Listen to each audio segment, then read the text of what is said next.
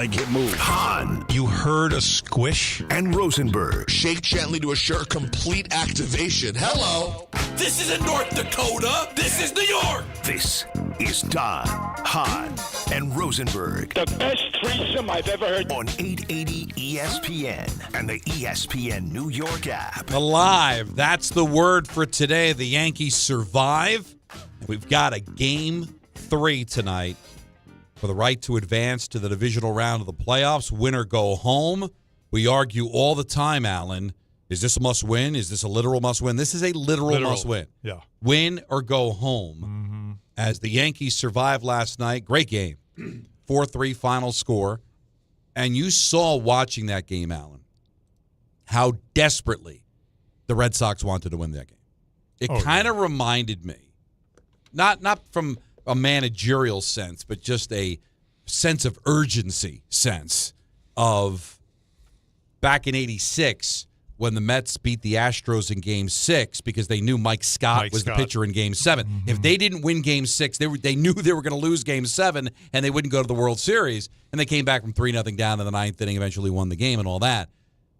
I got that sense from the Red Sox because they knew they got an opener tonight, and it was probably a combination of two things. Like Cora's probably going to tell you, listen, when you got your foot on the throat of a champion like the Yankees, they won the American League last year, you want to finish them off. Yep. But I think deep down inside he realized they're at such a disadvantage tonight. And the deeper you go into the pen, the more you have to win the game because not available. Outside of Chapman, who was up twice last night but didn't get in the game, he used all of his effective relievers. So Yankees are in pretty good shape tonight, and I think the Red Sox knew going into a Game 3, disadvantaged Boston, they wanted to get that one and didn't. Man, he used Whitlock like that was his last chip, right? Yeah. Whitlock had been lights out, hasn't given up a run since the middle of August, and he was pitching well. Yeah. Like that's where it got, like the tight butts. That's when it started happening.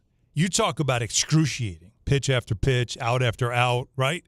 That's the part where it started to really feel like the true playoffs, and you didn't know what was going to happen next. And, Cruz comes in. I mean, Rodon was, can I say good, not great? Yeah, I think that's the perfect way to describe it. He wasn't great. He was fine. But Cruz gave you a little shot in the arm, which is important. I'm telling you, it always feels like a variable when it comes to the Yankee bullpen.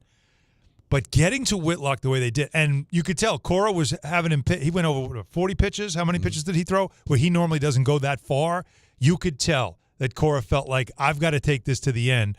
And the Yankees were able to wait it out. And once he started to lose it, that's when they took advantage. Yep. And they were able to hold on. Bullpen did its job. But, again, none of it matters if you don't take advantage tonight. And it's the crazy stat. I'm sure you've seen it. The kid starting tonight is the youngest Red Sox pitcher to start a playoff game since Babe Ruth. Like, that was a long time ago, my friend. Like that just tells you at Yankee Stadium, you got to get to him. You got to just make sure that he doesn't build any confidence.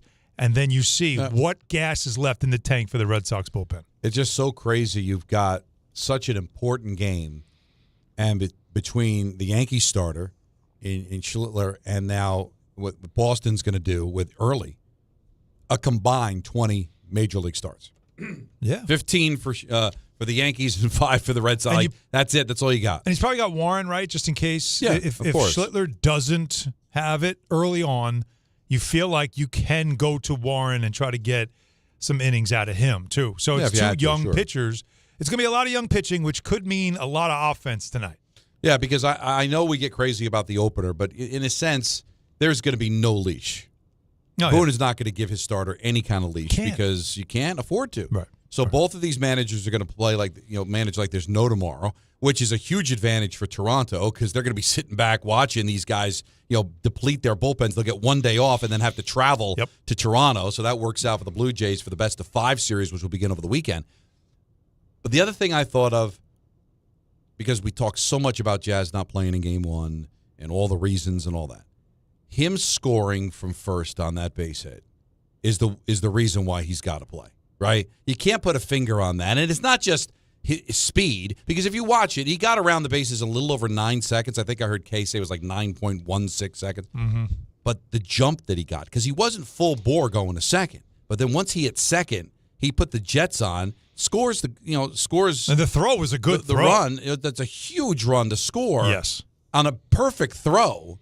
Like, those are the intangibles. Well, how about Rice? That you want. And Rice, you sent the text, like, I was still driving home, and, you had something pejorative to say about analytics, but then Rice, bang, 2-run home run.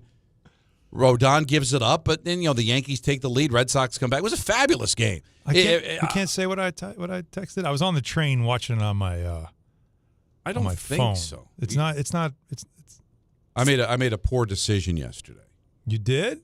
Well, because there was no parking across the street from the building. Analytics. Yeah, I can't say that. So I had to. But I use your voice. I had to park on Varick. Yep.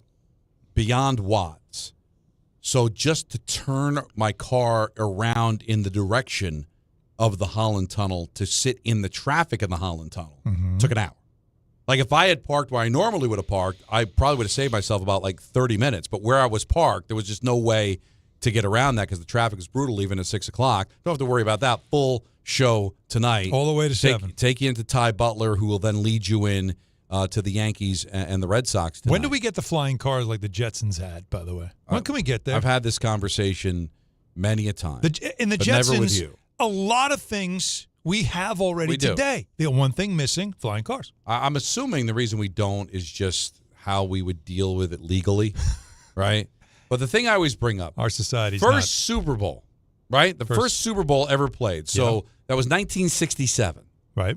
Halftime of the first Super Bowl, there's the guy with the jetpack, and he's flying around the stadium in the jetpack. Yeah. They were probably thinking, oh, my God, at some point during the 80s, we're all going to be flying around in a jetpack. Well, 60 years later, there's no jetpack. I'm not going from to and fro in a jetpack. Would you? Would you go to and fro in a jetpack right now? I mean, I would like to test it out. You're sitting in your traffic, and you're like, you know what? I'm going to leave my car here for the night. I'm going to jetpack this thing home. Well, what's the issue? Take it out of your trunk, put it on your back, and fly right up into this. I don't have any problems with height. Really?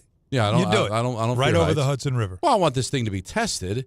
Oh. I don't want to be the first person to try it. Well, you wouldn't be by then. No, Maybe if it was I don't illegal. know what takes long. In '67, the guy's jetpacking during the halftime show. But we halftime. Big Bunny, what's his Bad Bunny, is playing halftime this year. Bugs Bunny. Bugs Bunny's playing, but a guy flying around in a jetpack for Chiefs Packers, and that was fun. We fast forward nearly 60 years later, don't have the technology, but we were stuck in the car and we were obviously engaged, listening to the radio, and it was just a fabulous game. And I'm doubling down, man. I think the winner of this series is going to the World Series. You go all the way. Not because these are two fabulous baseball teams. They are. And you see the way they're going at it. And tonight's going to be another nail biter right down to the nub, right? Well, they're look, the Red Sox, you tip your cap. Alex Gordon knows what he's doing. His team's prepared. He has got a plan. They both have, that's the thing is they both have plans, right? Let's get this straight. We'll get your calls, 1-800-919-3776, how you're feeling. Damian Woody's going to join us at 4, his weekly spot. We've got That Guy Thursday at 4:30. What time is Damian? 5:30. No, 4 o'clock is Booger. 5:30 is going to be we had Booger is already. Damian. We had Booger yesterday. D-Wood at 5:30, That Guy at 4. At 4:30. And then we'll have an ENN for the first time all week. Oh. Anthony Pusick-led vehicle because Peters has taken the day because of the holiday. Yay! It's going to be another great one tonight. They're both very well run. It's just the problem is some Yankee fans, including myself, have a problem with the way the Yankees decide to run it. But they both do the homework. See, people talk about money with franchises, that they think about the players and the money that they're paid. You could tell that these organizations, they know where to put their money in the analytics and the information and the work that they do behind the scenes. These are two of the most well-run organizations of baseball. The difference is it does feel like Cora's got a little bit more wiggle room to be able to go with his gut and go with a little bit more feel, where the Yankees seem more stringent with their analytics. But these teams, both are pretty much run the same way and both fabulously put together. That's why they seem to be good all the time. It's why the example of Whitlock I give you, because you would think that if you had a plan, you would know it's only so far I want to take Whitlock, because if we're not winning this game, I need him tomorrow in a winner-take-all game. This is a guy that doesn't give up runs. But because he knew, I got to get today. I can't worry about tomorrow, right? Don't worry about tomorrow. That's the attitude that a lot of coaches and managers have. As fans talk about, you should rest this player because you got to worry about down the road. There's a lot of talk of that, especially in the NBA. But even in baseball with pitching, it's like I got to preserve my pitcher. No. He looked at it as there is no tomorrow. If I win today, I don't have to worry about tomorrow. And it was a very winnable game for them. So you saw him, he wrung out the towel. Would Aaron Boone have had that same type of leash to do that? Yeah, or would they have a pitching? Would they have a number where he gets this many pitches? That's it for him. I don't know. It's a great question. But and the other difference between the Yankees and the Red Sox, the Yankees will purge. I mean, the Red Sox will purge it and start over again and have a bad season where the Yankees don't want to do that. That's probably the big difference between the two teams. But when they feel like they've got the players, they're exceptionally well run. But here's the question I have for you and for the listeners too. Again, 1-800-919-3776. Clearly, the Red Sox played that game to win. Yep. Was it because, hey, I'm not letting the Yankees get up, I'm not giving them a second chance? Or was it, I don't think I can win Game 3. I don't think I've got the horses with my starting pitcher being out. Like, would he have managed it the exact same way if he had a healthy Giolito for Game 3? I don't think so. Like, I really don't think so. I think he looked at it as, I got to take these guys out and I got to do it now. I don't think he's saying I can't win Game 3. I think he knows the probability goes down. Way down. Don't give this team any life. You're at 3-3. Like, the game was right there for them. They could have. Right. If one Yankee, again, one of these guys, Devin Williams, tip your cap, by the way. Like, he's giving you some innings now already. But if Cruz or Devin Williams just doesn't have it, this game could be different. And that's what we've seen from the Yankees over the course of the season, is that one guy comes in from the bullpen like Weaver the other night. You don't have it, and the whole game can turn. It all can turn. So he's riding on that, I think. I don't think he's thinking, I can't win Game 3. I think he's got a strategy tonight. I'm curious to see how it's going to be. I think it's going to be a lot of runs. This is going to be this is not going to be the nail biter as far as 2-1, 3-1, or even 4-3. I think this might have a lot of runs in this game. And that's where he'll probably have to employ whatever he can offensively. But they might not have enough offensively. So we'll see. I just feel like, again, if I'm the Red Sox, that's what I wanted to do with the Yankees. Give them no momentum whatsoever. You go for it in Game 2, and then you have to employ a strategy in Game 3 that is more about offense and less about defense. And now that's the way it's going to be for both of these teams. Because even though I think there's an advantage the Yankees have in this game, they know there's possibly no tomorrow. I got a question for you that I heard this morning. Dave Rosenberg said something that was a declarative. But the minute he said it, I nodded my head. Like, yeah. I mean, I thought it was Captain Obvious material. But he took a lot of heat from it, and I even texted him to support him. Okay. And it was simply this. If the Yankees lose tonight, the season is a failure. And he was getting calls and messages, whatever, from Yankees fans who told him that that's a Mets fan take. Well, like, you just hate the Yankees. And they tried to argue with him that it's not true, which is, it's absolutely true. In fact, I'll go as far. You're going to say whoever wins this going to the World Series. I will say if the Yankees don't get to the World Series, I don't care what round it is, it's a failure. It is. Yeah. You got to the World Series last year, and you got better. You got better. And listen, it depends on who you play in the World Series. Well, get there. I'm just saying get there. But if they get to the World Series, it's a disappointment you don't win. I don't know if it's a failure. But you went to the World Series last year. You felt like, even though you lost Juan Soto, the acquisitions of Fried and Goldschmidt, and certainly Bellinger. Deeper. You finished tied with the best record in the American League, and only the tiebreaker gave the Blue Jays the 1 seed. You finished the season 20 games over 500 over 46 games. Listen, it would be a failure. 48. And Yankee fans would say it was a failure. They had a problem with a Met fan saying it. And I get that. Well, listen, you're killing the messenger. Can I say this? I think if you said it, I think Yankee fans would agree. They didn't want to hear it from a Met fan. Because how could a Yankee fan, and I don't want to be fatalistic, they could win this game and win the World Series. Of course they can. But if they were to lose tonight, how can any Yankee fan think anything other than it being a failure? No, absolute failure. Now, but they just didn't want to hear it from a Met fan. But, to be honest with you, who knows more about failure than a Mets fan? That's they true. Can recognize it. So I would say, you know what? You recognize a failure. I should trust your eye. You've seen a lot of it. And I would say this, and I would listen, if they lost last night, then both teams would have the exact same amount of playoff wins, right? But obviously the Yankees made the playoffs and the Mets didn't, so the Mets were the bigger failure, no question. Yep. But if the Yankees don't make it out of the first round, the whole baseball season's a failure. For everything that we thought, Mets, Yankees, so World right. Series, and if one misses the playoffs, the other one gets bounced in the wild card round to, of all teams, the Boston Red Sox. Yeah, what a waste of summer. You just want to completely throw the 25 season away altogether. Think about it. After everything that last year was in October, which was so much, both teams had a lot of fun through October, right? Mm-hmm. And then you had, of course, the thrill of the Juan Soto chase and Soto jumping ship and going, across town. You had that. There was a lot of juice. I remember when we were talking in April about the start of the season, and I was really trying to juice it up about how this could be a fun who's better, the Yankees or Mets. Which team's better? Which team is Soto better? All that stuff, I felt like you could really have a true back and forth. And they were good for up until June, and then both teams hit the skids. Now, the Yankees recovered to end the season, and they ended the season strong, and we'll see where they go tonight.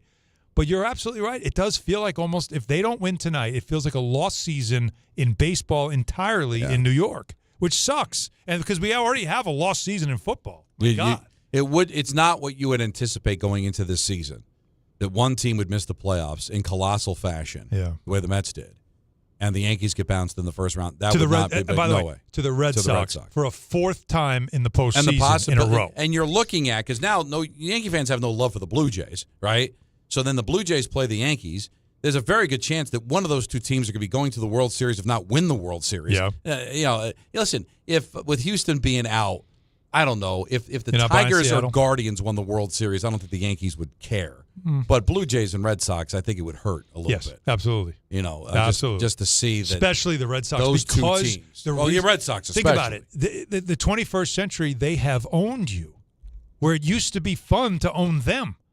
They own you now. That's the part that it really starts. Yeah, because that's the problem. They win again, but another series, especially in your building. No, but did you see the stat? I wonder how Yankee fans who hate Boone, and a lot of Yankee fans do. I don't want to pigeonhole all of them, but certainly the ones that call this show and the people that contribute on social media want Boone fired. Mm-hmm. Did you see the stat last night? I never even thought about it. What's that? That Boone's 11-3 in elimination games.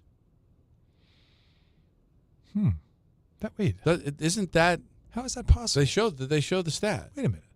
They made the playoffs 8 of 9 years. Made the playoffs. They've lost. They haven't won. Like, they've been eliminated.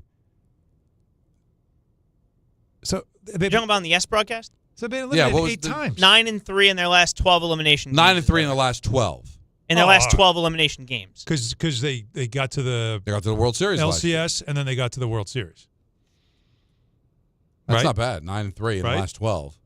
The last 3 times they've been to the playoffs. So you're just going off of those numbers. Right? 3 rounds last year. Right. And how many times did they face elimination last year, though? They faced elimination, obviously, the one time they faced elimination in Game 5. Face elimination. Facing elimination. But how many did they? I didn't see that. They didn't play that might span back to Girardi, to be honest. I would have checked that because that does surprise me. But I have to go back and check. Yeah, this will take too long. We'll do it during the break. All right, let's get All right, so we all agree, though. You don't win this game tonight. The season's a failure. Yeah. 94 wins, all the stuff it doesn't matter. In the end, failure. I think Hal Steinbrenner might even say those words. Well, I don't see how you can look at it any other way. He went to the World Series last year. So why would anybody be calling Dave Rosenberg, telling him he's wrong? You got 3 home games in the playoffs, and you lose. Right. It would be considered a failure. Absolutely. I don't understand why anybody. But again, I think it was because it came from a Met fan. Like I get from the fan standpoint. Like a lot of Yankee fans rip me for saying I think the MVP of the American League could go to Cal Riley, and they rip me. But meanwhile, how many Yankee fans would rip Judge if he doesn't win the World Series? Who cares about the MVP? They could say it. They don't want a Met fan to say it. If you came on the air and said, as you did today, that it's a failure, what Yankee fan would possibly push back? But because Dave, a Met fan, said it on a show, because today the show. Well, think about it. Today's show was Rick and Dan because it was Dave and Dan, right? Because Rick had to take the day off. Rick's a Met fan, right? So and Dan's a Met fan. I know. So that whole morning show. So anybody listening to that show hears any kind of negative opinion about the Yankees, they're automatically going to say, "Well, they can't be of." They can't be of sane mind. They can't be logical. They're just coming from a Met fan perspective. That's the perspective. They just didn't want to hear it from a Met fan. First of all, I just realized that there's not enough Yankee fans here. What's going on the air? Yeah. No, let's see. So Rick, Dave, Mets. me. You, Mets. Bart's not a baseball guy, but he always chooses the Mets because he hates the Yankees. Well, you can't count it. He's not a big. I'm not going to count Peter either. Ty Butler's a Yankee fan. Yeah. Jake Aspen's a Yankee fan. Chris Carlin's a Ranger fan. Texas Rangers. Yeah. So this is a fair. So of the Met fans, it's me, Dave, Rick, and Dan. That's 4. And Yankee fans would be you. Me and Kay. K. I'm talking about like the It's from morning even. to It from sounds 6 like a.m. to 7 p.m. And then behind the scenes, guys, Anthony's a Yankee fan. Santiago's Santiago's a Yankee fan. RJ's a Yankee fan. Yeah. I mean, there's more Yankee fans than Met fans at the station. Doesn't feel like it's represented enough in the voices. That's how I feel. But that's fairly even too. I mean, Kay's a Yankee guy, although he may not be a fan. But you, Kay, all right, Ty and Jake don't get as much airtime. They're not on enough. Yeah.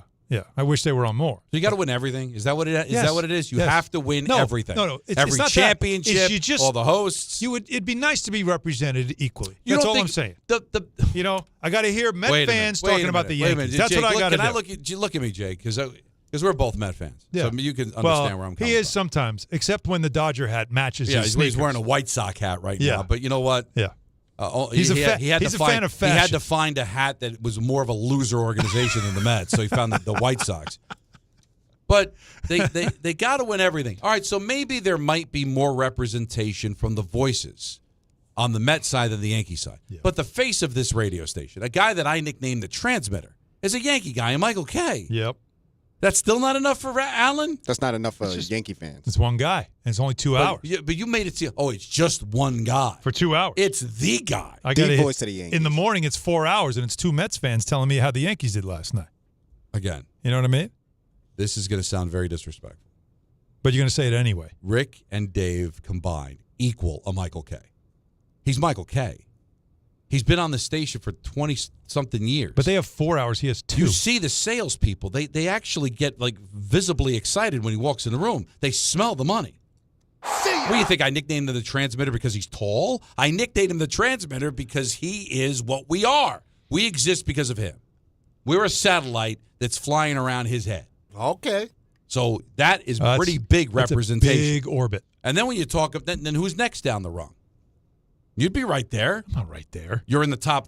I had a guy tell me yesterday at the train, about, you're a Met fan. I'm like, what? I'm a what? There's a mental illness problem in this city we're trying to correct. We were talking baseball, and then he finally just said, well, you're a Met fan. I said, I'm a what? Why would he think you're a Met fan? I almost had to smack the taste out of his mouth. Because you know what? I've never been a Met fan, and I've been a Yankee fan since the mid '70s when I was with my first team. Because a lot of people think that because the Yankees are your number 2, that doesn't count. It doesn't count. Right. It's not you got to be enough. like Ira in Staten Island with the Jets. You got to be all Yankees. Psycho. I'm a little busy. Well, I watched them constantly. Well, no. I don't think Ira's a psycho. I text all the guys on Yes during the game randomly. Right. Whoever it is, like Really? if I think of something, I bother Jack Curry all the time. Meredith, bother her. Kay, But bother your him. number 1 team is the Knicks. Well, of course it is. Right, so that bothers Yankee fans that it's not. How could you be a Yankee fan if you put somebody else in the way? If you know why? Because I get a lot of money. Well, that's not. Well, no. If you're Alan Hahn, the plumber, he's a great plumber. No crack, nothing. He gets the job done. All right, Maybe a little crack, just a little bit. What would your favorite team be? No money. Just you're a plumber and a very good one, good father, good husband, and you're just a sports fan. The only money transaction with your fandom is the money you give them. Probably Yankees. Okay, so what are we talking about then? So wake up, people. This is a Yankee fan that's not to my right now. Show him some respect. I don't have enough time to do the deep dive scoring games and blogging. If you're scoring, I don't have that. If you're scoring games, and I've got somebody in mind, and he's a really good guy, but if you're scoring games and have a family, it's a small miracle. What you did was almost.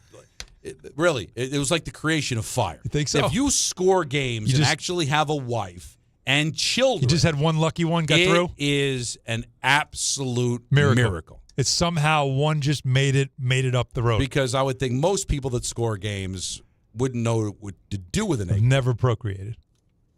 You know what? Now that you said that, and I swear, I used to score games. As a kid, though. No, not since the kids because No, my God. I got to keep them. I'm talking about it like corralled. in the early 80s. Like if I I go to a scored Somerset games. Patriot, it was just me and Nancy going to Somerset Patriot. Yeah. I'd spend the buck, Yeah. and I'd score the game. Yeah, there you go. You know, that's fine. But I mean, if you're keeping it and you laminate it and you file it away. Well, I don't know if I'm saying you're a virgin. Yeah. And the people Yes. that overcame that, they're miracles. They really are. They're like they're like astronauts. They're brain surgeons. They're small the step very for man. few.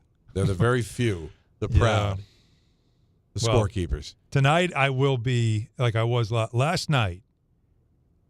I was on the edge of the couch, and then the last 3 innings could not. I had stood up the whole. I could not sit down. No, because listen, you're facing elimination. It was a tough. There was different. a couple of really tough It feels spots different, last night. Don. Like it's something. Trevor Story up at the bases loaded. You're not sitting for that. You can't sit And for then that. it's the one to the track. We've got, listen, let's Like, not get what? crazy. We got 4 hours to get this all in. 1-800-919-3776. It's Don, Hahn, and Rosenberg. Take you up until 7 o'clock, and then it's Ty Butler leading you into Yankees-Red Sox on ESPN New York. Every NFL Thursday is your chance to hit the jackpot on FanDuel. Because with FanDuel's Thursday Touchdown Jackpot, you can win a share of $2 million in bonus bets each week. To get in on this Thursday's action, all you got to do is place an anytime touchdown score or bet before the game kicks off. And if your player scores the first or last TD of the game, you'll win your bet plus a share of bonus bets. Just visit FanDuel.com/Peter to take a shot at the jackpot. That's FanDuel.com/Peter for your chance to win a share of $2 million in bonus bets.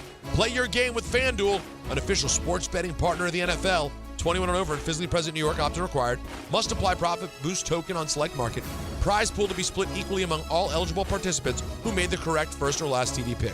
Bonus issued is not withdrawable bonus bets which expire 21 days after receipt. Restrictions apply. See terms at sportsbook.fanduel.com. For all with a gambling problem, call 877-HOPE-NY or text HOPE-NY 467-369. There's nothing the voice in our head obsesses over like our health. But with over 100 lab tests and insights, Function can help answer the questions like, why am I so tired all the time? How can I get better sleep? My friend was telling me about magnesium gummies she takes. How do I even know if my heart is work stress affected? It's time to up my cardio. If my mom has something, how would I find out? It's time to get some blood work done. A Function membership gives you a comprehensive health check with results tracked over time. Find out what you're made of at functionhealth.com. From the regular season to the Super Bowl, ESPN New York is your destination for football. We've got crazy fans. If the Giants somehow beat the Cowboys, I'm going to take a dump on your head. You can feel good because you're a damn football team. Expert analysis. Marcus Spears joins us now. ESPN NFL analyst Damian Woody. Mel Kiper Jr. The Hall of Famer Steve Young. He's kind of our resident general manager, Louis Riddick. We got Mike Tannenbaum right now. And all your fantasy and wagering needs. This is ESPN New York. We are football. At City Harvest, we believe no New Yorker has to go hungry. With your help, we're on the road 365 days a year, rescuing over 77 million pounds of nutritious food and delivering it free to millions of New Yorkers, transforming surplus food into sustenance, sustainability, and smiles, rallying thousands of New Yorkers to power a network of nourishment across our city. One day, one meal, and one New Yorker at a time. That's how we feed good. Donate at cityharvest.org. D'Agostino, Law, Bite Back. I'm injury attorney John Ryan D'Agostino, nicknamed The Closer, continuing D'Agostino and Associates' legacy of helping the injured for over 35 years. My father, John D'Agostino, built this injury firm to help accident victims. This is John D'Agostino, and this is a family firm. For us, it's about doing what's right and making sure somebody pays for your pain. Call us first at 1-800-BITE-BACK. That's 1-800-BITE-BACK. They call me The Closer because big or small, in court or out, I'm fighting to get the job done, to win, to get you every dollar you deserve. D'Agostino and Associates has offices throughout New York and New Jersey and will come to you. I've been there and I'll be there for you. Call us first at 1-800-BITE-BACK. 1-800-BITE-BACK. That's 1-800-248-3222.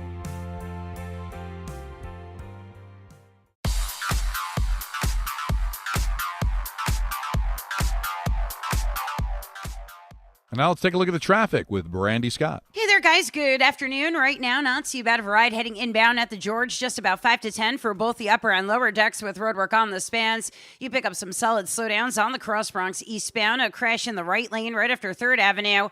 Bumper to bumper there from the Alexander Hamilton Bridge. Best of it's the outbound George. Not too bad on the West Side Highway and southbound Deegan. Cross Bronx westbound already slammed from the Bruckner through to underneath the apartments. Outbound Lincoln and Holland Sunnels just about a 5 to 10 minute ride. Not so great on the FDR southbound. A crash in the left lane by East 73rd. Been out there for over an hour. You're not moving much from the Triborough on down. This report is sponsored by the Positive Coaching Alliance. Questions about youth or high school sports? Well, the PCA can help. It's a national nonprofit developing better athletes and better people through youth and high school sports. More info at positivecoach.org. I'm Brandy Scott on 880 ESPN New York. Life insurance. Why are you putting it off? Can't afford it? Too much hassle? Think you don't need it? There's lots of excuses for putting off life insurance. But if you weren't there, who would pay the mortgage and other bills? With Ethos, you could be covered in 10 minutes and boom, family protected. Ethos, fast and easy online term life insurance. Up to $2 million in coverage with no medical exam. Some policies as low as $1 a day. Answer a few health questions and get your free quote at ethos.com/play. That's ethos.com/play.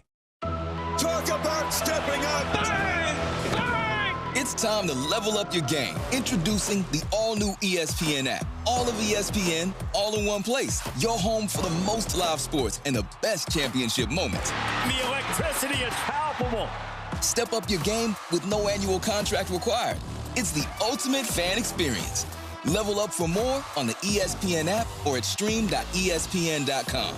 Sign up now.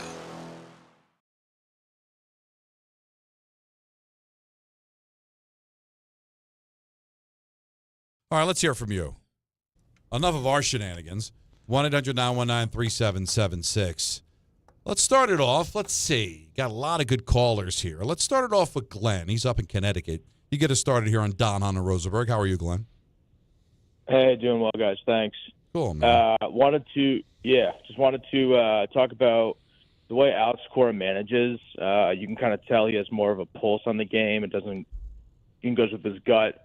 As opposed to the Yankees with Boone, they go more analytical, I would say about 99% of the time. But do you think the Yankees will ever shift to that style that Cora manages with a little bit more pulse? Because when you see him, I feel like Yankee fans like the way he's managing, and you can see that there's flaws at times, and he's not afraid to make the move. Do you think the Yankees will ever pivot in that direction? No, you know what, Glenn? I had this conversation with Big Al last night, my father-in-law, big Yankee fan. Grew up in the Bronx, right? Watches all the games, and he and I, he calls after games, and we talk them out, and that was exactly what he said to me after game one. He was saying the same exact thing. He's like, that's how the Yankees should run their team, the way Cora runs the Red Sox. He just goes off of feel. He understands. They all go with the basis of the analytics, of the numbers, but then from there, as the game, the game is a living, breathing organism. So whatever the numbers are telling you at the start, it doesn't always hold true because what Don, you know this, what analytics never takes into account is mood, right? Is under the weather, is maybe mentally just not there. Those are things. Emotion never counts in analytics. So you're at Yankee Stadium. There's no analytic to tell you that this kid tonight, who might have good stuff, gets on the mound and he's pooping himself. You don't know. You have no idea. Then what do? Right? You don't know. So that's the problem. And Cora, I think, looks like, from a distance, it looks like he has the ability to adjust as what he's seeing happening as a player who understands this is what's going on. Boone, they say, does have that freedom. But I think Boone will stick to the numbers more because it's probably either safer or he just believes in it. But that last part is what I don't know. Does he have the freedom to go with his gut? That's always everybody tells you he does. He does. Everybody that you talk to over there says he does. His gut is 9 out of 10 times in line with what the analytics say. So it looks like he's being gutless, but he actually believes it. That's his gut. Because Don, look what happened how do you sit Jazz? Jazz Chisholm had a great season, and you just tell him before game one, we're not playing. All right, so there's two answers to the question. You get your player pissed off, And you look like So- I made my lineup worse So did Boone taking out one of my better players. Did Boone cave to management and was afraid to put Jazz in the lineup because if they had lost, he'd get fired? Or did he 100% agree so there was nothing to change? I don't know. That was the feel. You're never going to know. He had to keeps believe saying in it. I. Every time you ask him, Yep. he doesn't even slip Nope. and say we. Yep. He always says I. So now, is that the reason he was hired? Because it was somebody that was of like mind?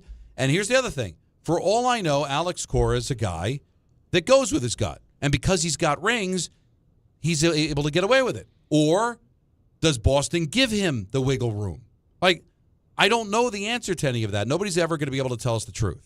Well, But who was it in the broadcast? Was it Perez or was it Coney who said that even like he follows the numbers closely to a point where even he does follow the numbers, but he does deviate.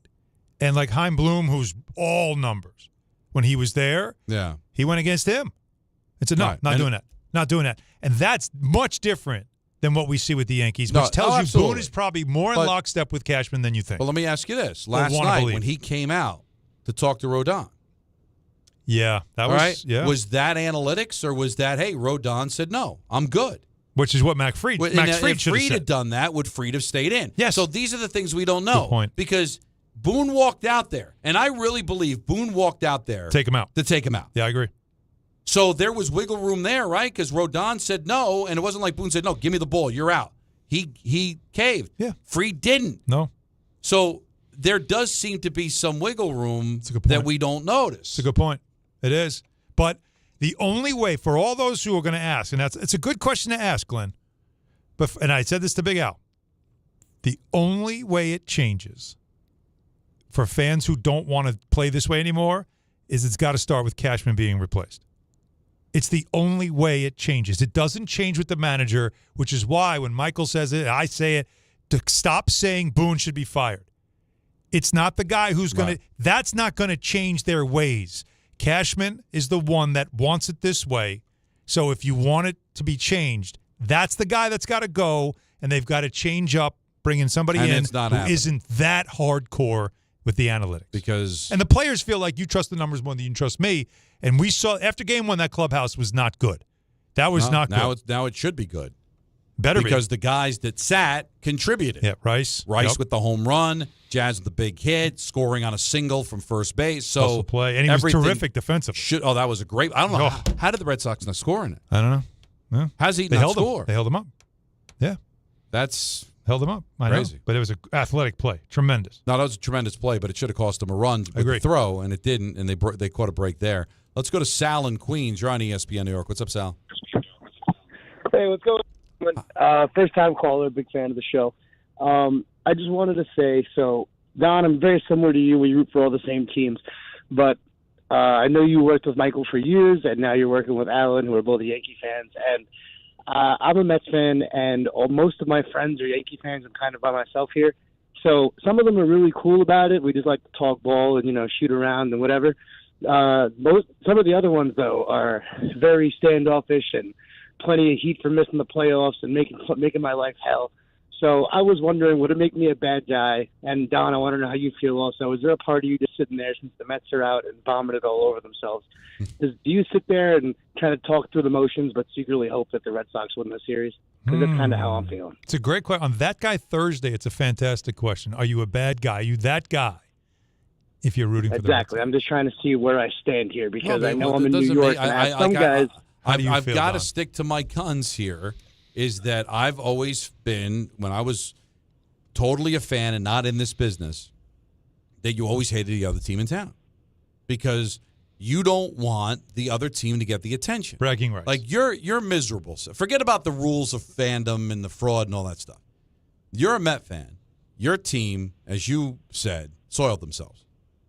So do you want the Yankees to now turn around and win the World Series and basically dance on your grave and everybody talking about the Yankees? Doesn't that make you feel worse? Well, you see, last year, I guess maybe it wasn't as bad because we were right there till the very end and we lost to the team that won anyway, and we put up a good fight and nobody expected it. It was a magical run. They were kind of jealous of us at the time. I remember Alan even saying that. Yep. But, so it didn't bother me last year. But this year, I mean, again, not to keep beating a dead horse, but we embarrassed ourselves, and on top of it, we get to hear all the Juan Soto's at home watching the Yankees, probably super jealous, all the stuff that I've heard from all my Yankee fan friends. That really makes me wonder. No, I just think it's how normal. could I, in good faith, You can't. You can't. You can't. No. You have every right to sit there and listen, say, I don't want the Yankees Sal, to win. It comes from a place of jealousy. I'll be the first to admit that. My hatred of the Yankees growing up was I was jealous. They had all the championships and my team didn't. The Yankees get all the girls. And that's what you don't tell me that's not human nature in life. You live in a neighborhood. It's a nice neighborhood. And all of a sudden, your next door neighbor gets a nicer car and they've made improvements to their house. Do you sit there and go, "Oh, good for them. I'm happy for them." And boy, it makes the neighborhood look even better. Or do you say, "Yeah, I got to get cracking, man.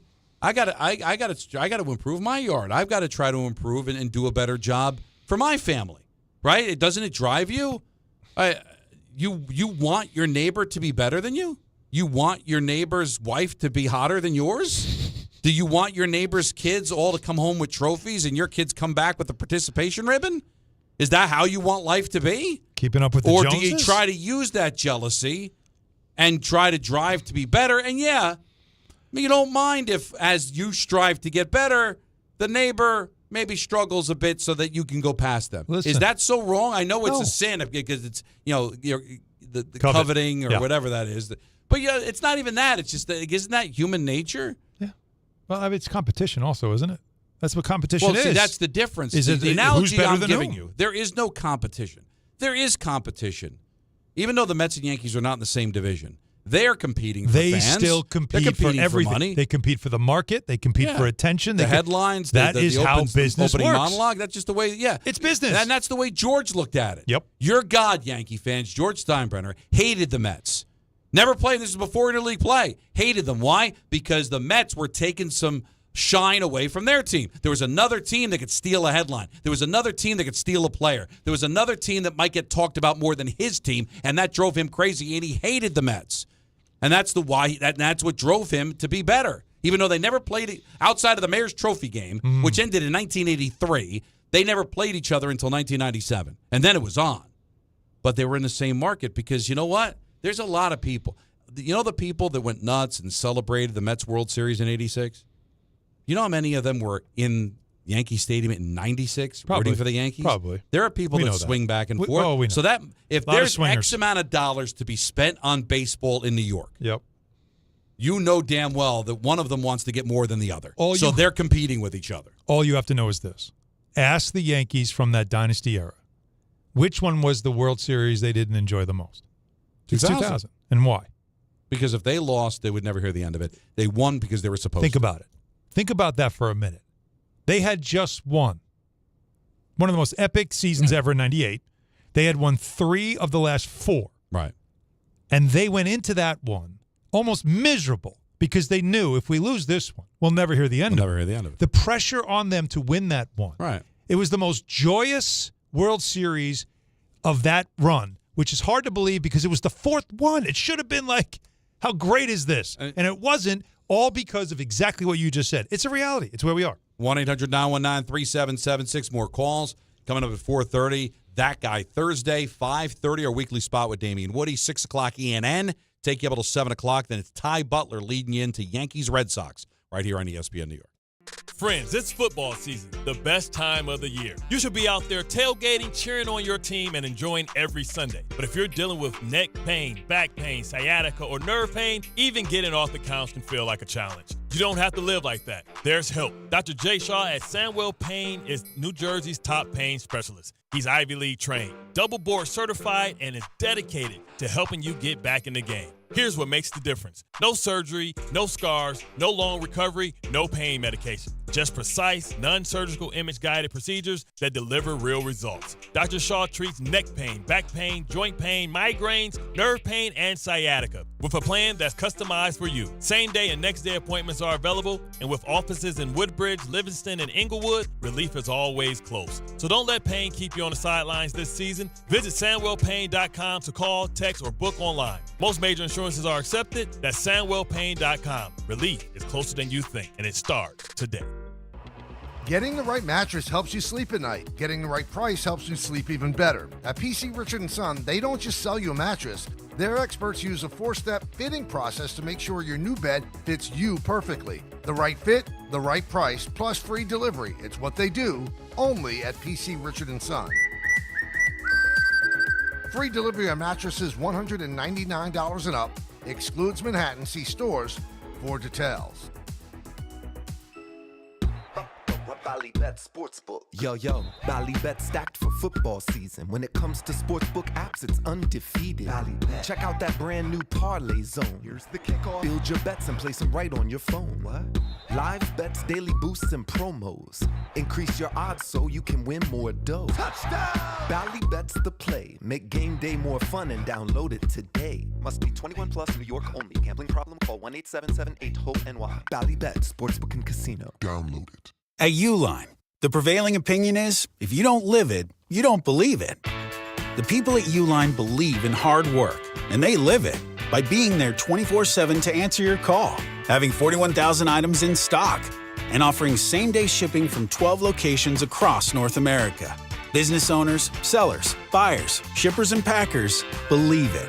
Uline is the hard-working, dependable source for your shipping and industrial supplies. Visit uline.com.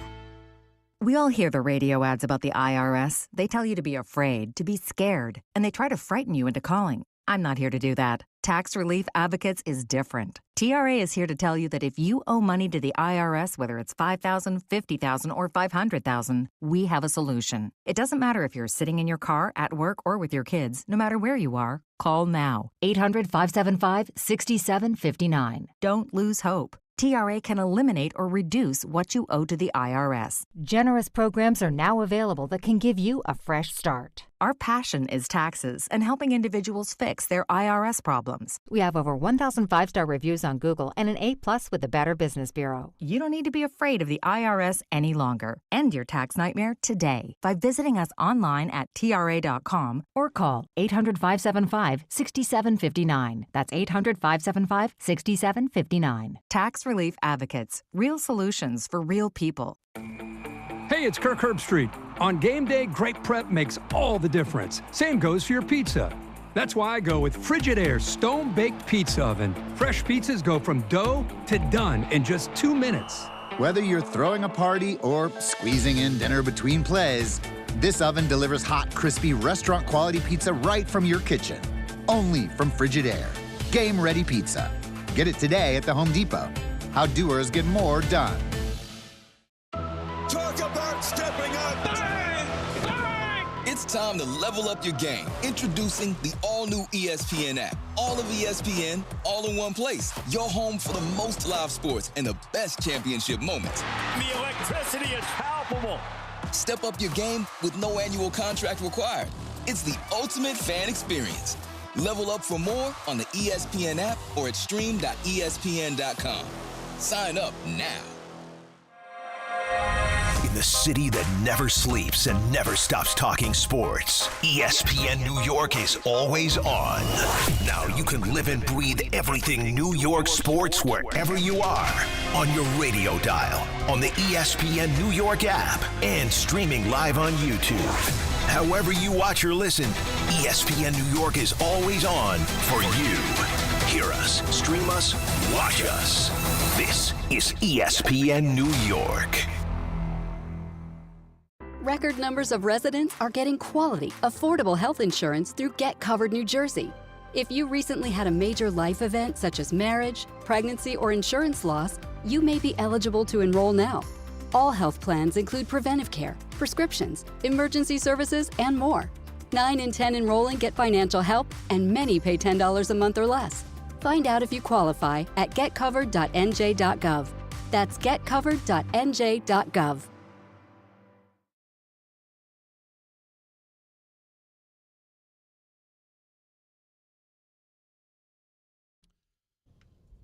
One 1-800-919-3776. A couple of lines open. You want to jump in about the Yankees. That guy Thursday at 4:30. You got somebody in mind? I did. Yeah, I did too. But I don't know. But you know what? There's time to think about it. Well, I hope so. We got 40 minutes. And we got lots of calls. And it can't be Peter. You got to come up with something more creative. Let's go to Flavio in Brooklyn. You're on ESPN New York. What's up, buddy? Hey, what's going on, Don? What's going on, Hahn? What's up? So, I wanted to apologize for I called the thing last week saying that this guy Jackson Dart was going to be running for his life, and that was completely wrong. So I'm willing to eat crow for my bad take on that. For 1 week. But I did for 1 week. You never know. Yeah, 1 week. Yeah. But I wanted to talk about the Game 3. I feel like I think I was talking to Jacob when I was explaining that. I felt like, to me, the whole momentum shift was it was the top of the seventh. I believe it was Eaton that was rounding second, going to third. Yeah. And I think Yoshida ended up hitting an infield single. Great play by Chisholm, and it could have gone worse if Rice really could have fumbled it, and he terrible. But I don't know why the third base coach didn't tell Eaton to just go straight home. It's 2 outs. They teach you this stuff in Little League. You gotta run around.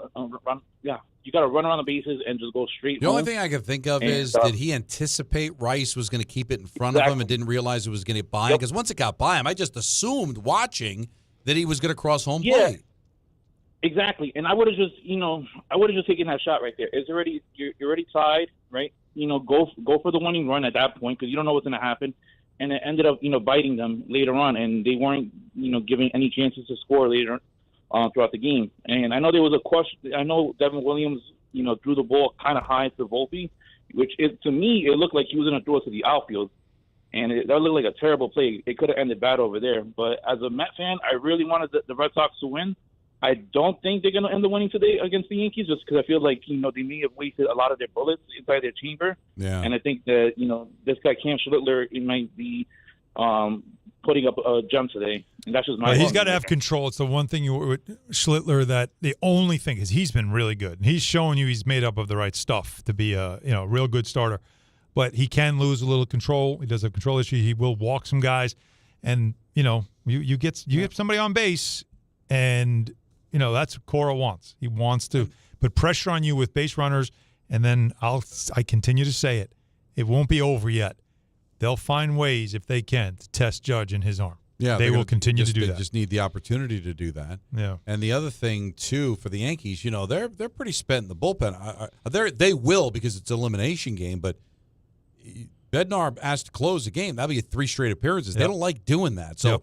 And he did go 3-2 on the first 2 batters of the ninth. And then the final out, off the bat, looked like it tied the game. 16 pitches for Bednar. Yeah, so you want 15 pitches in an inning. But, again, the Yankees don't like to use relievers 3 straight days. They'd have to use him 3 straight days. Devin Williams, also 19. Right?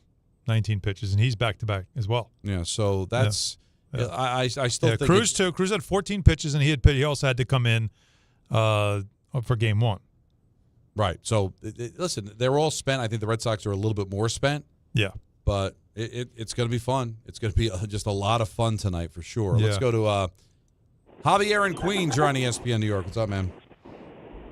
What's up, fellas? Glorious day. Shout out to Jacob and to Anthony over there. And, Don, for the record, if my neighbor happens to have a hotter wife than my super hot wife, I'm going to be okay with it, all right? Just for the record. All right, but what if your wife wasn't super hot? Still going to be okay with it. Then he buys binoculars. It's all right. No. All right, so listen, guys. I was at the game last night. Tremendous environment. Great game. But I want to quote a great man. The lowest form of conversation is remember when, right? Miss me with the 2004 Red Sox talk, with their record this century against the Yankees in the playoffs, with not starting Jazz in Game 1 and pulling Fried. Listen, it's about today. It's about tonight. There is no reason to feel down on the Yankees tonight. They got the juice. I already got my tickets for Game 3. Let's go. This is what you live for, right, tonight. This is what you want. This is what you wanted to be. Yeah, and of course. Javi's got the juice. I could hear it. Yeah, I don't think anybody, no Yankee fan should feel down. Maybe feel a little nervous. Of course. Remember, it's a Red Sox. Forget about the history. The Red Sox have dominated this season, and they've won 1 game in this postseason. I disagree with him saying forget about the past and all that stuff. No, you can't do that. Well, forget about Ruth and DiMaggio No, that and past, that stuff. but the recent past, this year, they have owned you. Yes. So yes, you need to slay the dragon tonight and put that to rest. Because if you're a Red Sox fan, if you're a Yankee fan and that was your history, and oh, by the way, in 2003 it was. So when Boone hits that home run, you don't think every Yankee fan, because there were Red Sox fans in the building, you don't think you look right at a Red Sox fan and let them have it? You'll never beat us. You'll never beat us, right? No. You know that's the way it is. It's just how fans are. So if the Yankees don't win tonight, the Red Sox fans in the building will let you hear it. It is about the past and the recent past. That's what makes a rivalry fun. Rivalries are because there's history between the two teams, and there's no greater rivalry in sports than this one. Right. But when it all comes down to it, that makes it fun. But the Yankees had a hell of a season. They don't want to see it end. No. 3 games at home in the wild card round. Can I read you some tweets from Rob Lowe, who's apparently disagreeing with me Rob when Lowe. it comes to Not the Rob Rob Lowe. No, it's spelled differently. Rob said, we all respect Jeff Passan. He said the Yankees wouldn't make the playoffs to start the season, but if they lose tonight, it's a failure. That's the first one. He went on a roll here. Okay. Then he said, we also saw real development of 3 young players, 2 of which are starting pitchers, yet you say failure. Then he said, Judge actually had a better season than last year, and you say failure. All right. So he's disagreeing that the fact that if you lose. I wish Rob would call, because I want to respond to Rob, but I want time to do it. So we're going to read those again when we come back, and I'm going to respond to him. I'm going to turn this on him, and he's going to lose because I've got him. Rob, you should call. I've got him dead to rights on Don, Hahn, and Rosenberg on ESPN New York. Individuals and businesses with tax problems, listen carefully. Do you feel like you're losing control of your finances? If you owe over $10,000 in back taxes or have unfiled tax returns, we can help you take back control. The IRS is the largest and most aggressive collection agency in the world, and they can seize your bank accounts, garnish your paycheck, close your business, and file criminal charges. Take control of your tax problem now by calling the experts at U.S. Tax Shield and take advantage of the Fresh Start program and new laws that may allow us to negotiate a settlement for the lowest amount possible. Our team of tax attorneys and enrolled agents can stop collections and get you protected so you can take control of your financial future. U.S. Tax Shield offers a price protection guaranteed quote to get you protected today. U.S. Tax Shield is A+ rated with the Better Business Bureau, so call now. 800-687-5192. That's 800-687-5192. U.S. Tax Shield. 800-687-5192. You know so much about who you are. But do you know what makes your body your body? With over 100 lab tests and insights, Function can help you know the truth. Because you know you're made of grit, wit, and a good heart. But just how healthy is that heart? You know you're made up of all the places you've called home. You know you're made of your mom's sarcasm. And now you can find out if you have her thyroid too. You know you're made of college all-nighters and 30s early-nighters, but those still don't explain your sleep issues. You know that you're made up of good meals with even better conversation. But are you actually absorbing those nutrients? A Function membership gives you a comprehensive health check with results tracked over time. Find out what you're made of at functionhealth.com. We all hear the radio ads about the IRS. They tell you to be afraid, to be scared, and they try to frighten you into calling. I'm not here to do that. Tax Relief Advocates is different. TRA is here to tell you that if you owe money to the IRS, whether it's $5,000, $50,000, or $500,000, we have a solution. It doesn't matter if you're sitting in your car, at work, or with your kids. No matter where you are, call now. 800-575-6759. Don't lose hope. TRA can eliminate or reduce what you owe to the IRS. Generous programs are now available that can give you a fresh start. Our passion is taxes and helping individuals fix their IRS problems. We have over 1,000 5-star reviews on Google and an A+ with the Better Business Bureau. You don't need to be afraid of the IRS any longer. End your tax nightmare today by visiting us online at TRA.com or call 800-575-6759. That's 800-575-6759. Tax Relief Advocates. Real solutions for real people. Put it in the box! This is your radio home for New York Mets baseball. 880 ESPN, WHSQ, and WCBS FM HD2, New York.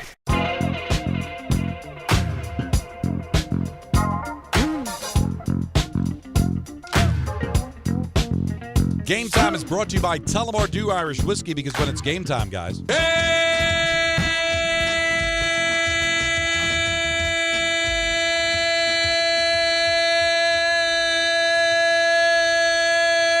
I like when he holds it. Red Sox-Yankees Game 3 can be heard right here on 880 at 8 o'clock following Ty Butler.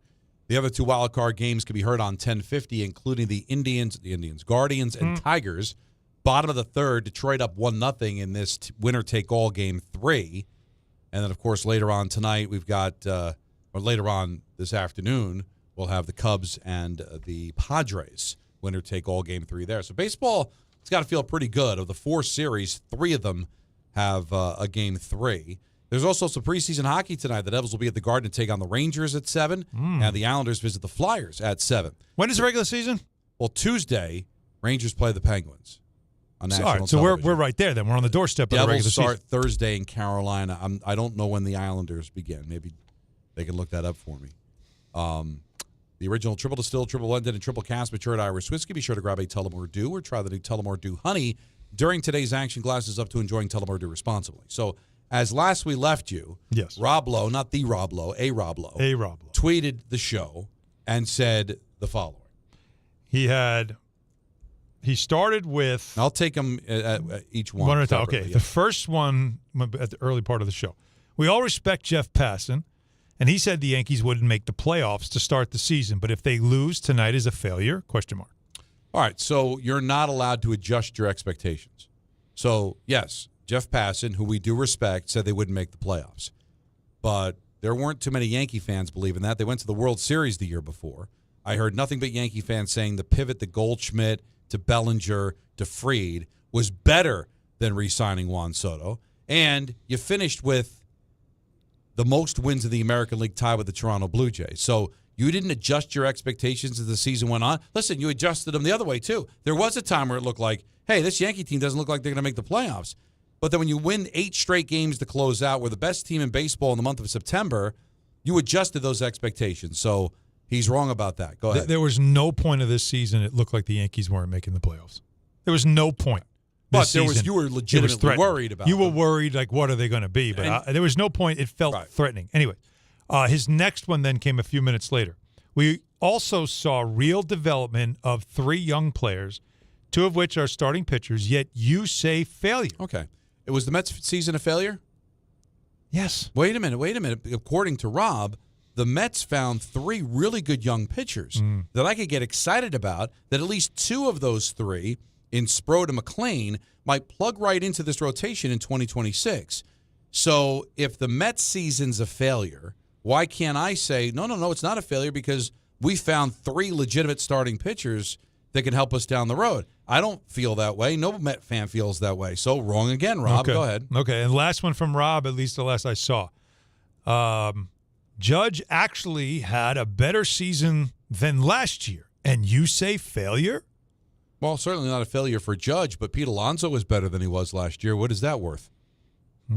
Right? What would that great Judge season do for, don't all Yankee fans say that it's all about the postseason and winning champ? He doesn't have any rings. Whenever I suggested that Judge is a better player than Jeter, all the Yankee fans jump me and say, well, wait a minute. He's got no rings. Mm-hmm. All right, continue. Last one was just a few minutes ago, so he must be still listening. Rob, please call. Call, man. We can have at it. Lastly, the team tells me playoffs are a crapshoot. So how can I say championship or bust anymore? George not around. These are Hal's Yankees. All right, so... All right, wait. Can I do this one? Yeah, sure. The captain of the team says championship or bust. The general manager says championship or bust. I'm sorry. Hal Steinbrenner, if I'm not mistaken, has said before, we didn't win a championship, so it's a failure. I believe that's a quote, a direct quote, if I'm not mistaken. I know the Yankees are only my second team, so I'm not really that well versed in the Yankees. But I do remember that quote. So they still are setting that standard. Whether you believe it or not is a different story. Them saying crapshoot is because it's not like it used to be in the past. There's more rounds. There are more teams. There are more hurdles. It is harder. You would agree with me. It is harder to get to the World Series than it used to be. Way harder. Because you have more rounds to get through. Am I right? Of course. So I believe that you're misconstruing that statement. You're also not paying attention to what the owner did say, I believe 2 years ago, when it's if we don't win a World Series, it is a failure. Right. But I do think that mission statement has changed a bit. But have that conversation if you're losing the World Series or maybe the League Championship Series.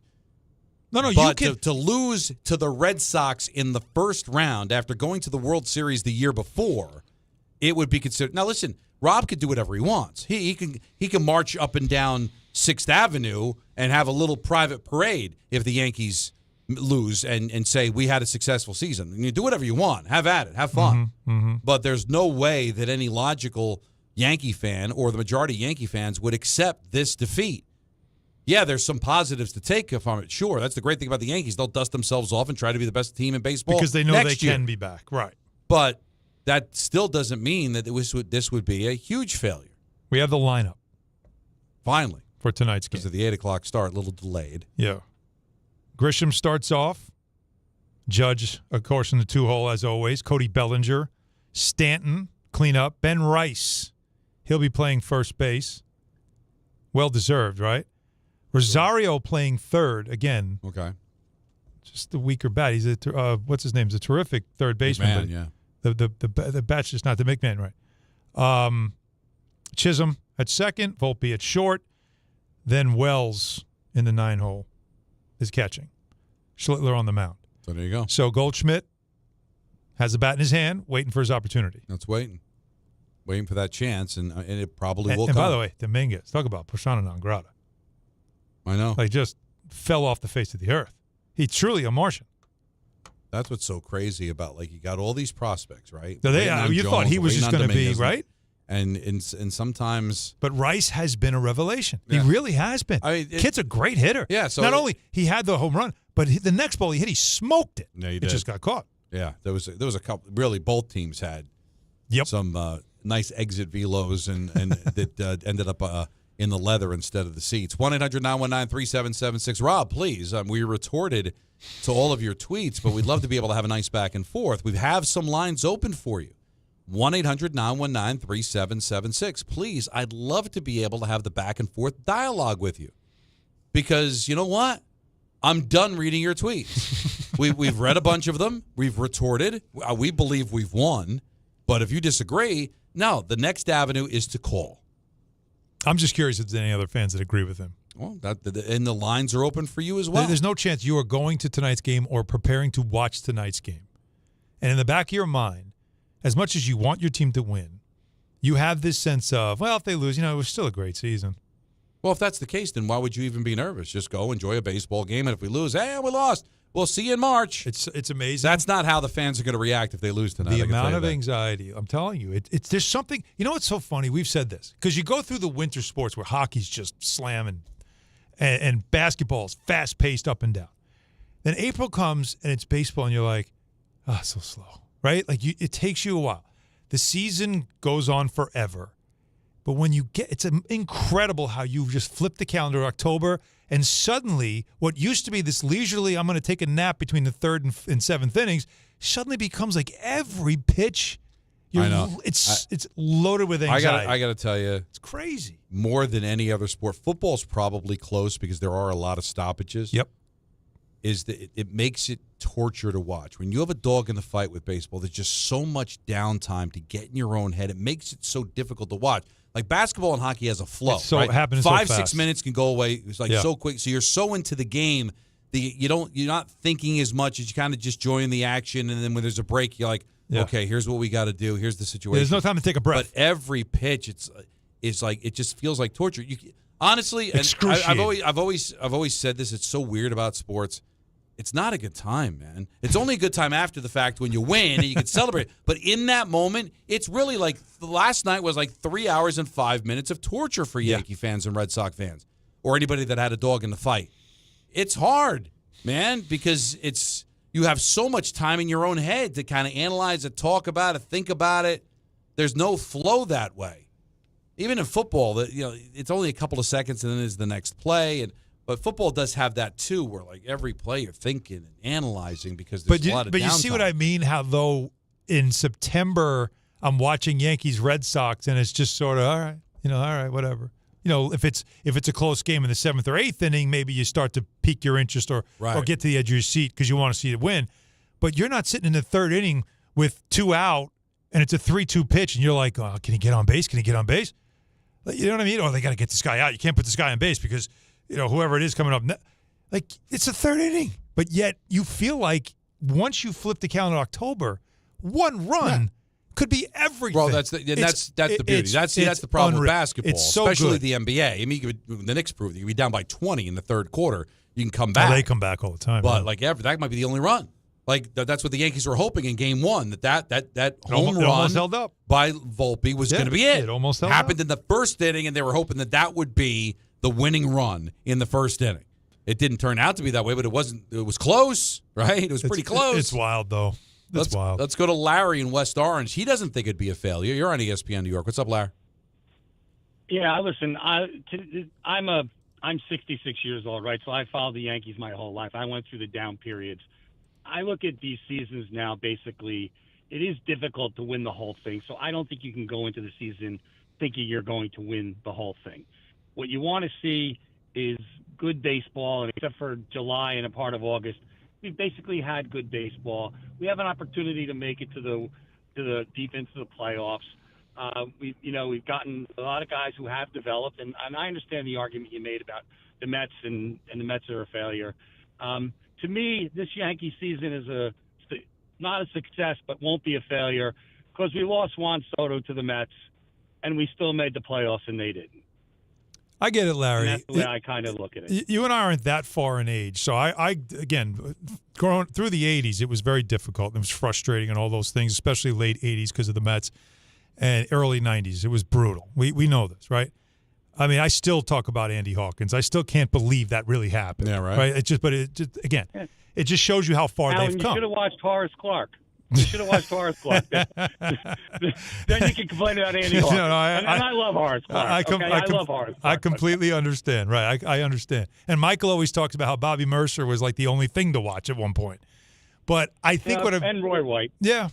But what I'm saying is that like you're giving a reasonable take. You're being very rational. Yeah, you're being very rational about it. And when you say failure, I know it's a very drastic word, but it's more the sense of like it's been so long. And you just want to see when are they going to win another one, right? And that's what I'm saying. I definitely get that. But Alan, really, what will hurt worse tonight is losing to the Red Sox. Yeah, but that's part of the equation. I don't care if I lose to anybody else. That's it. All right. Okay. I'll give you that. Yeah, but I'll give you that for sure. It sounds to be like Larry's trying to soften the blow in case they do lose. Well, he's rational. But you're right. First of all, he's older, so he's got a perspective of a grown man. Listen, it's a failure, but they could totally get up from the failure. It's not crippling. Well, it's a what is it? It's short-term failure. Yeah, well, yeah. It's not a devastating. Like it's not devastating. But let's take what he said about. Well, listen, we lost Juan Soto. He didn't make the playoffs. We did. You could argue they're a better team. With Juan Soto, they went to Game 5 of the World Series. Without him, if they lose tonight, they didn't get out of the first round. So Juan can look at it and go, boy, you really missed me, don't you? But I wasn't able to hit the Mets, but, boy, if you had me, maybe things would have been different. But, Don, I mean, again, roster to roster, which team's better? This is a better team. Than last year? Yes. Yeah, well, because Cole injury, I totally understand the Cole injury changes everything. Bellinger is a terrific player. He's excellent. He's not Soto. And by the way, they had better re-sign him. Yeah, we'll see. You can't let him. And I think that listen, I'm Ben sure Rice is your full-time first baseman. If the Mets let Alonso go, it could be Soto revisited with Bellinger. Could be. Oh God, no. Right? Can't do it. Let him. He's a professional hitter. He's really good. Ben Rice is your first baseman. Like you know that. And Bellinger, if you needed to play, he can play first. But he's so good defensively, subtly, really good defensively, but also a professional hitter, a guy who adjusts as the count. You don't normally see that today. There's a lot of guys, because the Yankees teach this, are swinging home run on everything no matter what the count is. He adjusts with the count. And his whole thing is, now I just got to get something to hit and get on base and keep it moving. And I love that. And Judge kind of has had that attitude in this series so far. He's had a different approach, and I like it. And the other thing, too, is, listen, Judge isn't going anywhere. He got another 7 years left on his contract? Yep. But every year you don't win, is another missed opportunity for Judge. He's not going to be here forever, and he's also not going to be in his prime forever. Well, this is so it. there's only maybe 2 or 3 years of absolute prime Judge, and then you're going to start to see the decline. Good point. And so, how long do you think you're going to have Judge hitting 50 home runs for you? So, and if you want to get him that ring, you got to strike. Every year that goes by without it is one less opportunity. So you can look at it a failure that way too. It's a really good point. Yeah. Let's go to Joey in Montclair. You're on ESPN New York. Hey guys, amazing show as always. I don't know. I'm starting to get annoyed with these Yankee fans just getting ready to admit defeat tonight. The reality is, it's not about the expectations from spring training or from the World Series last year. You look at it from the end of the season. We finished tied for the best record in the American League. We were one of those bad losses in Miami away from having a first-round bye, number 1 seed, or a Toronto loss. If we lose tonight with the best record in the wild card round to our rivals, I don't care about what the expectations were in spring training. This season is a failure. We are one of the best teams in baseball. Yeah. I understand we didn't meet our original expectations, but we have one of the best records in the league. To bow out after 3 games, it is a failure. So Yankee fans, get up, get excited, back your team, and realize this is a must-win game tonight. I think literally, thank Joey, you. You nailed it, Joey. Yeah. And I think anybody else that has the different opinion, like Larry, like Rob, on X, you're trying to soften the blow. But you shouldn't be thinking that today. You should be thinking about advancing and taking on the Toronto Blue Jays. You should be feeling good about this. Yeah, no, these conversations are for tomorrow if they lose. Yeah, I don't want to have that conversation today. I didn't want to do that where it's like if they don't win. But I'm not thinking. You heard it this morning. That's why you brought it up. It's the only reason why I brought it up is because I couldn't believe the pushback. But my attitude is this is how they're going to win. I want to look at it more like them taking advantage of it. Winning last night was so critical. Because you knew Cora was going for it last night. He was all in last night. And it might have cost him Game 3. We'll find out if it did.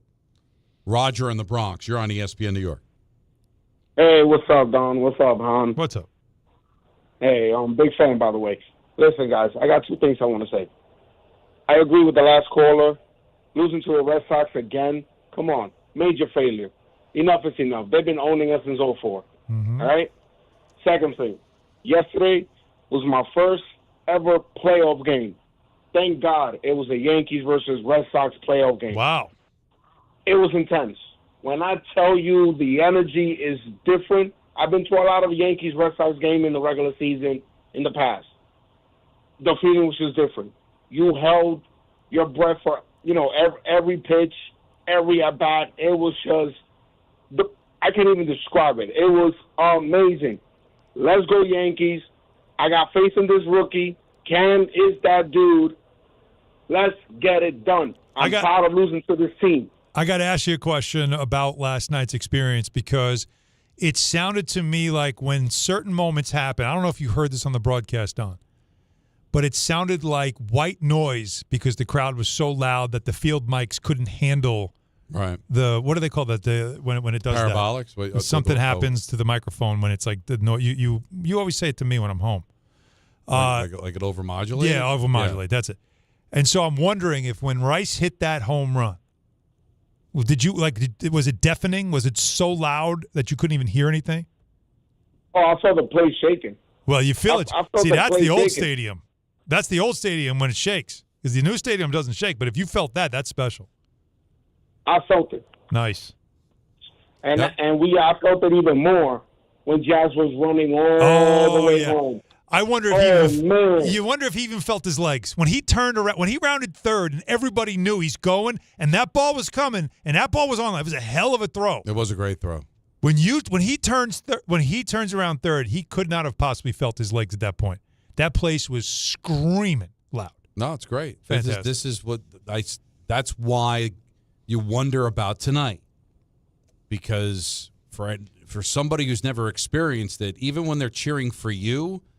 It makes it hard to control scary. the nerves. I mean, it's great about New York. You've been in the Garden for big games with the Knicks. I've been there for the Rangers, and the Coliseum used to be tremendous with the sound when the Islanders were good. Even when I went back in the early 2000s in the first round of the playoffs, Yep. I mean, that old barn really held the noise. It's really cool. Just to be there.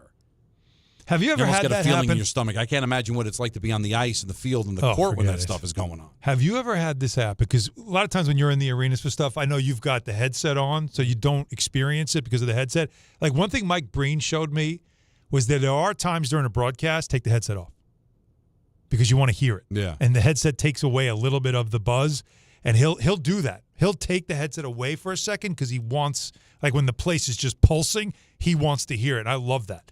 But I've been in I've been in some of the arenas where there's that initial cheer that's so loud, you do get like white noise, like nothing for like a split second. Have you ever experienced that before? The two places that I experienced it. Okay. In 2006, I was at Game 6, Oilers Hurricanes Stanley Cup final at Rexall Place, which was, if you were there, right? Oh, yeah. It was probably the closest to the Coliseum, like low ceiling. It was one of those older 70s buildings. That was Northlands back in the day, right? Yeah, the Northlands Coliseum. It just like you almost kind of got dizzy. It was just so deafening. And the championship game at Heinz Field, Jets Steelers. Oh my God, that was really, really loud. And of course, like the Garden gets really loud for sure, but there's just you unfortunately get the corporate people. And listen, corporate people can get loud too, but there's just something about when you go to a place like Edmonton and Pittsburgh. Yeah, like you're not getting a lot of suits. You're getting. I got to tell you, getting diehard fans. But no, the Garden Game gets 6, Knicks Celtics. Yeah, that wasn't a corporate crowd, man. No, it was like loud. That, like remember, I'm sideline. Like I'm sitting right there. Like that. Whew. Not a building could get once really they loud. knew. Like it's like once you knew, like remember they were up 27 at the half. Yeah. Late second quarter, there was one dunk. I just remember that's when I had that like zip. It just suddenly your ears just go out for just a split second. And I'll look at people like, did that happen to you? Did you just feel that? And then that's also fifth floor. Phil Jackson's talked about this when he was coaching the Bulls. The floor moves, bounces. It's the sickest thing to ever experience. And at old Yankee Stadium, the upper deck did the same thing.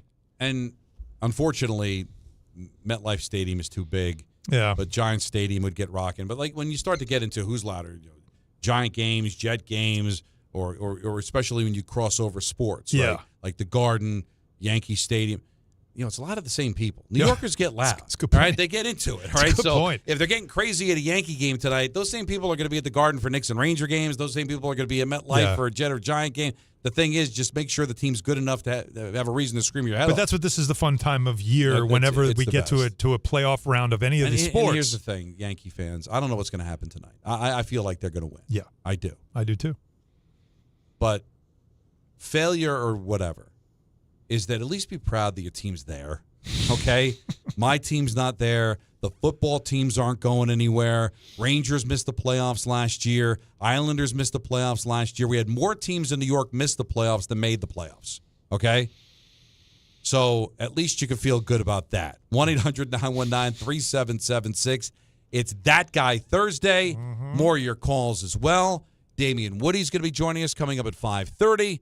It's Don, Hahn, and Rosenberg until 7 on ESPN New York. From the regular season to the Super Bowl, ESPN New York is your destination for football. We've got crazy fans. If the Giants somehow beat the Cowboys, I'm going to take a dump on your head. You can feel good because you're a damn football team. Expert analysis. Marcus Spears joins us now. ESPN NFL analyst Damian Woody. Mel Kiper Jr. The Hall of Famer Steve Young. He's kind of our resident general manager, Louis Riddick. We got Mike Tannenbaum right now. And all your fantasy and wagering needs. This is ESPN New York. We are football. Health surprises can change your life in an instant. You've seen it happen to others, but it doesn't have to be your story. At Princeton Longevity Center, we customize actionable and proactive health plans to maximize your lifespan and take control of your health. Our Cancer Check program combines cutting-edge technology with top medical expertise to keep you ahead of potential risks. With advanced full-body imaging, genetic testing, and multi-cancer detection blood tests, we look for even the earliest signs of problems. Results are analyzed by expert physicians who craft a personalized plan to safeguard your future. You're not just a patient, you're a partner in your health journey, backed by a team committed to helping you live longer, healthier, and more vibrantly. Our programs have saved hundreds of lives and empowered countless others to take control of their health. Be proactive with your health for the ultimate peace of mind. Call 888-8000-PLC or visit PrincetonLongevityCenter.com. 1-877 Cards for Kids. KARS Cards for Kids. 1-877 Cards for Kids. Donate your card today. 1-877 Cars for Kids. KARS Cars for Kids. 1-877 Cars for Kids. Donate your car today. Ready to get rid of that old car? Donate it to Cars for Kids. Call 1-877-CARS-FOR-KIDS to reach a friendly live agent. Donation's super easy, and your car can be picked up as soon as tomorrow. Call us now, 1-877-CARS-FOR-KIDS. That's Cars with a K to donate your car today. 1-877 Cars for Kids. Donate your car today. Did you know you can donate real estate too? Go to carsforkids.org. That's carsforkids.org. D'Agostino & Associates is a legacy firm, and I'm proud to be a part of that legacy. I'm Jenna D'Agostino, and like my father, I fight to get justice for the injured. The hustle and grit of these streets shaped me. I'm John D'Agostino, and from the concrete to the courtroom, I built this injury firm 35 years ago to get accident victims justice. So call my team first, 1-800-BITE-BACK. That's 1-800-248-3222. You want justice? Think Jenna D'Agostino. Think D'Agostino & Associates. Justice isn't just a word. For us, it's a way of life. It's having compassion for your struggle and getting you paid for your pain. Now that's justice. D'Agostino & Associates means being there for the injured. Seriously injured? Call my team first at 1-800-BITE-BACK. That's 1-800-248-3222. D'Agostino & Associates has offices throughout New York and New Jersey and will come to you.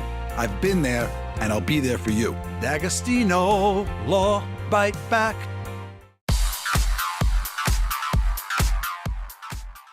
And now let's take a look at the traffic with Brandy Scott. Thanks so much, guys. If you're getting a jump start on the Yanks game tonight in the Bronx, Game 3 of the Wild Card Series against the Red Sox, using the inbound George, really not too bad of a ride. Upper deck will run you about 10 to 15 minutes. Lower level in pretty good shape. Deegan just a bit slow, both up and down. Heading over to the stadium with the volume for the outbound George.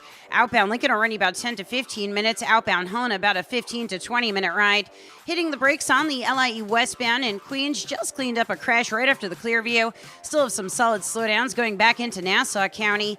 Belt westbound free and clear. Approaching the Verrazano in Brooklyn. You're looking good there from Cross Bay Boulevard. Much lighter than normal on the Staten Island Expressway westbound heading over to the West Shore. This report is sponsored by the New York City Department of Transportation. Speeding ruins lives. Drivers, watch out for pedestrians and cyclists and slow your turns to less than 5 miles an hour. I'm Brandy Scott on 880 ESPN New York. Life insurance. Why are you putting it off? Can't afford it? Too much hassle? Think you don't need it? There's lots of excuses for putting off life insurance. But if you weren't there, who would pay the mortgage and other bills? With Ethos, you could be covered in 10 minutes and boom, family protected. Ethos, fast and easy online term life insurance. Up to $2 million in coverage with no medical exam. Some policies as low as $1 a day. Answer a few health questions and get your free quote at ethos.com/play. That's ethos.com/play.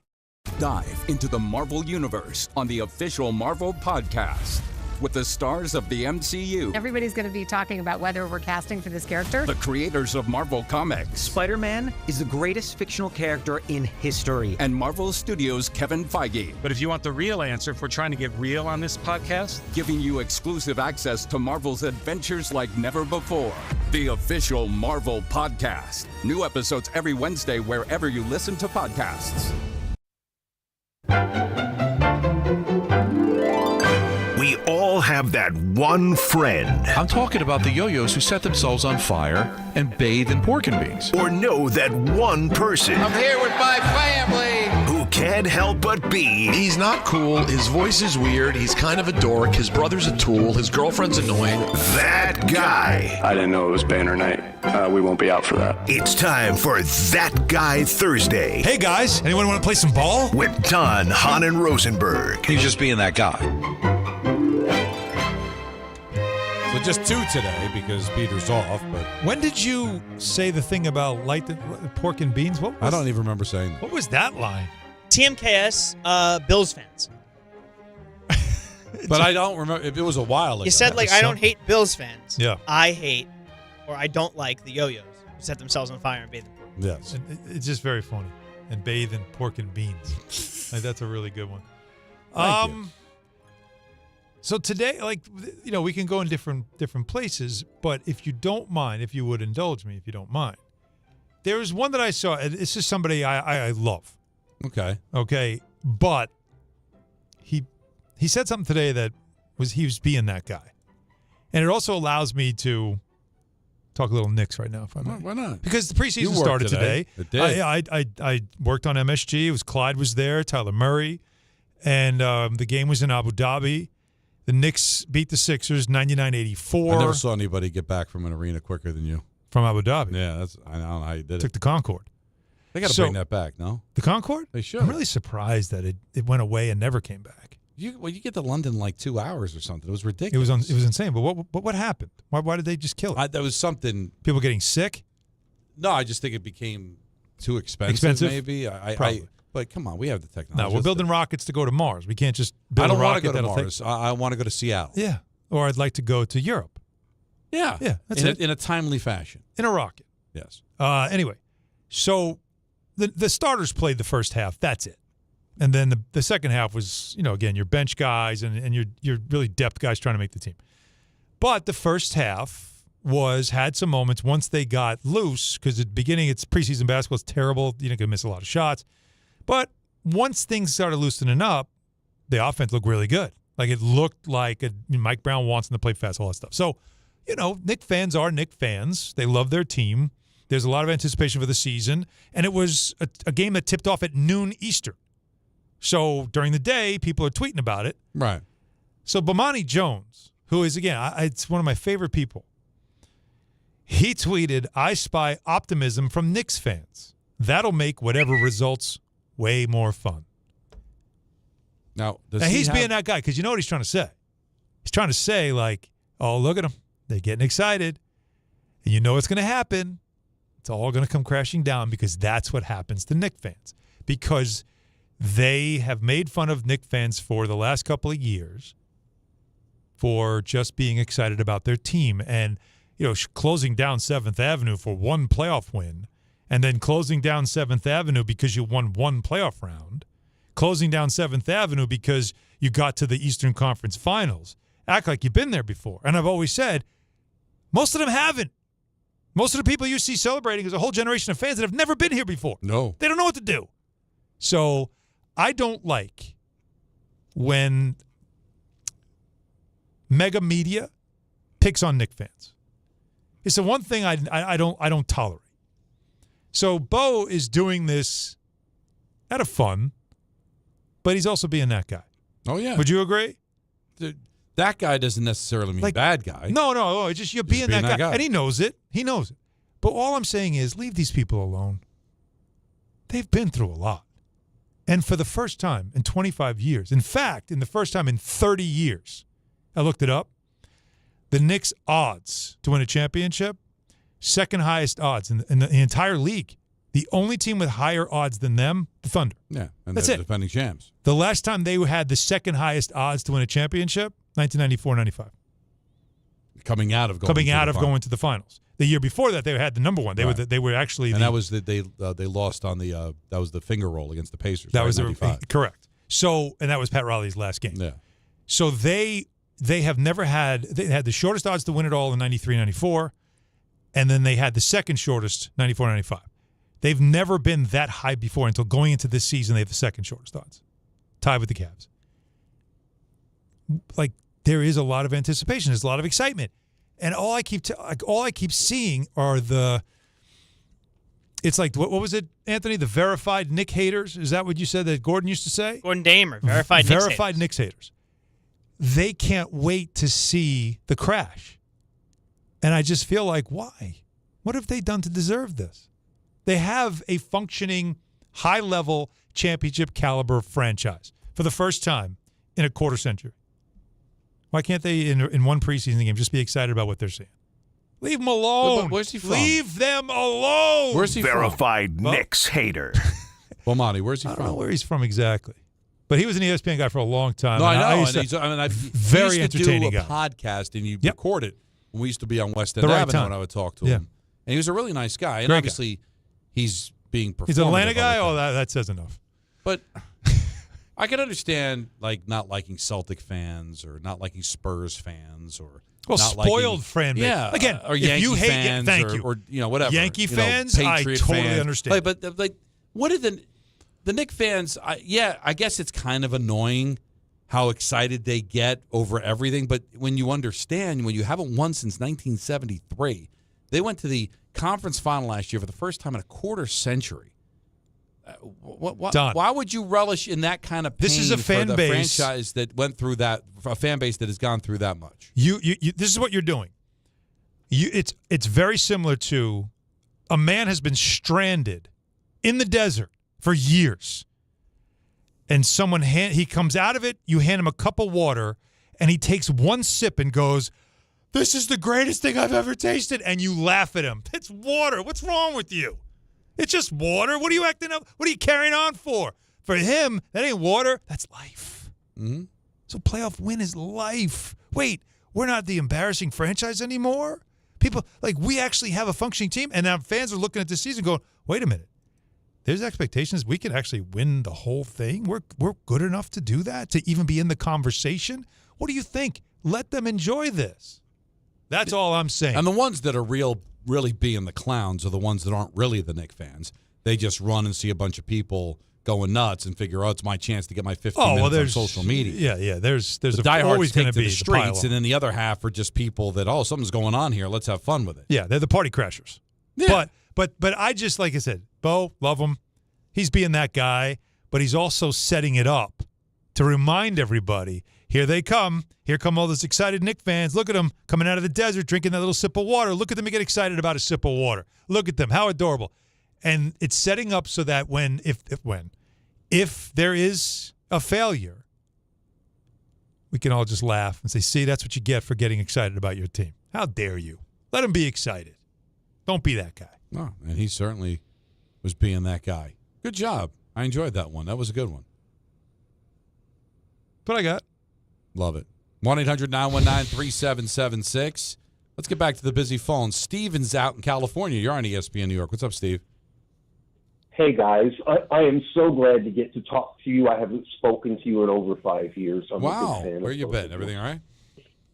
I went through a bunch of things. I had to get out of New York City. I'm in Northern California and loving it. California been very, very good to me. Good. So a lot of the things that first of all, you guys have intelligent conversation. Not all sports fans do. They just get caught up in fanaticism. And so much of what you're talking about now had to do with why I wanted to call in about the MVP issue and why I believe that it should be the catcher and not Aaron Judge. Because, yes, Aaron Judge may lead in a number of offensive series statistics, but nobody puts in more work than a catcher behind the plate day in, day out. Every single pitch has to process more information and is under more stress than a catcher at a major league level. Aaron Judge gets to stand out in right field, and I'm saying he's still thinking, but not at the level that catcher is. And what that catcher is putting his body through every single pitch, there's nobody out there on that field doing what he's doing. And so to me, to have a guy go through a season, hit as many home runs as he did, and just lead his team, that to me is the most valuable player, as opposed to what you were talking about earlier about Judges having a better year this year. It's still a team game. But the award is for the most valuable player, and nobody gives more day in and day out than a catcher who played that many. Well, and I think the reason and again, I probably Can think, I also just point one thing out? Yes. He played 120 of his how many total games did he play here? 159. Okay. 120 of them. So a vast majority. He was the catcher. He did have 38 games at DH. Now 11 home runs he hit. 11 of the 60. Yeah. So his 49 as a catcher, Right. I believe that's still the record for a catcher, right? Wasn't the previous record was like 48? No, he crushed that. Yeah. So he still broke the record. But I mean 11 home runs was as a guy that didn't have to play the field. You know what I mean? Like he didn't have to play. But I think to the caller's point. I get his point, and he's right. But the fact that he played 159 games, That's a lot a of lot. catchers take the day off. Yeah. Day games after night games. He's still DH because they needed him in the lineup. They needed his bat because they were trying to win the division. That's which true. also explains why he should get MVP consideration. No, he did things that catchers aren't supposed to do. Mhm. He did things that no switch hitter has ever done before. Mm-hmm. So I just think he belongs in the conversation for that. Giving it to Judge, no problem. The better player is Aaron Judge. There is no question about that. That I agree. But in a year where you break the record for home runs by a catcher, you break the record for home runs by a switch hitter, you take a Seattle team that wins the division, and he contributed to that sweep against the Astros. But I think what really helped Judge is he was big down the stretch when the Yankees almost caught the Blue Jays, and he had some big games. Hey, it's a fun conversation. All I ever said was that I don't think Yankee fans should get upset if Raleigh gets it. It wouldn't be a robbery the way it was with Altuve, especially after finding out that Altuve was on a team that got signs. Yes.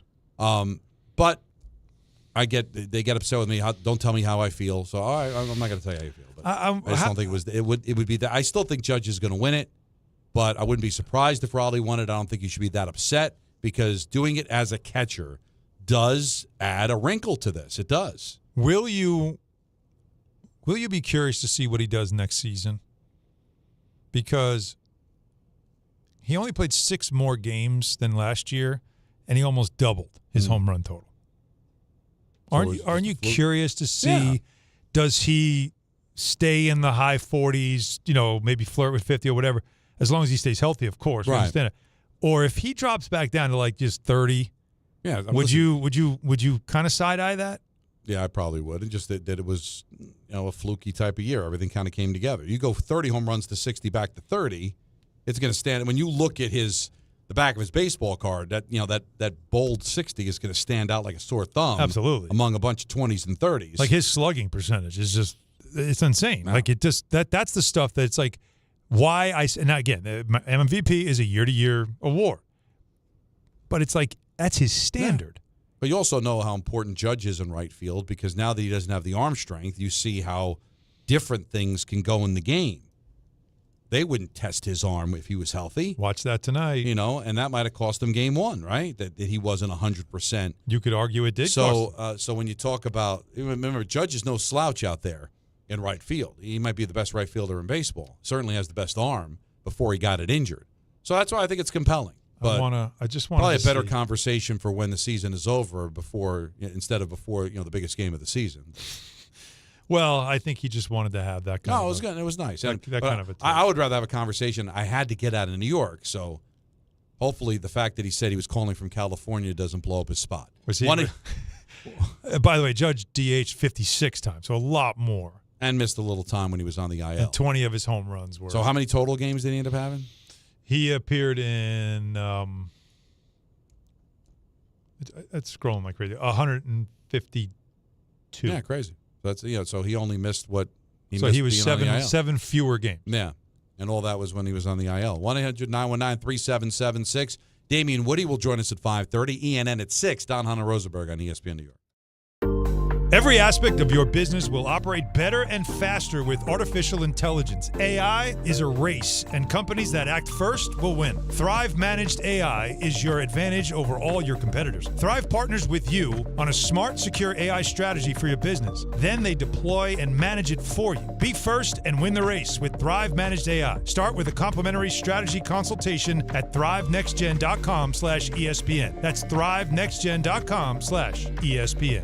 There's nothing the voice in our head obsesses over like our health. But with over 100 lab tests and insights, Function can help answer the questions like, why am I so tired all the time? How can I get better sleep? My friend was telling me about magnesium gummies she takes. How do I even know if my heart is work stress affected? It's time to up my cardio. If my mom has something, how would I find out? It's time to get some blood work done. A Function membership gives you a comprehensive health check with results tracked over time. Find out what you're made of at functionhealth.com.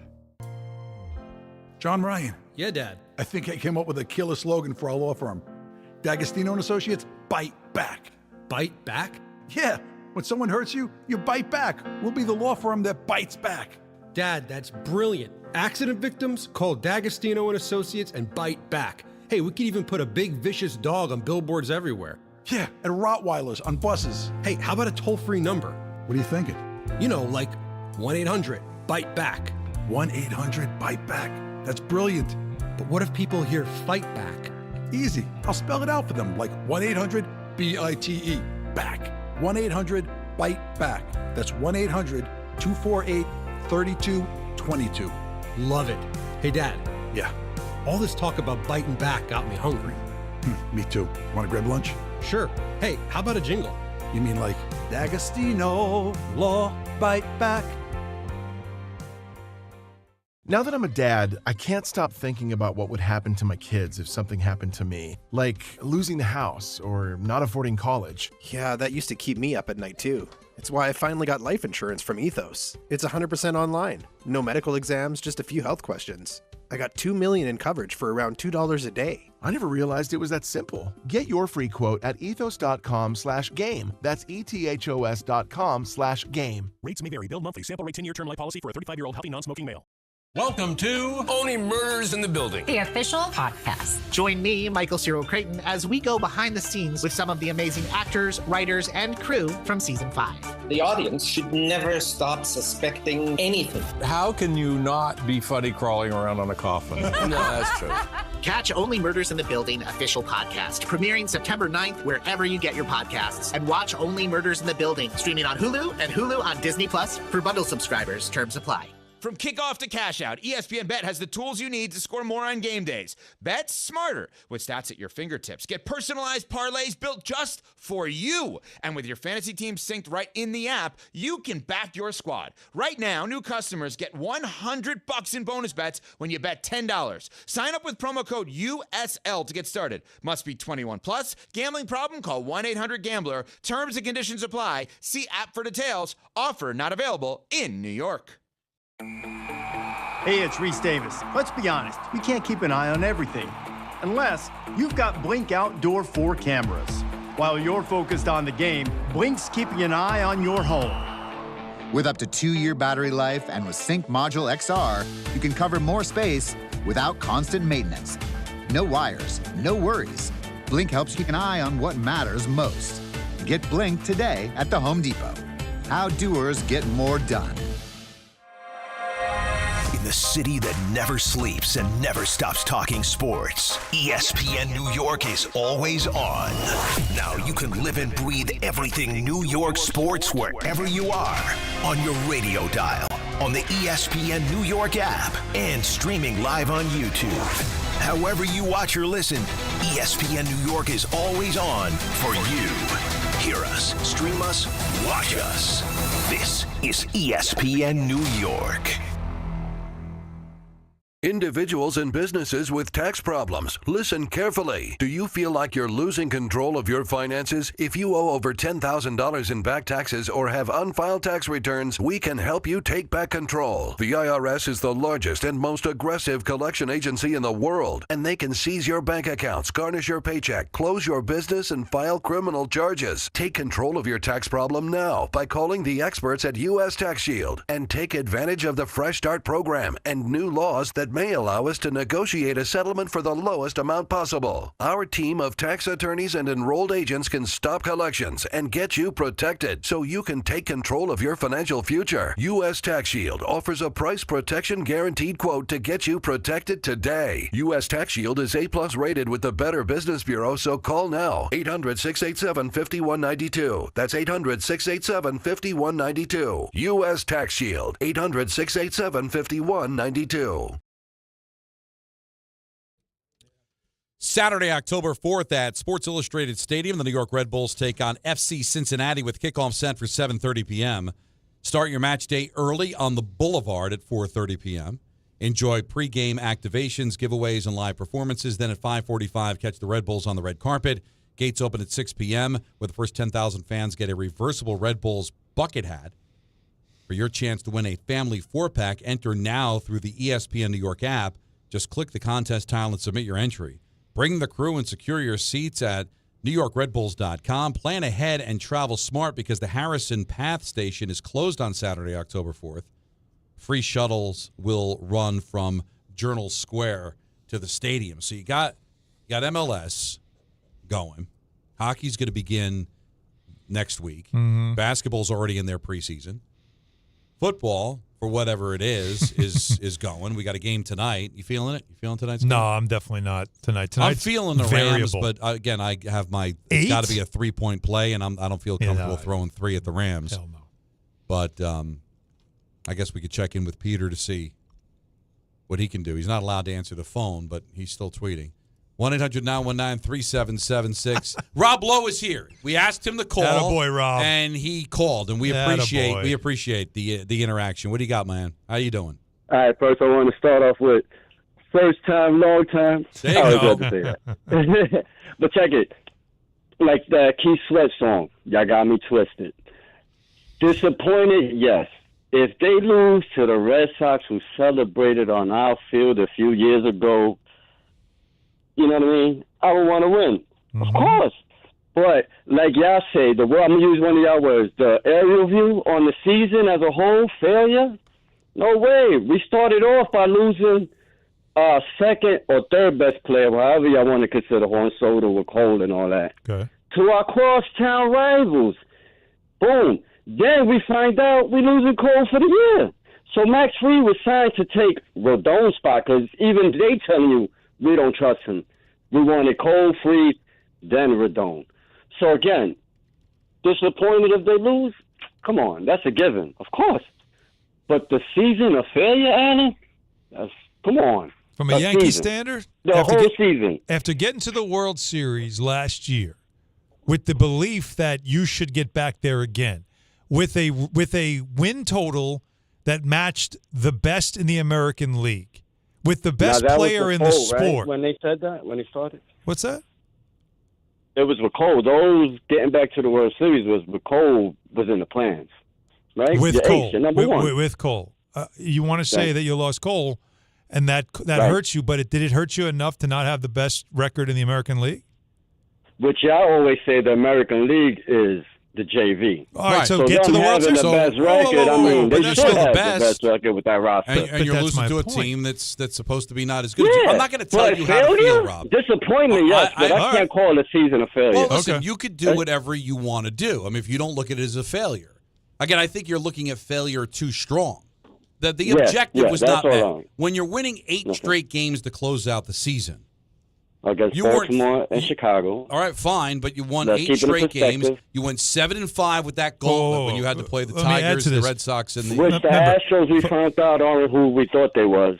44, the 34, I believe, and 14 to finish the season.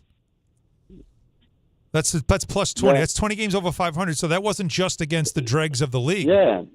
But again, we talk about the season. You can't take out what happened in July. Remember, you was here in June saying, "Oh my God, the season." I know. The season. I know. I would like you, again. Rob. Here's what I want you to do. So the whole season's a failure? Then you talk to your Yankee fan friends who won't let Judge get up when he hits 203 in the postseason, and they don't care about what he does in the regular season, and that he doesn't have any rings, and still thinks that Jeter is a better player than Aaron Judge because Jeter won and Judge hasn't. So the postseason does matter to this organization, Rob. This is not other teams like the Reds who are just happy to be there. And even to a certain extent, the Mets, who only twice in their history, that goes back to 1962, ever made the playoffs back-to-back years, just twice. The Yankees, as much as it's sometimes criminal that their fans ignore tremendous success in the regular season, they put a lot of onus on what happens in the postseason.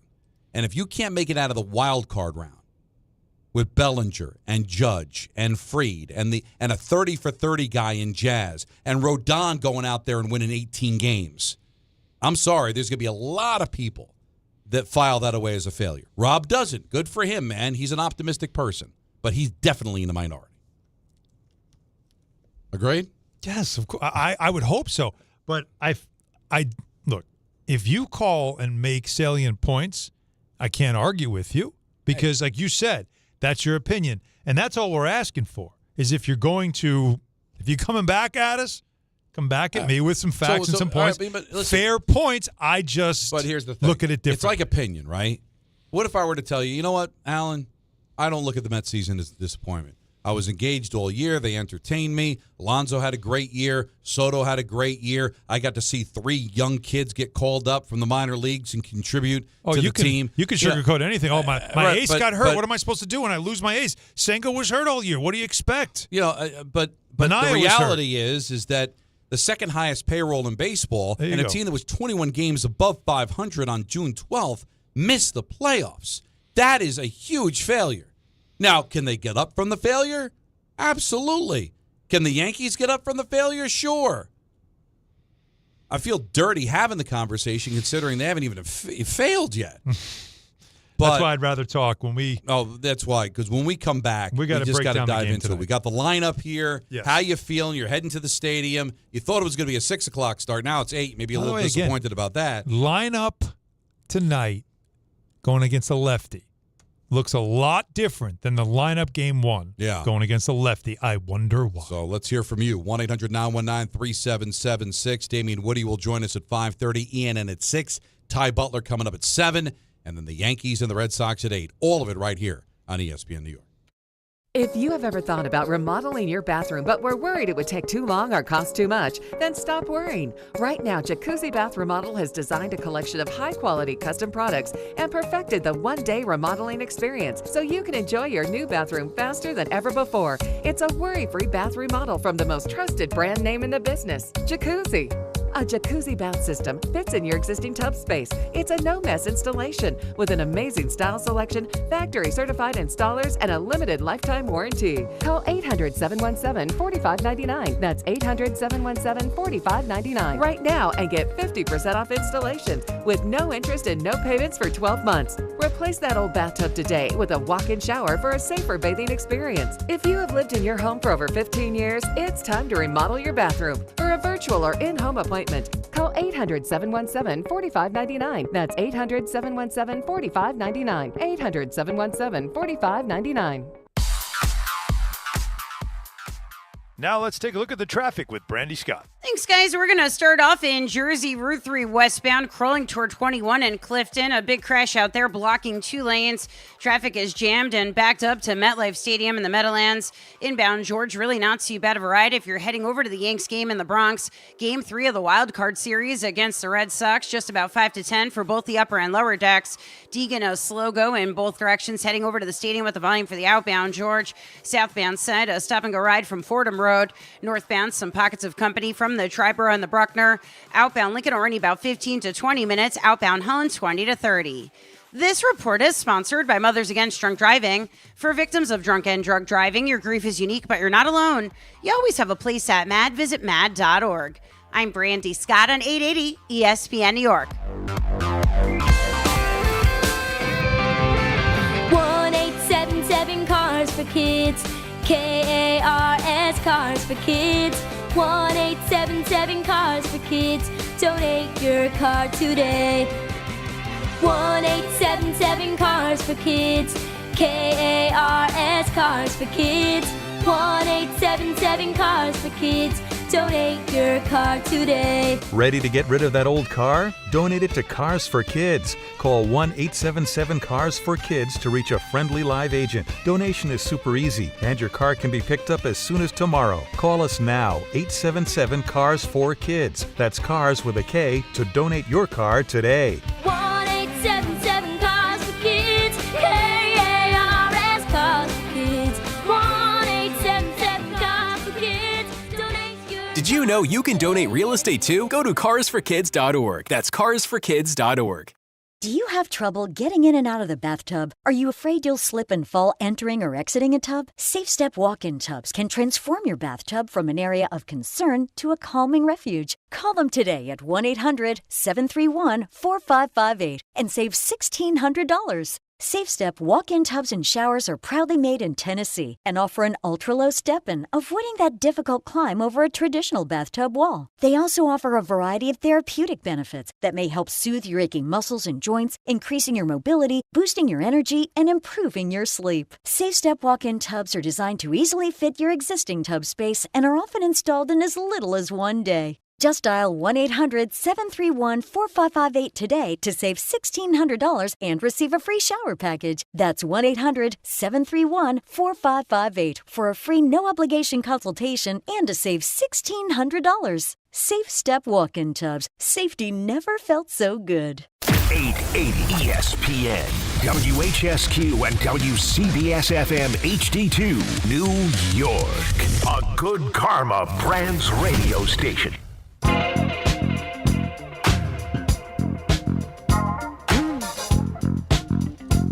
Game Time is brought to you by Tullamore Dew Irish Whiskey, because when it's game time, Alan, it's Tully time. It's Tully time. Yankees-Red Sox Game 3 is 3 hours away. Follows Ty Butler at 8 on ESPN New York. You make that sound like it's still a ways to go. Well, it's 3 hours. Yeah, can we just get to it? 6 o'clock's so much better. Because you don't have to wait. Just get into it. Let's go. Dave and I used to have a thing, because we'd always get to the arena early for Ranger games. And we'd be like, let's just drop the puck already. We're ready. Let's go. All right, there's nobody in the building. It's so true. But let's just drop the puck. Let's go. It's 5:30, and we're doing our work in the booth. And we've already eaten. And it's like, all right, listen, we got to wait another hour and a half. Drop the puck. Yeah. They're going to the 7th inning in Cleveland. Tigers have a 2-1 lead on the Guardians. That game's on ABC, and you can also hear it on 1050. They're just getting underway in Chicago, the Cubs and the Padres. So one of 3 Game 3s tonight, along with the Yankees and the Red Sox. Dodgers have already moved on to take on the Philadelphia Phillies, and that'll be coming up on Saturday after they swept the Reds. We had a chance for this game to be at 6 at the Reds won, and I guess it was the 5th inning last night. They're down 3-2, bases loaded, nobody out. Reds didn't score. And then I think the next inning or the inning after, bang. It's funny, the Yankees did that. Dodgers put up 4 runs with 7-2 and lights out, game over. Ohtani looks locked in. Yeah, that's a scary team right now. That should be a great series with Philadelphia. Oh, yeah. They're pretty locked in as well. We also have some preseason hockey over at the Garden. Rangers and the Devils and the Islanders are in Philadelphia to take on the Flyers. Tullamore Dew, the original triple distilled, triple blended, and triple cast matured Irish whiskey. Be sure to grab a Tullamore Dew or try the new Tullamore Dew Honey during today's action. Glasses up to enjoying Tullamore Dew responsibly. So the Yankees have a starting pitcher tonight in Schlittler who's made 15 starts all this year, never pitched in the postseason. And Early's going to go for Boston. He's got 5 starts. Now, he's an opener, so he might be one and done, where the Yankees are hoping that they get a quality start. But I believe it's almost as if they both have openers in the sense that it's going to be a quick hook. Now, Schlittler's not going to be allowed to get out of a bases loaded jam, 2-0, 1 out. He's gone. You're probably going to go to Warren at that point, right? Because you want to stop the bleeding. So it's not like Rodon, who got a second chance, got a reprieve. He wanted the ball. What was it, the 5th inning when Boone came out? It's not Fried, who's your ace. So, but still, you have an advantage of a guy that can go out there and give you 5-6 quality innings. He was a good pitcher. He pitched under a 3 earned run average this year. And the Red Sox, if they've got to go to their bullpen, it's a pretty spent bullpen. The only guy they didn't really use of name is Chapman, right? But he was up twice. Now, Cora said after the game he really wasn't. He gets in his routine kind of warm. He wasn't throwing in anger, so he's fine. Now, that might be just a lie, but he didn't pitch in the game. Mm-hmm. So they've got a closer. They can go out and he got a 4-out save in game 1. I would think that he wouldn't hesitate to use him for a 6-out save tonight. If you're the Yankees, you want to see him. But without question, you want to see him because you just know that he can be overpowering, but he also can lose control fast, and so that's fine. You'd love to see him come in and have to do 4 outs, 5 outs, or whatever it is. But it is an interesting strategy, though. If you think about because we always keep talking about what Cora's going to do and what he's going to script. How do the Yankees script this? It's a kind of cool story that we haven't mentioned yet. But Cam Schlittler is a Boston kid, but Yankee fan. But he was a Boston kid, right? And when you think about his story and how he's got a chance to eliminate the Red Sox, Ben Rice, the same kind of story, right? Wonder what his emotions are going to be for this game. Oh, they're going to be through the roof. And so he's a guy that actually has given them length. He has had good performances. And so is Warren a only break glass in case of emergency type guy? Or do you want to keep messing with Boston more almost like what Cora was trying to do yesterday and just keep changing the look? And so you're going to we'll go one time through the order with Schlittler and then give Warren one time through the order and do it that way? Or if the kid's dealing, stay with it. I wonder if they'll have an approach or a plan, what they call them, lanes. Yeah. I wonder if they'll have that because of what you said. Devin Williams has pitched already 2 games. Weaver did not look good in game 1, and I don't know can you trust him?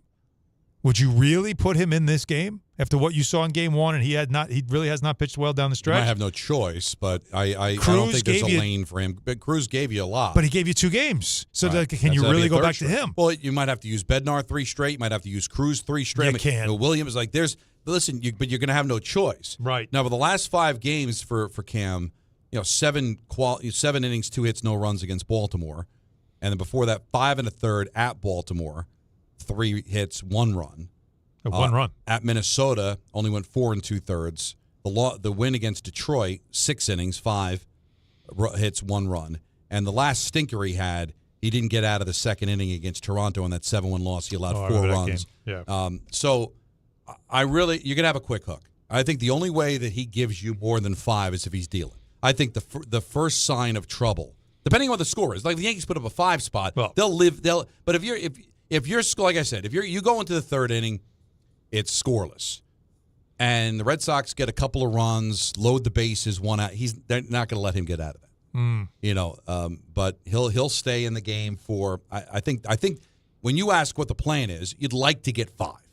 Then I can get 12 outs out of my bullpen. There's 12 outs in that bullpen. It's just a matter of what order you want to get into. They're going to have to use Bednar a 3rd straight night, right? They're going to have to. But that's he's the only guy you trust to close. Do you agree with me that this is a game you take the over when it comes to total runs? Do you think this is going to be one of those games where it's going to be like a 6-4 kind of score? Well, outside of the Dodgers Reds, which again, no disrespect to Cincinnati, that was playoff adjacent, right? Yeah. All these games have been there was the 6-1 game. Yeah. Padres put up 6. Well, 6-1, but the 6 was 5 runs in the 8th inning. They've all been close because again, most of the time when you get blowouts is because you leave a pitcher in and he's just getting rocked. You're not going to allow that to happen here because there's a point of no return for both of these teams. Okay. Because it works the other way too. When you talk about I keep bringing in pitchers, eventually somebody might not have it. Keep bringing in pitchers, eventually somebody's going to have it, and to kind of stop the bleeding. So there's never going to be a point you gave up 4 runs. You're not going to get to that point, So I think it stays relatively low scoring based on that, but could be high scoring compared to the first 2 games, right? What do we get? Game 1 was 3-1. Last night was 4-3. So could it be a 5-4 game? It could be. So you're looking more like that. But okay. Well, look. Early is the kid again. Connolly Early he's a lefty. Now he's 23, so he's young, but he's a lefty. And he made his MLB debut on September 9th. Like he's literally wet behind the ears. right? He's in diapers. But the one thing they have talked about in Boston about him is his poise. That's the thing that they have been most impressed with him, is the ability to show some poise. His first outing against the Athletics, he struck out 11. Now, he's had trouble here and there, but he never gets rattled. How important is that when you're on the mound at Yankee Stadium in an elimination game? It's very important. But he's a lefty, and the Yankees do struggle against lefties. Yeah, but and game one, they wouldn't play. They played their lefty pitcher lineup, which meant no Ben Rice, and they took Jazz out. That upset a lot of people. But in this game, Jazz is in, Rice is in. And what's the reasoning? Well, obviously, Crochet is an elite pitcher who's probably going to win the Cy Young. Mm-hmm. And he'll probably, as he did, go to the distance. He's not going to be a guy you bring out first sign of trouble. So I imagine the reasoning here is not we learned our lesson from game one. I believe it is we know, like you said, that Early's probably not going to pitch more than an inning or two. Right. And why would we want to have to adjust our lineup accordingly? Right? This isn't they learned their lesson. They know better. No, I think this is all scripted. They knew exactly how to handle this, and they weren't going to overreact to having a lefty on the mound. Agree or disagree? Absolutely, 100%. Because nobody, I don't think he's not going to get a second time through the line. Yeah, okay. So he might go two and change. Right, he'll probably go 2 and change. And just looking at his game logs of the game that he started, only 4. This is only his 5th start. Yeah. So I misspoke. I said he had 5. He had 4. So this is what he gave you. In his last outing, 5 innings against Detroit, 4 hits, 2 runs. 4 innings against Tampa, 5 1/3 against the Athletics, 5. Again, so he has given you, for a kid, he's giving you some length. Yep. 3 times he has pitched 5 innings, and 1 time he pitched into the 6th inning. Yeah, he's not you unless don't he's see it pitching a tonight. perfect game, and the Red Sox are up 6-7-0. I'd be very, very surprised if he gets a second time through the order. Definitely not a third time through. So he's probably only going to give you 2, maybe 3. And you know why that's interesting? It's first time through the order. It's the first time anybody's seeing either one of these pitchers. They're both young, right? And neither one of them has faced the Early didn't face the Yankees, and Schlittler hasn't faced the Red Sox. So other than film, there's nothing. There's no, like, you see it all the time. First time through the order of pitcher, a lot of the guys have never seen before. What do? No. The first thing they do is, like, the next guy up that you whisper in his ear. Right. They go to the dugout there, watch it. Like, it's incredible how much the first time I see him throw, which is why what Judge said about Chapman in game 1, he's like, the good thing is we got to see him. How important, it's amazing, too, because a guy like Chapman, you would think he's been in the league forever. You still need to see him, but it is something. It does matter. So the advantage of I've never seen this guy before works early in a lot of these starts. Yeah. No pun intended. So we'll see out of the 2 of them which one has that advantage of you've never seen my stuff. And we know that Schlittler can get to triple digits if he's feeling it. And you got to feel like he's going to be jacked up on Mountain Dew. Now, here's what's interesting with his splits. All right, so you figure against righties. Oh, it's 5-1 Detroit, by the way, top 7. They just broke it open. Okay, so it looks like Detroit is going to be advancing here. Now, 57 at bats against righties. They're batting .259 against him. 3 walks, 16 strikeouts. In 22 at bats against lefties, all right, 150 batting average. Wow. And he's got 13 strikeouts, 1 walk.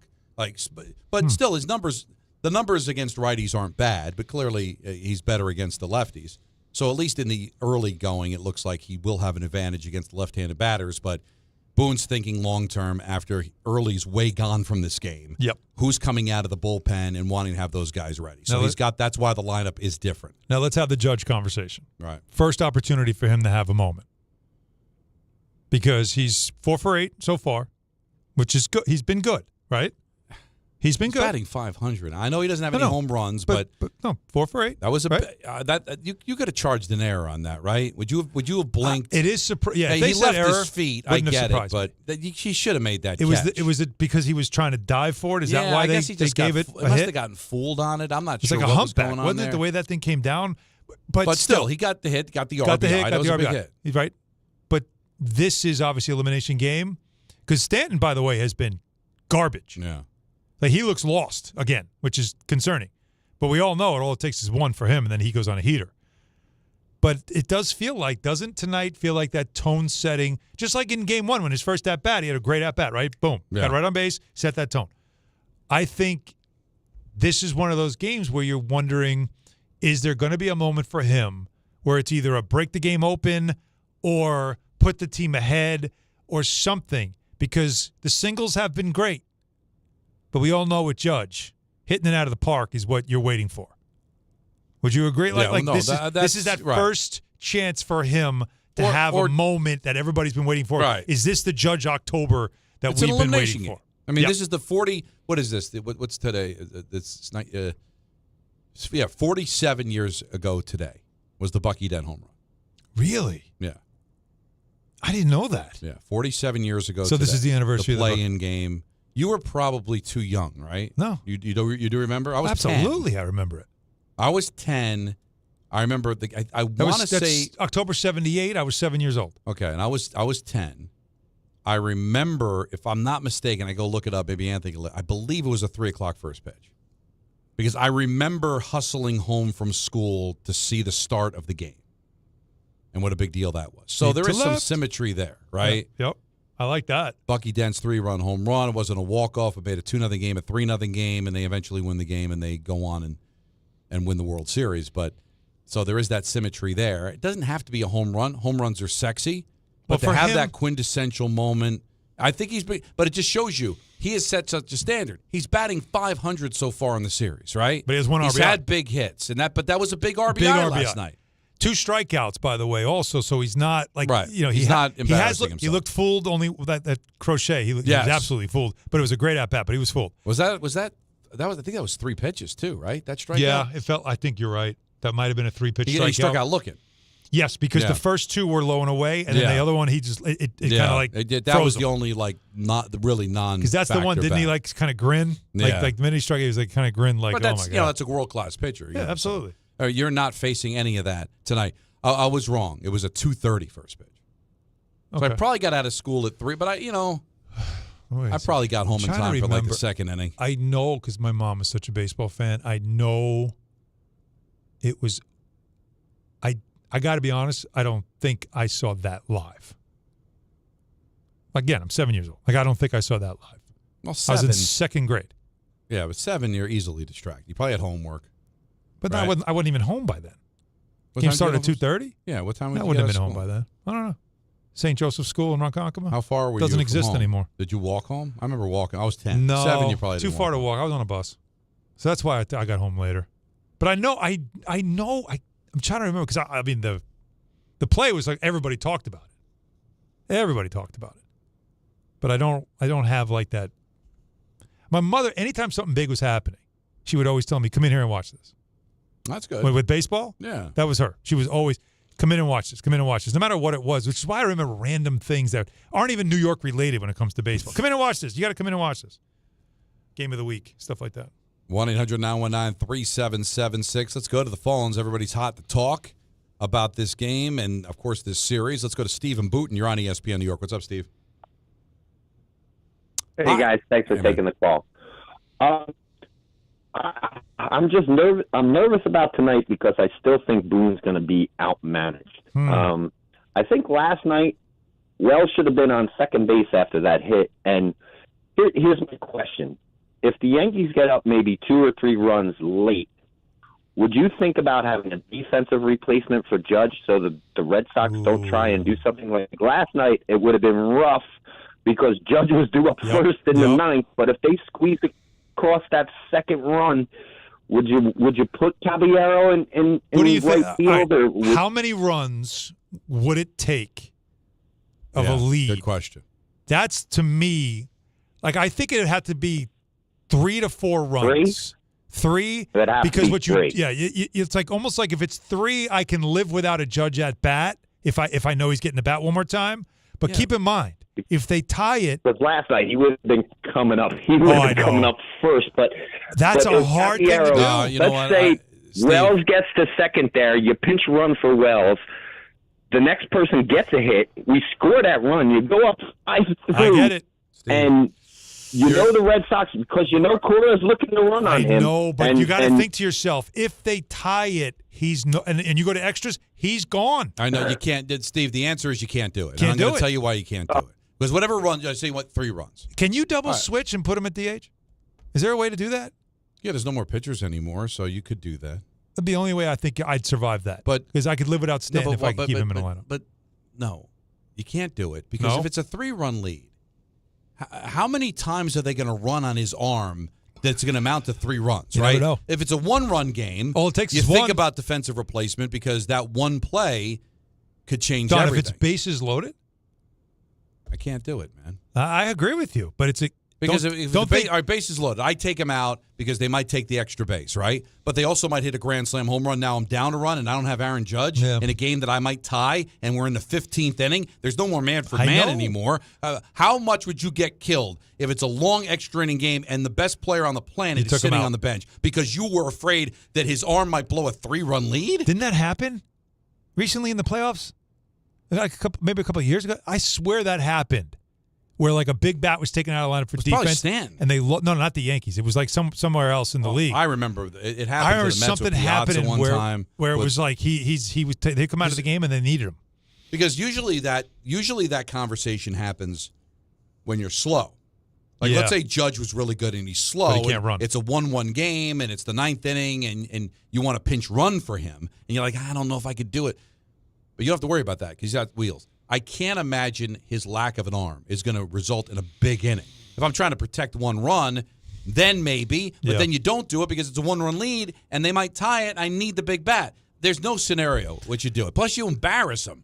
Like, imagine taking Aaron Judge out of the biggest game of the season. Can't do it. Can't do it, no. But if you're Cora, you got to know. Like, you got to know they're going to have some type of mindset of, find a way to get it to right. You got to get the hit. You got to get runners in scoring position. It's something you can take advantage of if the opportunity presents itself, but you can't steal first, right? So as long as you don't give up hits to him, as long as you don't have guys in scoring position, it's not going to matter. The answer is no. There's no scenario in which you're going to take him out of the game. Sogard put a scare in them in the first game when he did what he did because it turned the whole game. It did. When he just decided, I'm not stopping at first, I'm testing his arm. And then he said after the game, oh, yeah, we talked about doing that. So the opportunity was there, and he took it, and that turned the game. You're a Yankee fan. Yeah. 6-3 Yankees in the 8th. Are you looking at the game and going, all right, take Judge out? No. So right there, you're not doing it. No. But if it's 2-on, am I worried like they're going to find a way to No. So you're going to have him jog out of the at home? No, I'm not. I'm just saying. He's going to no. Like Gil Hodges. No. Like Reggie. Like when Billy brought Reggie. You can't no. do that. I'm not saying. What I'm saying is, will I be a little nervous? Maybe nervous. Not enough to take him out. You know what it is? Alex Cora is just one of those managers. It's like Red Auerbach. He's reached that level where you're like, what's he going to pull? He's going to pull something.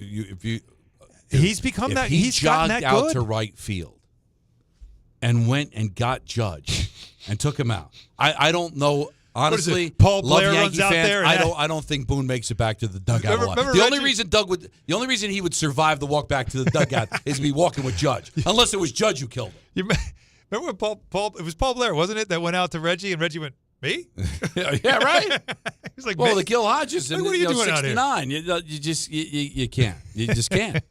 1-800-919-3776. We got a ton of phone calls to get to. Damian Woody's going to join us, his weekly spot coming up next. ENN's at 6, Ty Butler at 7, Yankee baseball at 8, right here on ESPN New York. This fall, don't sit on the sideline because of pain. If you're tired of waking up stiff, fighting neck, back, or joint pain, and missing out on the things you love, it's time to take action. Call Dr. Jay Shaw at Sandwell Pain, New Jersey's top pain specialist. Dr. Shaw is the Ivy League trained, double board certified, and laser focused on one thing: getting you back in the game. Living pain-free, no surgery, no cuts, no downtime. Just precise image-guided treatments that deliver real results. Whether it's sciatica, nerve pain, migraine, or chronic joint pain, Dr. Shaw will personalize a non-surgical game plan just for you without pain medication. Same-day and next-day appointments are available with offices in Woodbridge, Livingston, and Inglewood. Most major insurances are accepted, so what are you waiting for? Don't let pain keep you out of the action this season. Visit Sandwell Pain to text, call, or book online. You'll wish you met Dr. J. Shaw a lot sooner. Relief starts today, and victory over pain is closer than you think.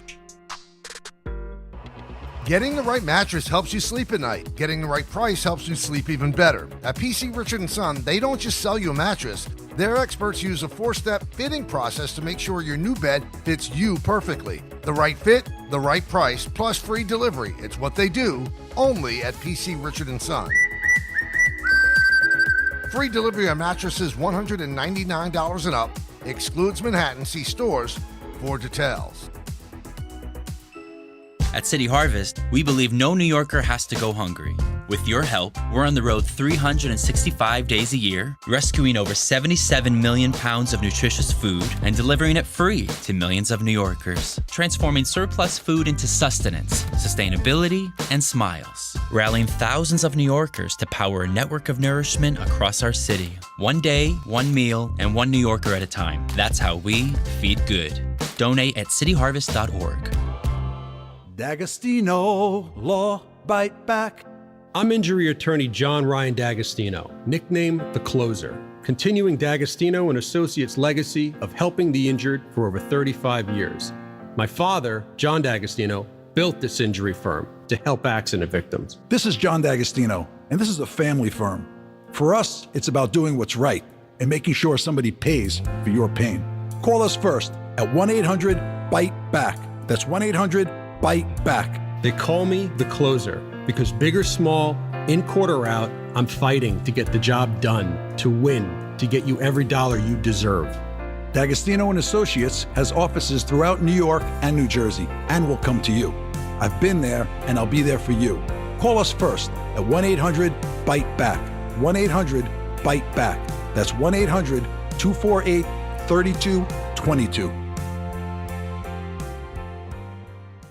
There's nothing the voice in our head obsesses over like our health. But with over 100 lab tests and insights, Function can help answer the questions like, why am I so tired all the time? How can I get better sleep? My friend was telling me about magnesium gummies she takes. How do I even know if my heart is work stress affected? It's time to up my cardio. If my mom has something, how will I find out? It's time to get some blood work done. A Function membership gives you a comprehensive health check with results tracked over time. Find out what you're made of at functionhealth.com. And now let's take a look at the traffic with Brandy Scott. Thanks so much, guys. Game 3 of the Wild Card Series. Yanks taking on the Red Sox tonight. Your worst ride into the Bronx, Whitestone Bridge. Crash mid-span in the right lane. Delays go back onto the expressway northbound. Not moving much from Citi Field in Queens. Cross Bronx westbound slows you down. Heading over to the Deegan with the volume for the outbound, George. Bumper to bumper there from the Bronx River Parkway. Inbound, George in pretty good shape. Upper deck will run you about 5 to 10 minutes. Lower level, a great ride. Outbound, Lincoln will run you about 15 to 20. Outbound, Hahn, 20 to 30.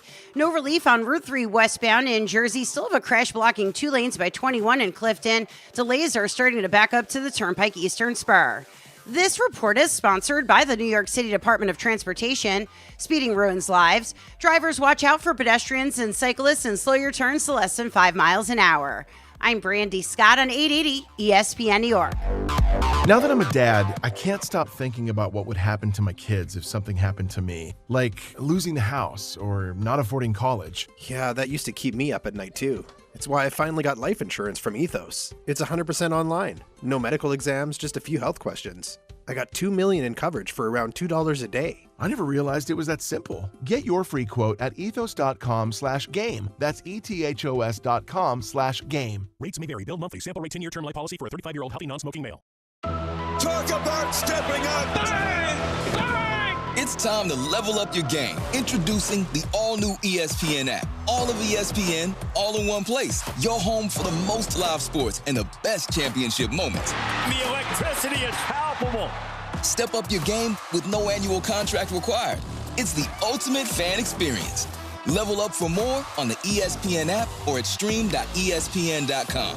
Sign up now.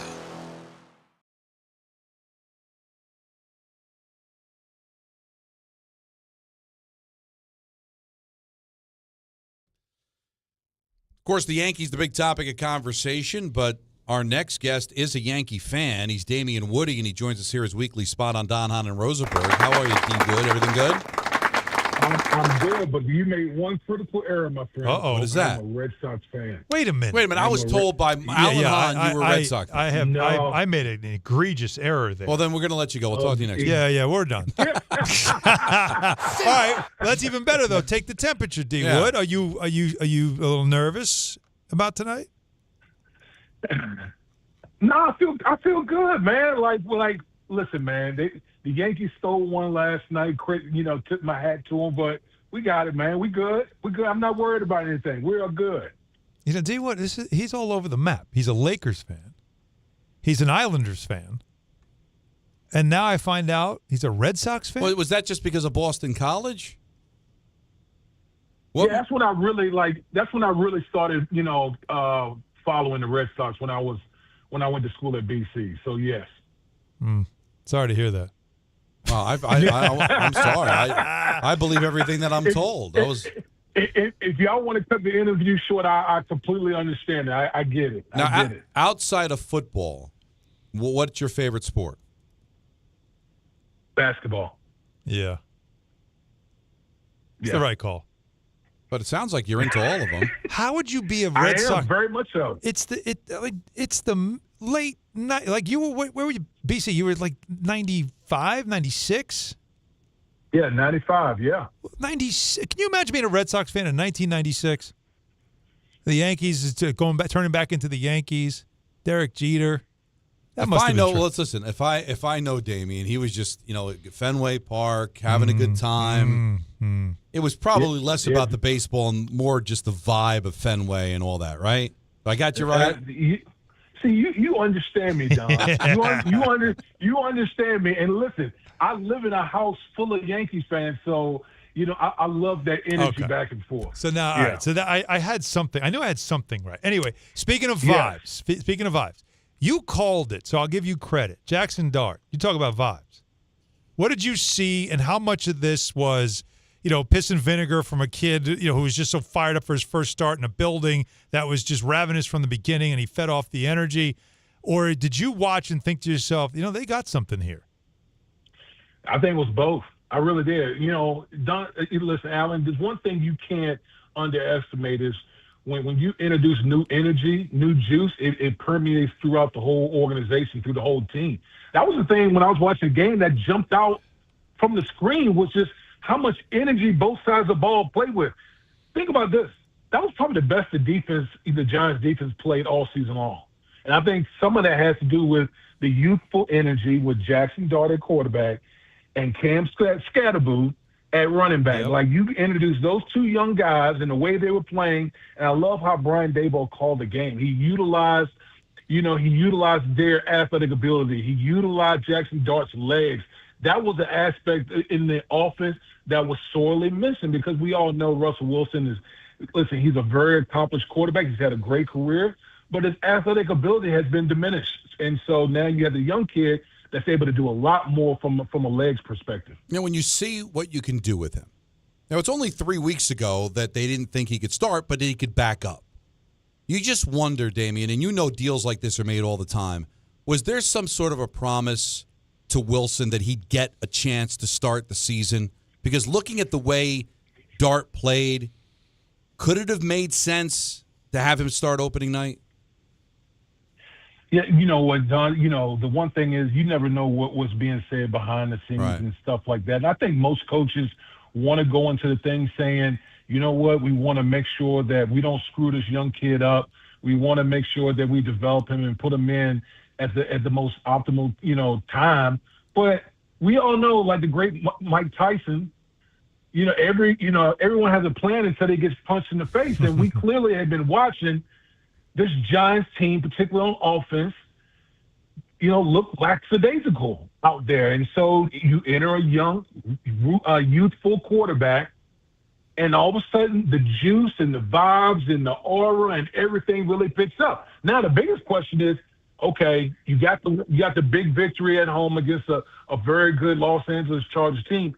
Can you continue that? Can these quote-unquote vibes continue? And we'll see. As an offensive lineman, do you have to pull Dart aside and say, hey, just slide. You need to slide. Like, we get it. You're tough. You want to run through people.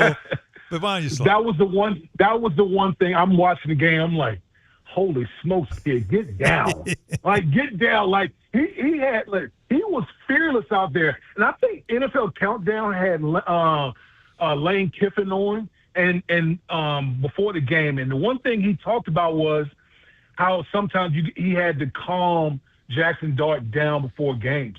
And I think that's what you have to do because this dude has so much juice that you got to understand, hey, bro, you are the quarterback. We need you out here for the long haul. He was throwing punches. He was like Derrick Henry, like the stiff arming and stuff. Like it just watching him, and I was thinking, I love it on the first run, but after a while, you would think that his own linemen, the veterans, would come over to him and pick him up and just take him down gently, like bud. Like we cannot lose you right now. I wanted to also ask about the other first round pick that nobody seems to want to talk about with the Giants, who I also thought jumped off the page, and that's Abdul Carter. He was getting to the quarterback. He was causing a ruckus, as we like to say. Did you see him also? Did your eyes move to him a lot in that game? Oh yeah. He's not hard to find. I can tell you that. I mean, the way the Giants are utilizing him, obviously playing him on the edge, but when they get into their, third down package and they line him up inside over guard, he's causing all types of havoc. And when you got the array of players that they have that they can rush the passer with, that's a difficult package for any team, any offense to deal with. And so that young guy, he has a lot of juice, a lot of energy as far as pass rush is concerned. Now they just got to be consistent. That's got to be the biggest thing. Don't just do it one week. We just got to have it consistently every week now. Talking to Damian Woody, his weekly spot here in Don, Hahn, and Rosenberg. On the other side, Jets 0-4. Another one of those, maybe here, maybe there. They could have picked up a win, but at the end of the day, just too many penalties, too many self-inflicted wounds. How frustrating does that have to be for Aaron Glenn, considering that was his mantra coming in to stop all that? Hell, it's frustrating for me watching it. I damn near punched a hole in my TV because it's like there's some positive things going on there, but you are just killing yourselves with killer turnovers, penalties, extending drives. You listen. Every great coach I've played for, you got to be two things. You got to be tough, and you got to be smart. Because more teams find ways to lose games than win them, and that's no team can speak more to that than the New York Jets right now. They are absolutely finding ways to lose games, and not giving themselves a chance with all these killer penalties and stupid turnovers. I'm sorry. No, go ahead. I remember you telling me the story about when you left New England, you went to Detroit. You want to tell Don why you went to Detroit? Well, I mean, listen, outside of what the bag, the major that was bag. it. Yeah, that was it. I didn't want to say it for you, but the way because it was before the Lions were the Lions now, right? The Lions were one of these places that you only go there if you get the bag. That's what D-Wood would always say. Well, it was a very big check. So you have lived kind of going through this, right? When you got to the Jets, it was kind of almost ready-made at that point, and then you guys had great success. But what is that like when you're on a team that is perpetually bad, year after year? The league looks at you as that bad team, and you're trying to say, nope, we're not going to be the same old Jets. We're not going to be that. We're going to change our ways. And then you get about 3 games in, and you go, oh no, yeah, no, that's this. Did you experience that in Detroit, where you got there and said, we're not going to be that? And then you said, no, yeah, we are. Absolutely. Number one, it gave me a whole new appreciation for what we were doing in New England because it was like night and day. I literally went from the mountaintop to the valley low.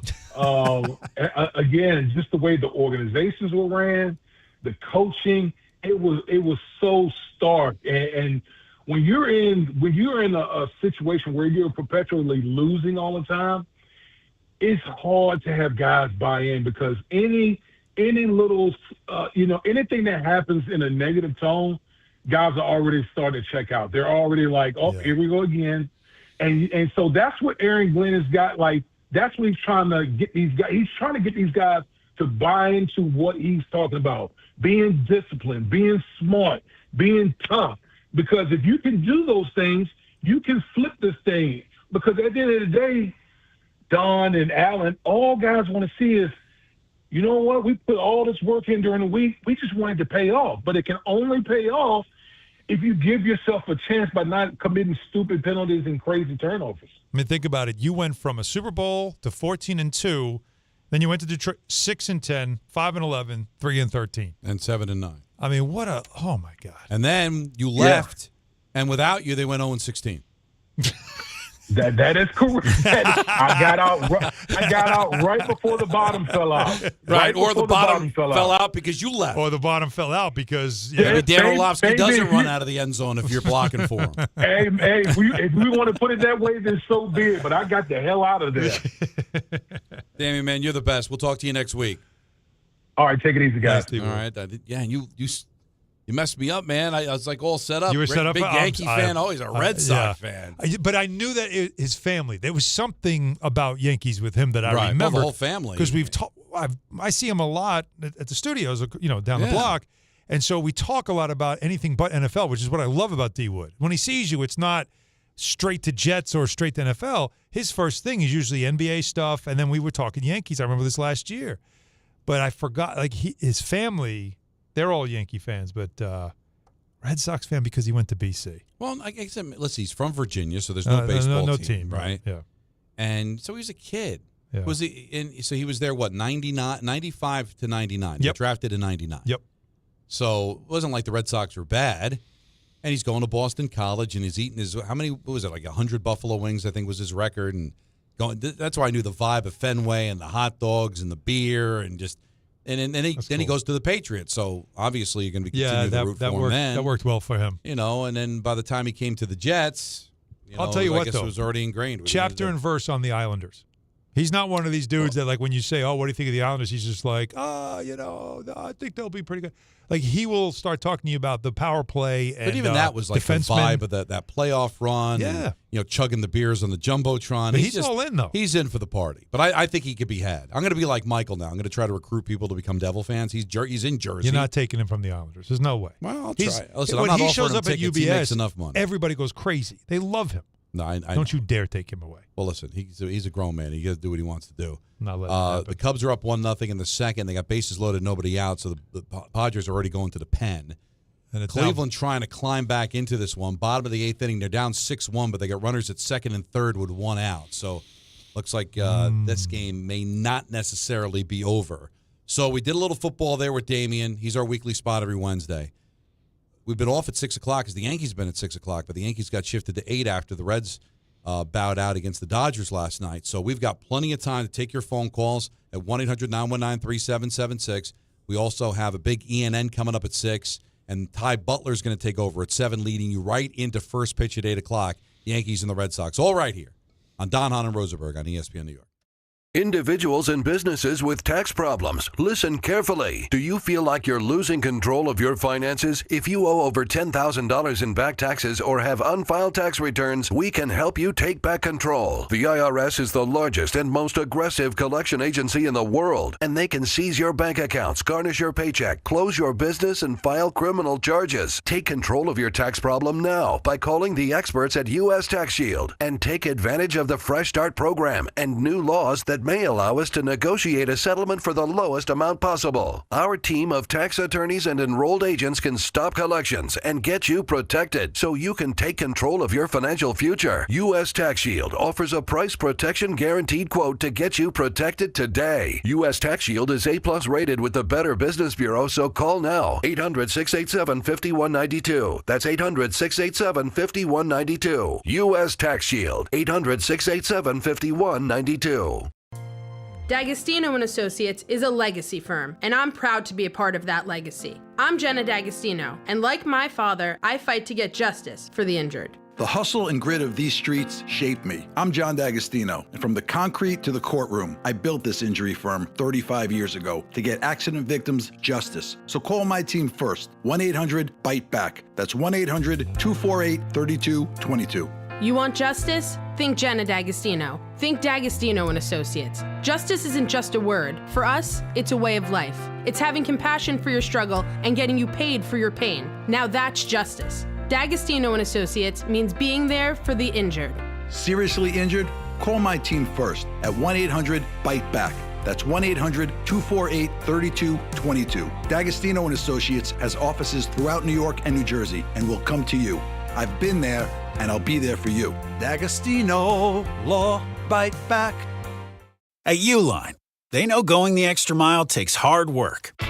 For companies pushing to go further, Uline will go the distance with you. 24/7, they answer the phone to get you the shipping and industrial supplies you need. Business can move fast. Unexpected large orders, adverse weather, new safety guidelines, and changing economic trends. Uline works hard keeping 41,000 items ready to ship, minimizing detours on your way to the extra mile.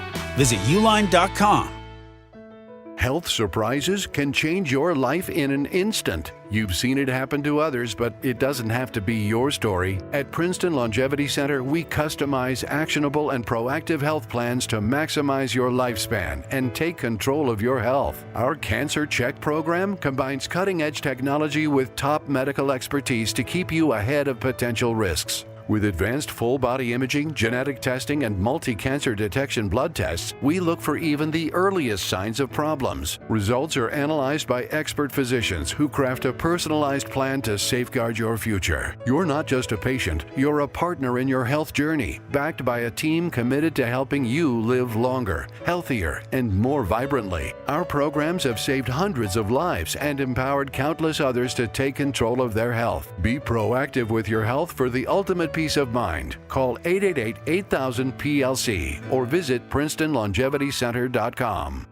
Individuals and businesses with tax problems, listen carefully. Do you feel like you're losing control of your finances? If you owe over $10,000 in back taxes or have unfiled tax returns, we can help you take back control. The IRS is the largest and most aggressive collection agency in the world, and they can seize your bank accounts, garnish your paycheck, close your business, and file criminal charges. Take control of your tax problem now by calling the experts at U.S. Tax Shield and take advantage of the Fresh Start program and new laws that may allow us to negotiate a settlement for the lowest amount possible. Our team of tax attorneys and enrolled agents can stop collections and get you protected so you can take control of your financial future. U.S. Tax Shield offers a price protection guaranteed quote to get you protected today. U.S. Tax Shield is A+ rated with the Better Business Bureau, so call now. 800-687-5192. That's 800-687-5192. U.S. Tax Shield. 800-687-5192. From the regular season to the Super Bowl, ESPN New York is your destination for football. We've got crazy fans. If the Giants somehow beat the Cowboys, I'm going to take a dump on your head. You can feel good because you're a damn football team. Expert analysis. Marcus Spears joins us now. ESPN NFL analyst Damian Woody. Mel Kiper Jr. The Hall of Famer Steve Young. He's kind of our resident general manager, Louis Riddick. We got Mike Tannenbaum right now. And all your fantasy and wagering needs. This is ESPN New York. We are football.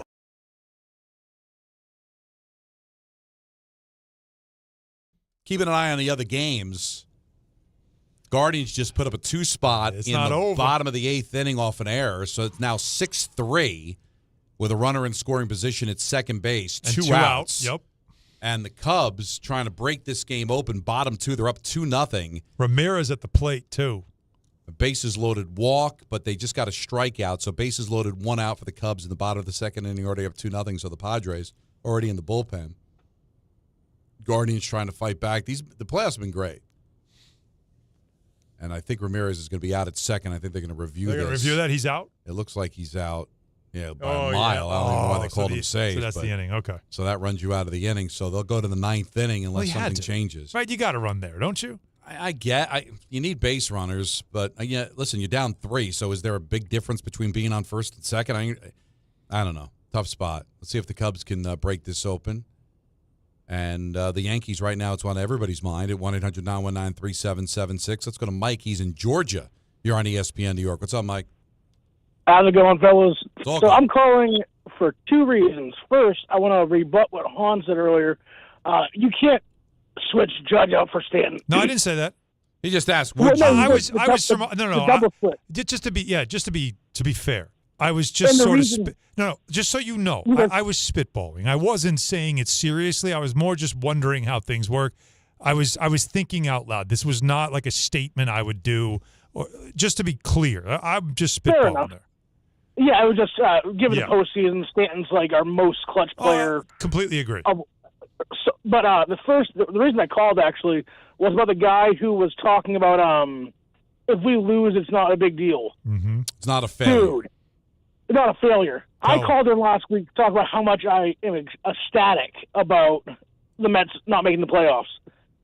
If we lost tonight, after all the crap we have talked about the Mets missing the playoffs, it would be like getting dumped by the beautiful girl, going out to dinner, and then the new girl you're with slaps you in the face right in front of her. Mm-hmm. We have talked so much crap. Yep. If we blow this, it's a failure. Yes. It's almost worse than going to the World Series and blowing it there again. Like, we need to win this. We can't lose the Sox after losing Soto. We need to win it, and the path to victory is you give 9 batters to Schlittler, 9 batters to Warren. You go Cruz, Devin, Bednar. You close it out, and you move on. We cannot lose this series. Yeah. I'm letting my kids stay up late to watch this game. Absolutely. Great point. Like the last 2 nights we've been spoiled because even 3 hours, you're done at 9. This is different. If this goes 3, we're going into the night. So you would still 3 days in a row of Cruz? No, you got no choice. You might have 3 in a row. choice. You're just going to they've seen him twice already, and the same thing with Devin Williams, who's been good. Kay brought up a great point. In elimination, you blow it all up. Yankees do not like to use relievers 3 days in a row, but you got to change that. But you're obviously taking a chance, right? Yeah. Bednar goes from never pitching in the postseason before to all of a sudden appearing in all 3 playoff games, and he's been good. Yep. But will he be as effective that third time around to possibly close it out? And when do you do that? Because I could totally see Chapman, who did not pitch last night and had a 4-out save the night before, that they might 8th inning. They might bring him in the 8th inning, depending on how it works out. Could you do that with Bednar? You don't like using a guy on a 3rd consecutive day. Are you going to try to get more than a 3-out save out of him? No, that's not what he's about. He doesn't. No. He rarely does that. I wouldn't do that with him. I know it really depends on what the score is. There's a lot of things. You have 2 closers. Here. Devin Williams is a closer by trade. He is. He just lost the job. But, he's also a guy that I want to see in a pressure situation. Can he make, can he get big outs? But you know what I really want, Don? And again, because of what the Red Sox are going to be using, what they're going to be utilizing, a bullpen, they're going to be playing a lot of different. Like, I don't want this 8th or 9th inning to be a pressure innings. Right. Like in reality, it shouldn't be. Right. The offense. No, thank you. They have had an unreal offense, also the best in the league. This is a game against a weakened, and this is true. This is not fan talk. Even they're saying it in Boston. Reading all the stuff up in Boston. Cora went all for it in Game 2. Yeah. That is a weakened staff now. They have guys that are going to be leaking oil, but they got to use them and all that stuff, and they got a kid on the mound. There is a situation here that if you're the Yankee offense, you got to flex. You have got to get good. Yeah. This has got to be a flex. Yeah, because you're talking about don't use 3 guys 3 days in a row. Well, you'd be using Williams 3 days in a row as well. Yeah, that's right. Right, because he pitched in Game 1. Yes. Yeah. I don't see his total pitches here, but he did. What do you He need? only allowed the 1. He ended up going the 2 innings, but I don't know how many pitches he threw in the 2. But still, it's 3 straight days. You might have to go to Williams in the 8th, Bednar in the 9th, both of them 3 days in a row. 19 pitches in Game 2. Probably not much in Game 1. He did walk a batter. 11. So 30 pitches. All right. That's not bad. But that's also the ups and all that stuff that you got to get into as well with him. But you're right. This is supposed to be a great offensive team making a moot point. Yeah. Right? We're not worried about lanes and matchups. No. And, if you win the game 10-3, it's not going to matter. If you get shut down by a 23-year-old kid, then your offense is not. for good. I mean, listen, like I said, I don't think he's going to be in there that long. All right. If you get shut down by a kid and a bullpen that was really taxed yesterday in the loss, Yeah, that's on the offense because the opportunities really should be there. All right, the Padres got out of it, a strikeout and a double play. So the game stays 2-0 as they go to the third, and they're going to the bottom of the ninth inning now with the Guardians and the Tigers, and that's a 6-3 Detroit lead. So that's where we stand with the baseball that's going on right now. Dodgers already advanced to take on the Phillies, and that series will start coming up on Saturday. This is fun. Let's go to Bobby in Hawthorne. You're on ESPN New York. What's up, Bobby? Hi, good afternoon, Don. It's Bobby from Hawthorne. I actually know Darcy Moore. I wanted to tell you that, too. Oh, cool.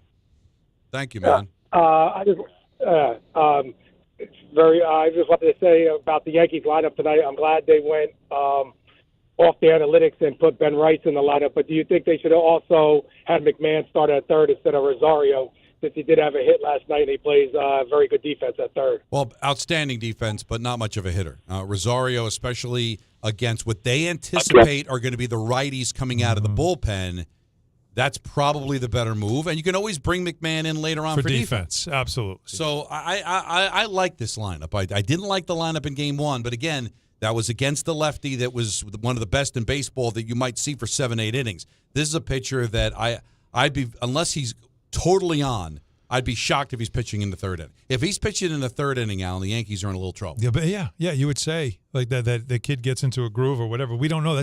That's the wild thing about that. There is a great unknown about this. You really don't know. You don't know how to feel about this game from either side. You know, what is Schlittler going to give you? And if he doesn't have it, do they go to Warren? And what is Warren going to give you?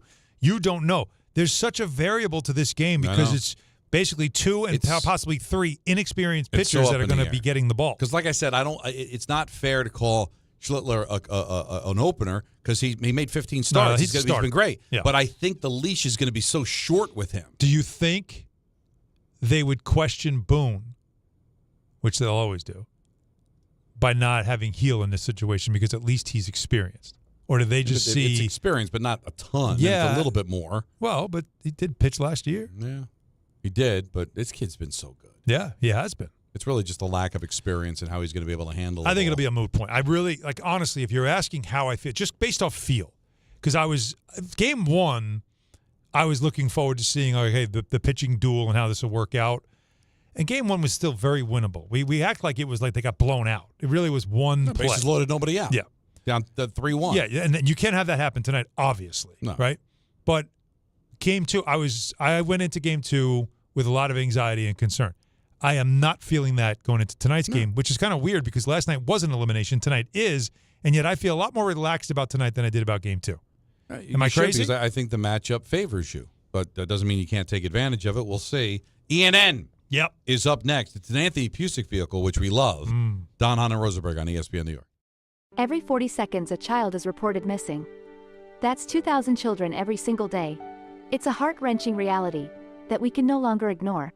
Find the Children is a non-profit organization dedicated to helping find missing kids. You can be a part of their mission by donating your unwanted vehicle, running or not. Call 1-800-294-0222. We guarantee that you will receive the maximum tax deduction. We provide fast, free pickup with 24-hour response. Call 1-800-294-0222. Find the Children provides crucial resources to help find missing children and educational materials to teach kids how to recognize and avoid predators. Our recovery programs have a proven track record of reuniting kids with their families. It's time to act. Donate your unwanted or unused car. Help us build a world where every child is safe. Pick up the phone and call 1-800-294-0222. Together, we can bring these kids home safely.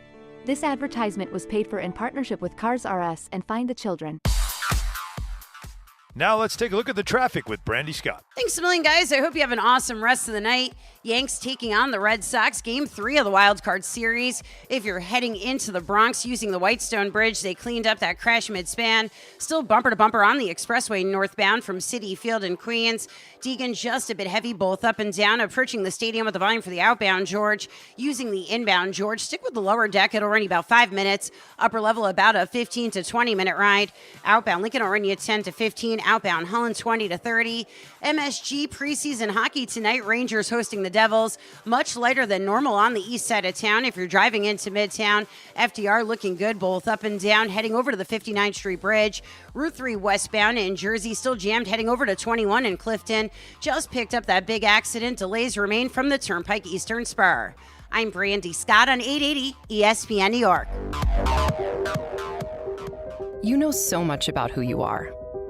But do you know what makes your body your body? With over 100 lab tests and insights, Function can help you know the truth. Because you know you're made of grit, wit, and a good heart. But just how healthy is that heart? You know you're made up of all the places you've called home. You know you're made of your mom's sarcasm.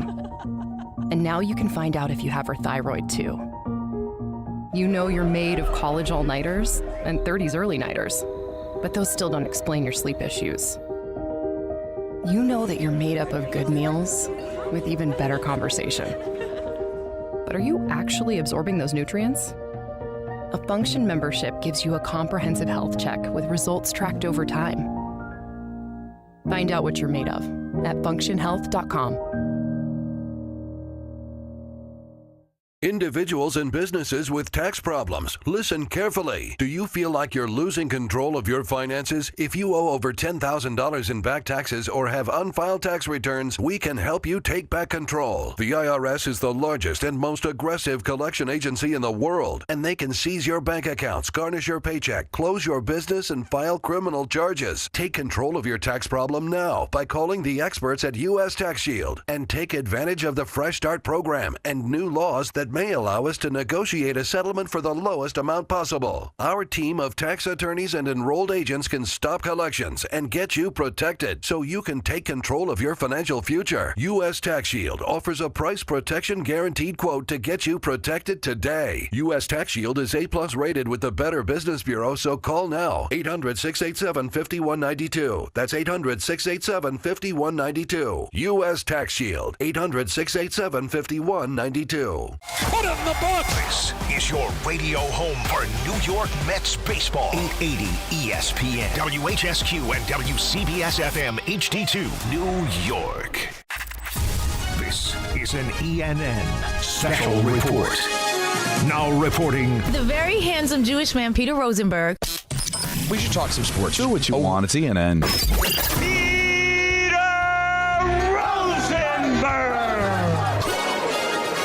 6:01 in the big city. Don Hahn and Rosenberg with you for another hour. Then we hand it off to Ty Butler. And even though there is no Peter today because of the Jewish holiday, we've got the next best thing, and that's Anthony Pusick with the Hi.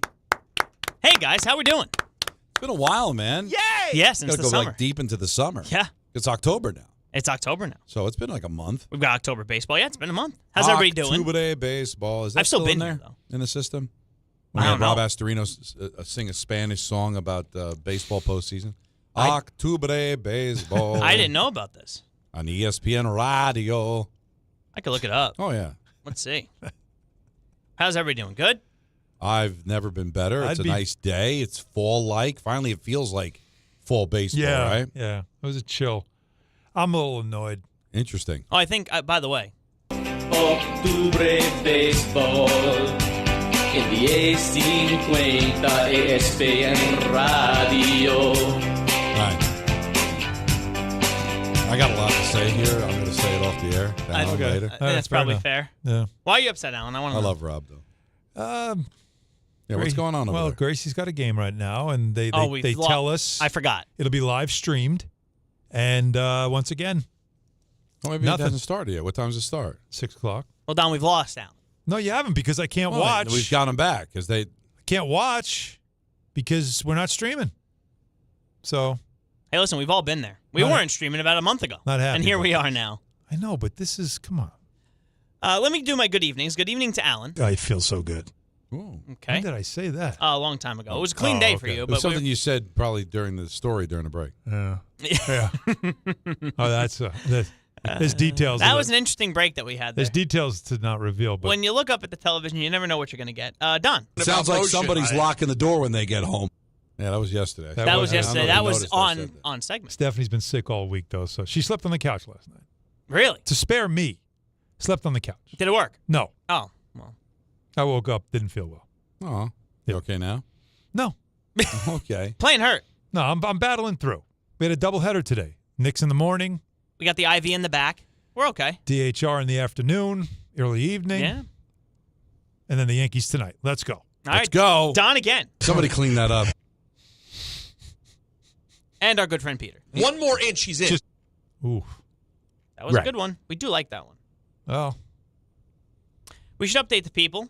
It is over in Cleveland. The Guardians came all the way back, a historic comeback to win their division, only to host a wild card series with the Detroit Tigers and lose in 3 games. Detroit wins 6-3. They head to Seattle. They will play the Mariners. Now, granted, probably the better team all year, the Detroit Tigers. Yes. But a historic comeback for the Guardians, so you probably get what you thought you would get. You'd get Seattle versus Detroit in the ALDS.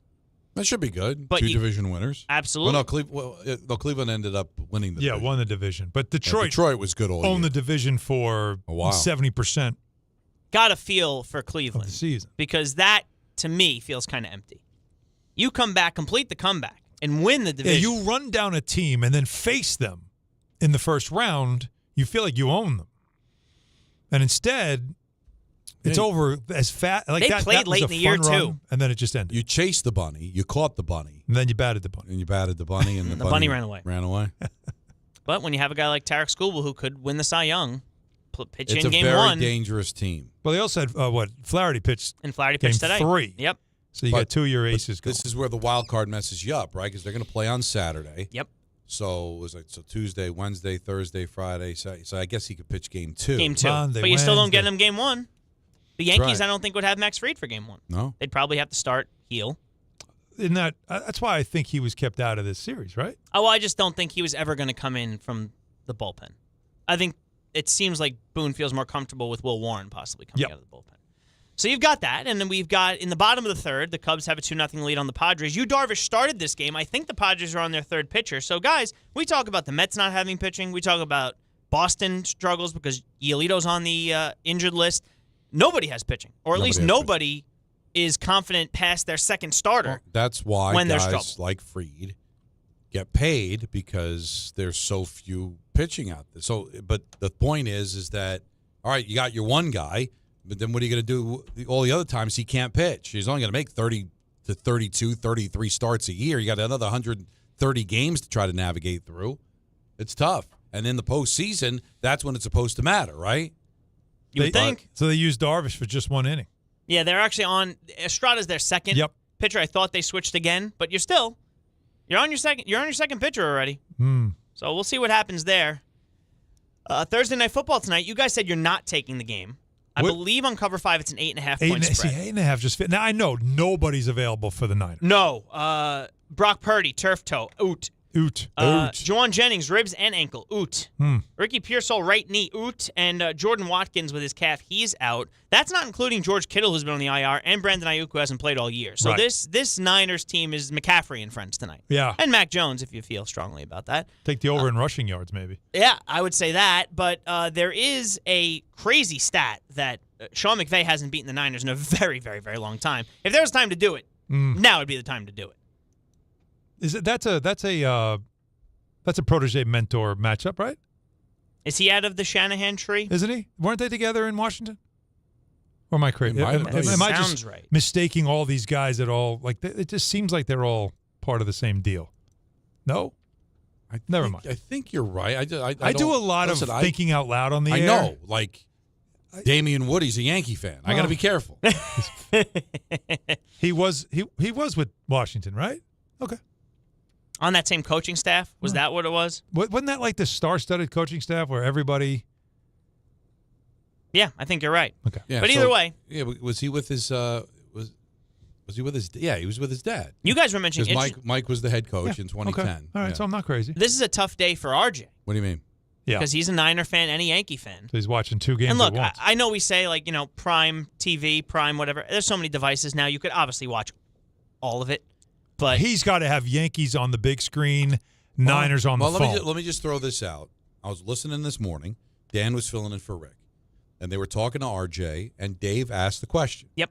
Yankees win tonight, but the 49ers lose 40-10. Would you take it? And he said no. Really? All right, fine. So that sounds like, hey, I'll take my chances that the Yankees could still win the game anyway. I don't want to see my 49ers embarrassed. But that makes you feel like he likes the 49ers more. Then Dan asks him, all right, what if it's 31-13? Oh, then I'll take it. What the heck's the difference between 40-10 and 31-13? You still lost. You still lost badly. But I got to see RJ today. He hung around. Love RJ. Got to see him. Got to embrace. I don't get to see him that all because he was not here for the couch cast. You embraced him? Yes. Wow. There was a hug. And he's listen. He's tiny, but he's not that. But the way they talk about it on the air, like I'm only maybe a few inches taller than he is. They really exaggerate. And then the way he's grown his hair, it's like he gets. That is true. He does get a couple inches up there. That is true. Well, him and Field Yates are. Well, Field Yates with the hair, by the way, he's gone full like mane. He has this luxurious mane of hair. Everybody's trying to do something.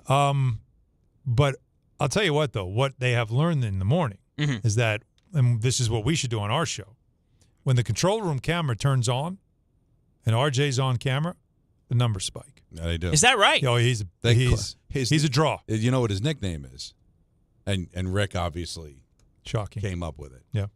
They now call him the Bump. Yep. Great. Fantastic. He's the conduit, Rick, by the way. There's a conduit cam. Have you seen what they've been doing in the morning? He walks around that office. It's great. And he holds court. Now, we can't do that, though, Don, right? Like, we don't have enough cameras for that. They're shutting the lights on us now. Yeah. I just looked out there. The lights are dark. off. I've never seen the lights off in this place. See, now, there should be a camera right now. Dave's is still working in the back, last I checked. Why can't we get a camera out there right now to show that everyone has already left the building and they turn the lights out as if, well, we're done for the day. No one else is here. No, there's a show going on. It only happens to be afternoon drive. We already got Joe Leo and Harvey Cruz in the bullpen because Ty's got a show after the game tonight.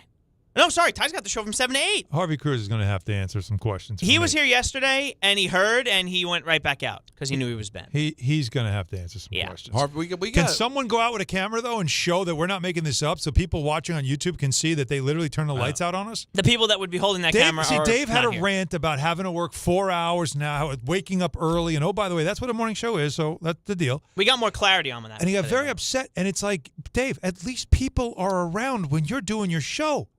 Our show starts and everybody just exits. And the clarity we got, remember you were saying Don's driving all over New Jersey? Yep. He was upset because when we had Greeny on last week. Yes. And last Tuesday, and I had to go do the Devil game, that I was here for the first segment, then went to New Jersey for the rest of the show. That's because we had a mandatory meeting, and that was from up top. Yep. It was. And then they said, all right, and then I said I'll stay because Jackson Darpian announced as the starter that I would stay for the first segment. By the way, we've got a very interesting behind the scenes here. We have the bump Joe coming Leo's up at got about everything but 9:15. stirrups on, getting ready for the Yankee game. He's wearing the hat, the jersey. It's a Mariano Rivera Joe, jersey. when are you pitching? Third inning? Oh, Harvey's in. You ready? We got everybody here. Yeah. Look at this. No name on the back, which I'll take. But I can give you like 3 or 4 innings out of Couple innings? All right, attaboy. Three or four out of the pen's not bad. Don't overdo it though. You know we got a limit on you. Innings limit. Oh, we got Harvey too. But it's just when you I can't even. When you wear the hat and the jersey. No, and I it's give him all credit. on. There's no name on the back. Spike's on too. I saw. It definitely feels like he's ready. He's got the Rawlings. Now, Harvey Cruz is in the studio as well, and Yeah. Alan Hello. has Harvey a bone Cruz. to pick with you, Harv. Harvey's It's a Sir Giant Harvey? fan. Yep. Devil fan. Yep. Red Bulls fan. Red Bulls are his number one. Yeah, no, I'm aware. Interesting. All you Sir have to do Harvey is Cruz? follow him on X, and you realize this is Right. why I had to block. I'll never It's forget. too much. I need to take X to follow him. Yeah, I'll never forget the Alan Hahn line where he says, "Oh, there's no cup in the World Cup. There's no cup. Oh, there's no bowl in Super Bowl." But okay, Not entirely wrong. Hey, that's all right. That's a better take than A bowl, but they're not saying bowl meaning you get a bowl. The stadium. It's the bowl like Rose Stop it. Bowl. The stadium. The stadium Orange is a bowl. Stop it. It's a bowl. The stadium's a bowl. That's Stop what it is. It Stop. is shaped like a bowl. I'm sorry. World Cup. Where's the cup? I'd like to know where the cup is. It's a trophy with a globe on it. Now listen, I can You know have what? Stanley a field Cup. day. Guess what? Cup. And Right? Lord the Campbell. Stanley actually said, "You know what? Let's make it a cup. Let's make it a cup. Not World Cup, but we're not going to make it a cup. And the Clarence Campbell Bowl is a bowl. Literally a bowl. An actual bowl. But we're talking to Harvey where half the teams are either named FC or United.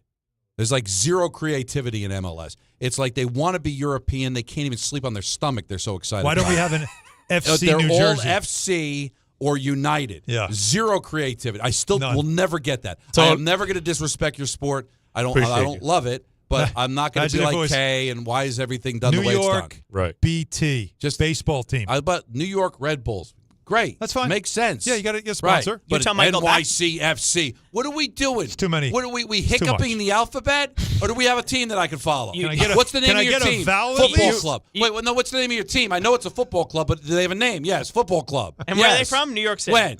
Who's on first? Yes. Why? Yes.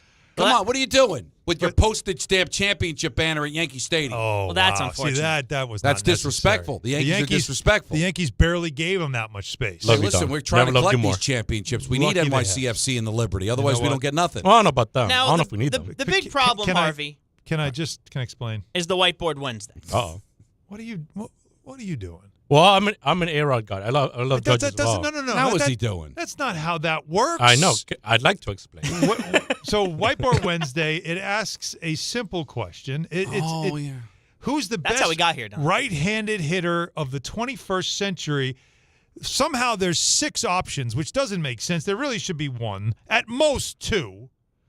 Everyone with intelligence all put their names around Aaron Judge because he's only had 4 of the most historic seasons any right-handed hitter has ever had in the history of the sport. And anybody else that did was like Jimmy Fox and like Mudcat Grange or whatever the Home hell Run his name Baker. was. Like, so there's one of the so I'll give you the options, okay? So first of all, Manny Ramirez, that was just trolling. Yeah. All right, having Pujols makes sense. Having Trout, okay, I get it. Alex Rodriguez. 3 people put their names. I don't know Charlie. I don't know Atlanta. At least I don't think I do. But I see Harvey, and I'm like, right away, what did I say, Anthony? What are we doing? Or banned from the show. No, I said, that's not Sir Harvey. Oh, no, you said that's not. That's got to be somebody else. Like Harvey, the guy that like comes in like once a week to just water the plants. Yeah, that guy. No, it's actually one of our producers. Yeah, he didn't put Sir Harvey though. That's what confused me. I should do that more often. I should do that. I for just future but like, episodes. if you're a Yankees fan, and Aaron Judge is on the list, and you know already historically that he has had some of the best seasons ever. You put your name under A-Rod because you're an A-Rod guy? That's why? Well, it's not like it's out of the realm of possibility that he's not one of the greatest right-handed hitters ever. No, the question wasn't one of. Sure. The question was who is. Oh, no. I look at 09 and I go, okay, he delivered. Oh, 1 year. And I go, yeah, I mean, what else do we have? I love Judge. Wait. Winning a World Series makes you a better right-handed hitter? No, but I always go back to that. It was a great time. Well, he didn't even win the MVP. I don't understand this. I don't understand Matsui this. won the MVP. The question wasn't success. The question wasn't championships. It was just simply, it was very simply stated. You chose with your heart, didn't you? You got caught in emotion. Well, no, I mean, I don't get caught in any emotion. I mean, I joked with the fellas yesterday that, Aaron Judge is not pulling J-Lo. So. Oh, my God. What? Like he couldn't. Well. He just doesn't need to. Listen, we love Aaron. Okay? I wouldn't describe him as a looker. All right? Wow. I think he's fantastic, but he's not pulling J-Lo. Are you telling me I'm telling that if he wanted to, he couldn't do it? You're out of your mind. I mean, Alex is a good-looking guy. If he wanted to. Listen, Alex, I'll give Judge all his props. But I'm not going to all of a sudden everything is great. Is Aaron Judge on Shark Tank? I didn't think so. Hang on a second. He's not Jeter. He's not Alex Jacob when it comes to looks. He's too nice of a guy. He's too nice of a guy. Well, that's part of it too. I mean, I think there's danger in Alex. Women like the danger. Danger Alex. Danger to himself. I do it again. Wait, listen, if I need somebody to hit the ball 600 feet. Women like Alex. Alex likes that. He said he'd do it again. Well, I'll do it again. I love you, Hahn, but I'll do it again. Of course you would. By the way, you're a true Yankee fan, by the way, because I've never seen you grow a beard. So you're definitely following the rituals and all that other stuff.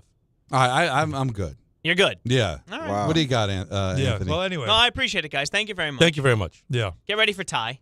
He's going to have a lot to say before the game. Just be better. There'll be a lot more of this during tie at 7. Yeah. We have the bump coming up at about 9:15. Everyone loves the bump. The human bump. I didn't mean for that to take over ENN, but we get carried away on ENN. We do. So we can't blame Peter this time. Well, no, we can't blame Peter. But we did have, as Alan mentioned, and everybody's mentioned, a basketball game today in Abu Dhabi. The Knicks beat the Six 99-84. That's what we agreed with? Because they really just, half the team is not playing. Paul George, shocker. It's not even the injured. Sixers. It's just the Six. Embiid may never play. I bet Andrew Gunling watched this game in some capacity. The Six? I should have texted him. No. I think he did. Text him. Yeah, I should have texted him. I'm going to text him now. Either way. Well, okay. We have an update from Mike Brown on Josh Hart. I assume this is about his finger. Lower back soreness. We'll see how he feels tomorrow. I didn't see him go down. I just saw him down, and he looked like he was in considerable pain when he was General down. soreness. He's day to day, and we'll see how he feels tomorrow. You know what? I don't know. That's right. Thank you, Mike Aaron Brown Boone. Thank you. So Josh Hart already got back stuff. The reason why he didn't return for the game was not because he was injured. It was because he was thrown out. He was ejected. Okay.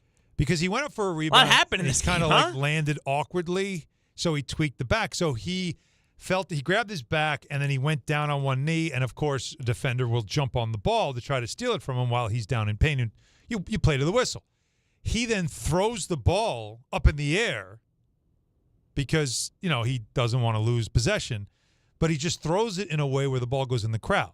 It is an NBA rule. If you throw the ball in the crowd, you are ejected immediately. But even if it's by mistake. Oh, well, then what are you So going to do? they ejected him. So I don't know if he could have returned. I doubt he would have. I think it's it was a preseason game. I would venture to guess if it was a game that mattered. Yeah, yeah. That if he didn't get ejected. But it's not great. Probably would have. It's not great that in the first game of preseason he's already grabbing his back. So that's not good. Alan, everybody's talking about this. Mike Brown's talked about it. Jalen Brunson's talked about it. This new look offense. So it's only been a game, and they're still getting through all the bugs. Yep. For a fan that didn't get to watch this game because it happened at 12 o'clock noon. It did. I'm on sure a Thursday. It'll re-air at some point on MSG, probably after the Ranger game. I'm sure. What can fans expect from this offense that they did not see under Tom Thibodeau? They literally run on makes, run on misses. Okay. They are putting more into running. Again, the starters played the first half. So it'll look faster. It definitely looked fast. They had 24 fast break points in the game. Now, again, like I said, you don't really count the second half. They had 15 in the first half. So that's a lot. I mean, think about it. Like, Nick team really doesn't play with high pace. They did. They put up a ton of threes as well. In the first quarter, I think they took 13. So you're going to see more of that kind of stuff. And Brunson off the ball. One thing to note, Towns and Robinson started together in this game. Hart came off the bench. Brown now, said, they didn't have Anunoby. No, but that they started Pacom Dadier okay, in his place to fill the place to keep the rotation what it's supposed to be, which was Hart coming off the bench with Clarkson and Deuce. So I find it interesting that he played the two bigs together, and it actually did not look bad. It looked pretty good. And Robinson was a monster. So who do you think is going to benefit from this new look offense the most on this team? Good question. That's a great question. I think it's going to take Brunson a minute to adjust. He said that himself. Yeah, because he's so used to just bringing the ball up the floor. Even it's a preseason one, and the Sixers are still pressing him 50 feet from the basket. It was unreal. They were all over him. And I'm not surprised. I wouldn't be surprised if Mike Brown said to Nick Nurse, "Hey, do me a favor, pressure the ball, make him see got to get rid of it. Let's move it up the floor." So they do that in the preseason. So I'm curious to see how long it takes him to adjust to playing off the ball, a little Steph Curry kind of role. I think for Karl Anthony Towns, this could open up things for him to have a monster year. I think it'd be really helpful. And just for Lang in Connecticut, Matt Ryan, 9 minutes, 0 for 1 from 3. Matt Ryan. Minus 3. Nice, baby.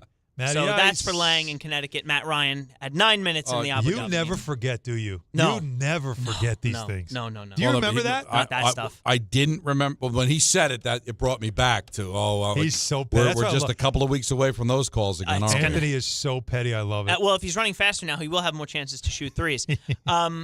This is interesting. So, comms director Charlie Mueller of the Commanders. Yes, it is ENN. We're going to have a Commanders story. Oh, we have to. It's sponsored. Jaden Daniels poking fun at the Commanders comms director. Let's find out why. Also, the Mets lost. Did not make the playoffs. So that's probably the biggest thing, that brought a smile to my face this past weekend. They had the opportunity to play the Marlins to clinch a playoff spot, but they lost, and so did the Reds. So I hope you guys have been watching the Dodgers. I have, and Charlie has too, because his team is not in the playoffs. So Jaden Daniels from California is a Dodger fan. Okay. And I guess that the director of communications for the Commanders, Charlie Mule, is a Mets fan. So he was poking fun at the Mets' expense. That's not nice. No. But, hey, to the victor go the spoils. But I will say this, he is healthy, will play this weekend. Terry McLaurin will not. He is still out. Who they got this week? That would be the Chargers. Oh, they're gonna be feisty, the Chargers. I would think so. Pissed off. Is it in LA? I believe it's in LA. I believe it's in LA. That's big because both the Rams and the Chargers have had to come east early. Yeah. And that's never fun. And also the Chargers started in Brazil.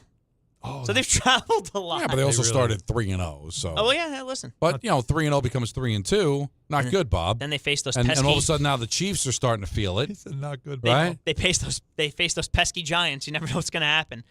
This is a story that we haven't gotten to, and I want to, and I see it 6:24, and I'm going to give it a shot. Come on. It's Elimination Thursday. So on Monday, Rex Ryan got on Get Up and was critical of Shedeur Sanders. Something's missing with this kid. This kid talks. He runs his mouth like I could be a starting quarterback with his arms crossed like this. Get your ass in the front row and study and do all that. If I know, the whole league knows. Quit being an embarrassment that way. You got the talent to be the quarterback. You should be embarrassed that you're not the quarterback now. Okay, so he's not wrong. So I've been a big fan. I know you. No, you've been a big. You know that. I honestly thought that you guys might have done a That Guy Thursday today for our good friend Shedeur. Because I think part of it with Rex was that he's talking too much or he's saying too many things or there's too many comments about him. So earlier this week, Dylan Gabriel was named the starting quarterback for the Cleveland Browns this weekend. Right. And Shedeur Sanders is still QB3. Joe Flacco is QB2. The first time that any member of the media got a chance to talk to Shedeur was yesterday. I can't play you what he said. The YouTube listeners will enjoy this. I will tell you what Shedeur Sanders' media availability looked like with the Cleveland media yesterday. Nothing's wrong with your accounts, guys. Nothing is wrong with your phone, your volume. He mimed every answer. He mouthed answers without so speaking. that he wouldn't get misquoted, quoted wrong, not say too much. That's what he did. He's trying too hard. So a lot of people felt that way, including Dan Orlovsky on Get Up this morning. I actually don't think there is a time and place to act like that as a quarterback. I think, one, everything that you do when you're a quarterback, I don't care if you're first, second, or third is a job interview. In that league, every single thing you do. And my question to Shedeur would be, are you helping yourself in your own building? Did that 30 or 40 seconds help you in your own building when it comes to what they think you can be in the future? And then did you help yourself outside of your own building? There's 64 jobs, essentially, at that spot in the NFL. Did that 30 or 40 seconds help you at all when it comes to your future there or your future elsewhere? And when you're a later round draft pick, every single thing you do has to be from the lens of how do I make myself more appealing to the people in this building that say, give that guy a chance, or more appealing to it. Do you think an owner or a general manager or a president or somebody making decisions is watching that going, I want that guy leading my franchise? Yeah. It was a lot. It's the first time that I feel like he has shown immaturity. He has really been incredibly You've supported mature. him from the get-go. You have. And it shows you it's getting to him, which I don't like that either. And I think now he's almost like, but you just the grin on his face, the goofiness, like that shows you a guy that is clearly starting to break. Like he was so good. He gave every right answer. He was terrific through the whole process. But now that he sees, look, they drafted Gabriel ahead of you, man. Like, you know that's how this is going to go down. What can you control? Just control that. And what you can control, and what Rex said is right. You can control how you prepare, how you act, how you carry yourself. Those are all the things you can control. The perception of you is important, whether you like it or not. And you being on the sideline and acting like you're detached is not it. Not for a rookie, not for a guy that people started to wonder about. Because all you did right there is prove them right for not taking you and for passing on you for 5 rounds. His father was a great player. We're waiting to see what he's going to be. And so far, you're seeing why he dropped in the draft. But get out there when you get your opportunity, play. But this isn't helping. But he might not get it. He may not get it. And now if you're another team that might have said, I'll take a chance on him. He really was, he was a good student. He was a good soldier in Cleveland. It just now, like if you're a GM, are you bringing him in? Are you thinking about bringing him in now, Don? No. Even next year? Not going to. No. So I didn't draft him. Cost yourself. And now I'm seeing the team that drafted him having to go through this. And now I'm like, I'm good. No. Yeah. Now, if he does get a chance to play and balls out, then maybe things will be different. But right now, he's probably not going to. When are we going to get to that point? Yeah. How many quarterbacks is the team going to play? So we'll see. Not good. Somebody once famously said, "How many chances you get?" That would be this. That would be this man. All right. I think that's it for tonight. That was fantastic. I enjoyed it. Thank you so much for ENN. Back to the Yankees of it all. 1-800-919-3776. Don, Hahn, and Rosenberg with you till 7. Then it's Ty Butler leading into Yankees-Red Sox on ESPN New York. Every aspect of your business will operate better and faster with artificial intelligence. AI is a race, and companies that act first will win. Thrive Managed AI is your advantage over all your competitors. Thrive partners with you on a smart, secure AI strategy for your business. Then they deploy and manage it for you. Be first and win the race with Thrive Managed AI. Start with a complimentary strategy consultation at thrivenextgen.com/ESPN. That's thrivenextgen.com/ESPN. 1-877 Cars for Kids. KARS Cars for Kids. 1-877 Cars for Kids. Donate your car today. 1-877 Cars for Kids. Donate your car today. Ready to get rid of that old car? Donate it to Cars for Kids. Call 1-877-CARS-FOR-KIDS to reach a friendly live agent. Donation's super easy, and your car can be picked up as soon as tomorrow. Call us now, 1-877-CARS-FOR-KIDS. That's Cars with a K to donate your car today. 1-877 Cars for Kids. KARS Cars for Kids. 1-877 Cars for Kids. Donate your car today. Did you know you can donate real estate too? Go to carsforkids.org. That's carsforkids.org. Listen up, New York. It's football season, and you should be out there enjoying every play, every tailgate, every moment. But if you're dealing with neck pain, back pain, joint pain, or sciatica, even getting off the couch can feel like a challenge. That's where Dr. Jay Shaw at Sandwell Pain comes in. He's one of New Jersey's top pain specialists, Ivy League trained, double board certified, and dedicated to getting you back in the game. Here's the difference. No surgery, no scars, no long recovery, no pain medication. Just precise, non-surgical, image-guided procedures that get real results. Dr. Shaw treats everything from neck pain, back pain, migraines, nerve pain, and chronic joint pain. And he builds a custom game plan that's right for you. Same day or next day appointments are available with offices in Woodbridge, Livingston, and Inglewood. And yes, most major insurances are accepted. So don't let pain keep you on the sidelines this season. Go to SandwellPain.com to call, text, or book online. Relief is closer than you think, and it starts today. John Ryan. Yeah, Dad. I think I came up with a killer slogan for our law firm. D'Agostino & Associates, bite back. Bite back? Yeah. When someone hurts you, you bite back. We'll be the law firm that bites back. Dad, that's brilliant. Accident victims, call D'Agostino & Associates and bite back. Hey, we could even put a big vicious dog on billboards everywhere. Yeah, and Rottweilers on buses. Hey, how about a toll-free number? What are you thinking? You know, like 1-800-BITE-BACK. 1-800-BITE-BACK. That's brilliant. But what if people hear fight back? Easy. I'll spell it out for them, like 1-800-BITE, back. 1-800-BITE-BACK. That's 1-800-248-3222. Love it. Hey, Dad. Yeah. All this talk about biting back got me hungry. Me too. Want to grab lunch? Sure. Hey, how about a jingle? You mean like D'Agostino, law, bite back?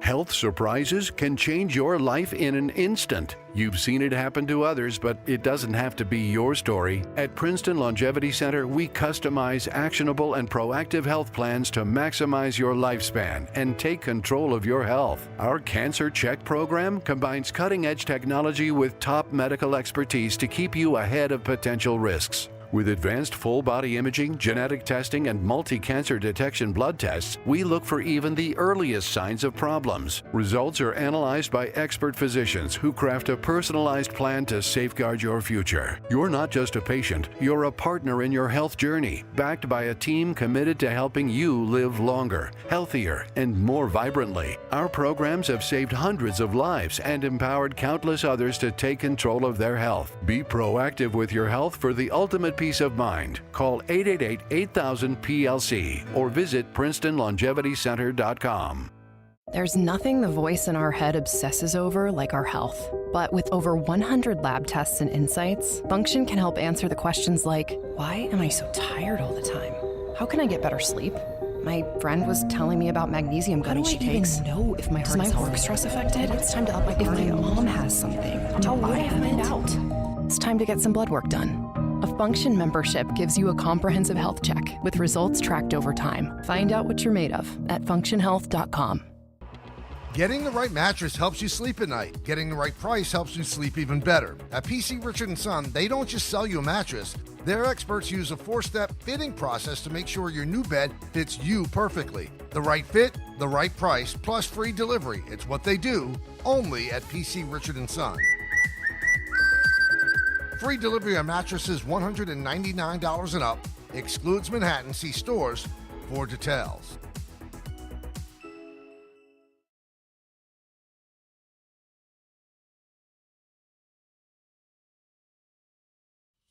All right, let's take the pulse. 1-800-919-3776. How you feeling about the Yankees? Red Sox, 8 o'clock, first pitch coming up right here on ESPN New York. And, of course, we'll have it all for you Friday. Peter's going to be back from the holiday, and we'll break it all down, win or lose. It'll also be a big football Friday as well. We'll have to make our picks and all that. But everybody's laying out for tonight, right? No Rams, 49ers pick. No, I'm not touching 8.5. All right. So let's get back to the busy phones at 1-800-919-3776. Always fun to talk to Jonathan in L.A. You're on ESPN New York. What's up, Jonathan? Hi, guys. Hi, Jonathan. Fellas, it's been 10 years that we lose to the Astros or the Red Sox, man. Every year, literally.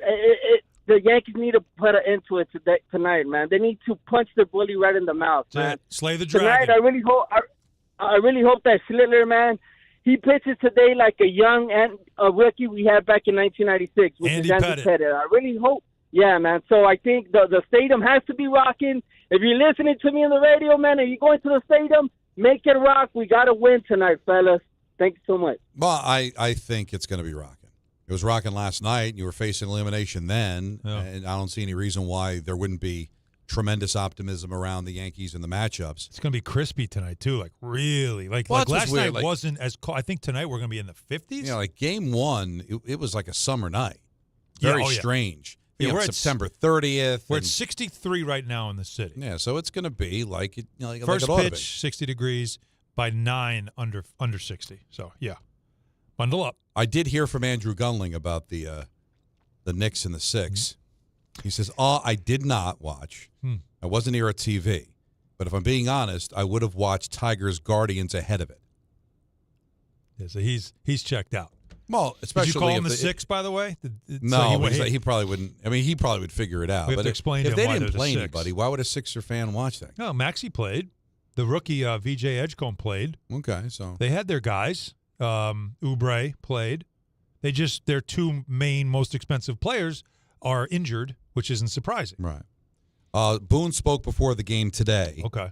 And he talked about Schlittler and the expectations he has for the kid. I don't expect to see anything different than usual. He's got a really good way about him, really confident kid. He expects to go out there and pitch well. And, I saw him right before he left last night, and he was ready to go. And I expect him to have a real healthy demeanor about him today. And whatever result comes, I don't think the moment will be too big for him. And what made you think he was ready? Just when he was walking out the door, I was walking past him, and I said, ready to roll? And he said, oh, yeah. And I said, get some rest. Yeah, you can kind of sense, because that's the one. Say what you want about Boone. I know a lot of Yankee fans aren't happy with him, doesn't have a feel for the game, all that. He's a baseball lifer. Oh, yeah. Third generation. His brother played. His father played. His grandfather played. Grew up in the game. He grew up around the game, so he knows. He could probably see if a kid's nervous. He could probably see if somebody's not ready. Now, he may have saw something and made him nervous. He's not going to tell us that, but I'm sure in that little passing conversation, he knows enough about the game, has been around the game enough that he can get a sense, all right, am I going to be ready for this? I remember this when covering teams. When a coach says that, I believe him. When a coach says, yeah, he'll be ready to go, he just has to know that if things get tight, he's got to just stay with it, know that we have his back, and he's got teammates. When he says that tells me that he's worried the guy might get a little, tight. Right? When he brings that stuff up, he's got to know that if things get tough, he's got us. I know we'll be with him. When he never brought anything like if it gets up. He just, no, he's got a good way about him. We know he'll be good. So that's why you trust what he's saying there, at least from my experience. And he's going with Rice over Goldschmidt at first base, and he talks about why. Yeah, it was a tough decision. I just think, the way Benny's going right now, the impact he's having, the ability to change a game, the presence in the box right now, really over the last few weeks. And, understanding, not knowing how they're going to deploy everything, having that true balance in the lineup. And then I wanted Wellesley in the game behind the plate, where I feel like been really, really good back there and swinging the bat well. And, and then it gives you kind of some, a real weapon with Goldie on the bench to, in a big spot, or hopefully for defense late if we're, winning. So a difficult ultimately call, but one that I felt like was the right thing to do. Now, again, the difference between the lefty in Crochet in game one and the lefty in Early tonight is that Early's probably going to be leaving early. He's an opener. And they're going to be going into the bullpen, so you can't get into the starter. Like Crochet, you're like, if he's on, he's going to be going 7-8 innings, and these guys are going to be facing him, 2-3 times. I got to go with the matchup against the starter. Here, they're going to go deep into the bullpen. And Rice is a lefty, but they know they're going to face righties coming out of the bullpen. Goldschmidt got the start in game one because they had a lefty that was going to be in for a while. That's the difference. The way he's going right now suggests, he's hot. Yeah. He's rolling, right?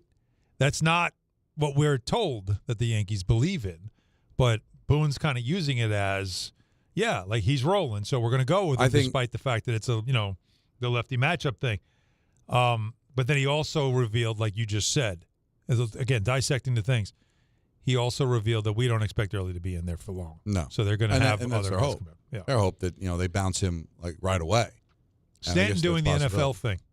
You see, they're showing batting practice now on Sports. I think that was from a little earlier, but still, it was like 60 degrees. Yeah. And so is this the NFL? Like this is a kid. Remember when the Giants went to Green Bay and they went out for warm-ups? They were shirtless, all those dudes? Yeah, it's a little different when it's Green Bay in January. Yeah, but he's wearing a tank top. Yeah, he looks like he's in the Jersey Shore. Anybody that was in the city today knows the tank top is it's chilly. But he's ready. He's ready. And you got to. I hope he's ready. You got to feel good. You're coming off a win. Mm-hmm. You've got the matchup you're looking for. Yep. You've been that loss you had in game one was the first loss you had in like 2 weeks, and you almost still won the game. And from the Red Sox perspective, they didn't play a clean game, right? They were not perfect by any stretch. Their starter was insane. And yet, I'm talking about game two last night. Oh, game two, yeah. They didn't play a perfect game. They had some, the base running mistake, and they couldn't lay down a bunt. Remember, they have also down the stretch been a bit of a sloppy team. But they're in a 3-3 game in the eighth inning. Yeah. So they're not going to go away either. It's going to be a classic, man. Get ready. It's going to be a nerve-wracking 3 hours, very tense, and you hope if you're a Yankee fan, you come out on the other side on your way to Toronto over the weekend. 1-800-919-3776. Take up to Ty Butler at 7 o'clock, and then Ty will take you into first pitch, Yankees-Red Sox, right here on ESPN New York.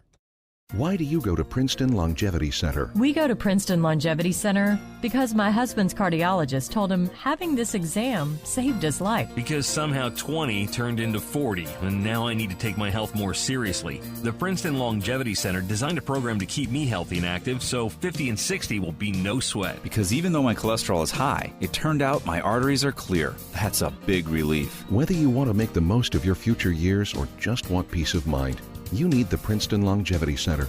Their comprehensive preventive exam combines the latest technology with caring experts to create your personal plan for staying well. Because I shouldn't have to wait an hour for a 10-minute physical. I go to Princeton Longevity Center because I get everything done in one day and take my results home with me. Find out why you need Princeton Longevity. Call 888-8000-PLC or go to PrincetonLongevityCenter.com. Call 888-8000-PLC. That's 888-8000-PLC. Right now, police are stepping up patrols to make sure drivers and pedestrians obey our crosswalk laws. Why? Because every year in New York, people are injured or killed just crossing the street. So remember, pedestrians, obey traffic signals and use crosswalks. And drivers, yield to pedestrians in crosswalks. If you don't, we will educate you on the law, and you may get a ticket, because tickets get attention, and that saves lives. A message from the Governor's Traffic Safety Committee. At Uline, they know firsthand the road to success is an uphill climb. Uline started in the family basement, and through hard work is now North America's most trusted shipping and industrial supplier. They get what it means to have the support of reliable, hard-working partners. So they keep 41,000 items ready to ship. Whether your company is still in a basement office or expanding cross-country, Uline will be there on your road to success. Visit uline.com. D'Agostino, Law, Bite Back. I'm injury attorney John Ryan D'Agostino, nicknamed The Closer, continuing D'Agostino & Associates' legacy of helping the injured for over 35 years. My father, John D'Agostino, built this injury firm to help accident victims. This is John D'Agostino, and this is a family firm. For us, it's about doing what's right and making sure somebody pays for your pain. Call us first at 1-800-BITE-BACK. That's 1-800-BITE-BACK. They call me The Closer because big or small, in court or out, I'm fighting to get the job done, to win, to get you every dollar you deserve. D'Agostino & Associates has offices throughout New York and New Jersey and will come to you. I've been there and I'll be there for you. Call us first at 1-800-BITE-BACK.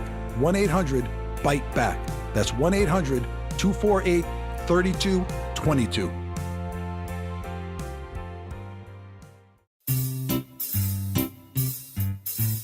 1-877 Cards for Kids. KARS Cards for Kids. 1-877 Cards for Kids. Donate your card today. 1-877 Cars for Kids. KARS Cars for Kids. 1-877 Cars for Kids. Donate your car today. Ready to get rid of that old car? Donate it to Cars for Kids. Call 1-877-CARS-FOR-KIDS to reach a friendly live agent. Donation's super easy, and your car can be picked up as soon as tomorrow. Call us now, 1-877-CARS-FOR-KIDS. That's Cars with a K to donate your car today. 1-877 Cars for Kids. Donate your car today. Did you know you can donate real estate too? Go to carsforkids.org. That's carsforkids.org. Friends, it's football season, the best time of the year. You should be out there tailgating, cheering on your team, and enjoying every Sunday. But if you're dealing with neck pain, back pain, sciatica, or nerve pain, even getting off the couch can feel like a challenge. You don't have to live like that. There's help. Dr. Jay Shaw at Sandwell Pain is New Jersey's top pain specialist. He's Ivy League trained, double board certified, and is dedicated to helping you get back in the game. Here's what makes the difference. No surgery, no scars, no long recovery, no pain medication. Just precise, non-surgical image-guided procedures that deliver real results. Dr. Shaw treats neck pain, back pain, joint pain, migraines, nerve pain, and sciatica with a plan that's customized for you. Same-day and next-day appointments are available, and with offices in Woodbridge, Livingston, and Inglewood, relief is always close. So don't let pain keep you on the sidelines this season. Visit SandwellPain.com to call, text, or book online. Most major insurances are accepted. That's SandwellPain.com. Relief is closer than you think, and it starts today. There's nothing the voice in our head obsesses over like our health. But with over 100 lab tests and insights, Function can help answer the questions like, why am I so tired all the time? How can I get better sleep? My friend was telling me about magnesium gummies she takes. Know if my heart is work stress affected? It's time to up my cardio. If my mom has something, how would I find out? It's time to get some blood work done. A Function membership gives you a comprehensive health check with results tracked over time. Find out what you're made of at functionhealth.com.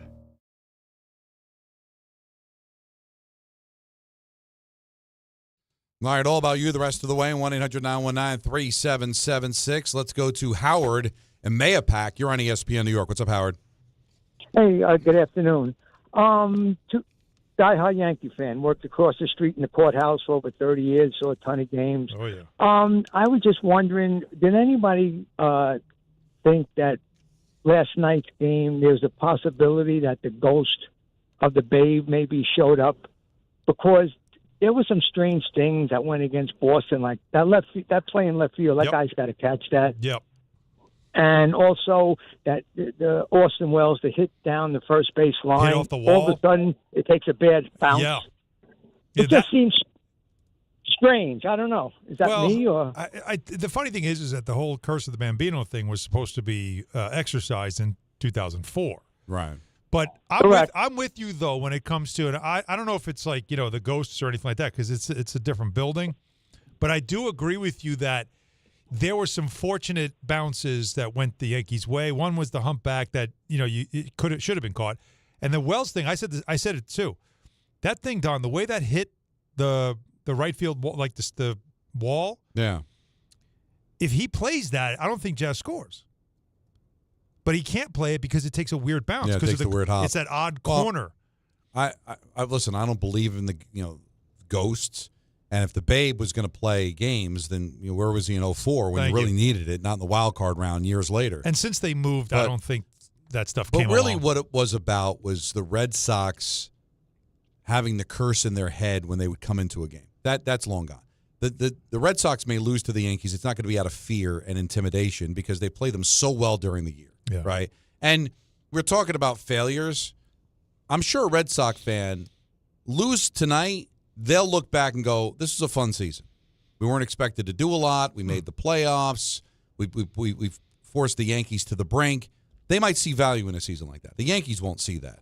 So I don't know how much pressure is on the Red Sox like it was back in the day when they were one of the best teams and they could never beat the Yankees. Can I ask this? Yeah. If the Mets lost to the Phillies last year, would you say, it was a fun season? But it's the Phillies, though. I don't think a Red Sox fan could look at losing to the Yankees and think, that's all right. I get it. You know what I mean? Especially when you had them 1-0. But and you've had their number. The curse has completely reversed itself, right? Right.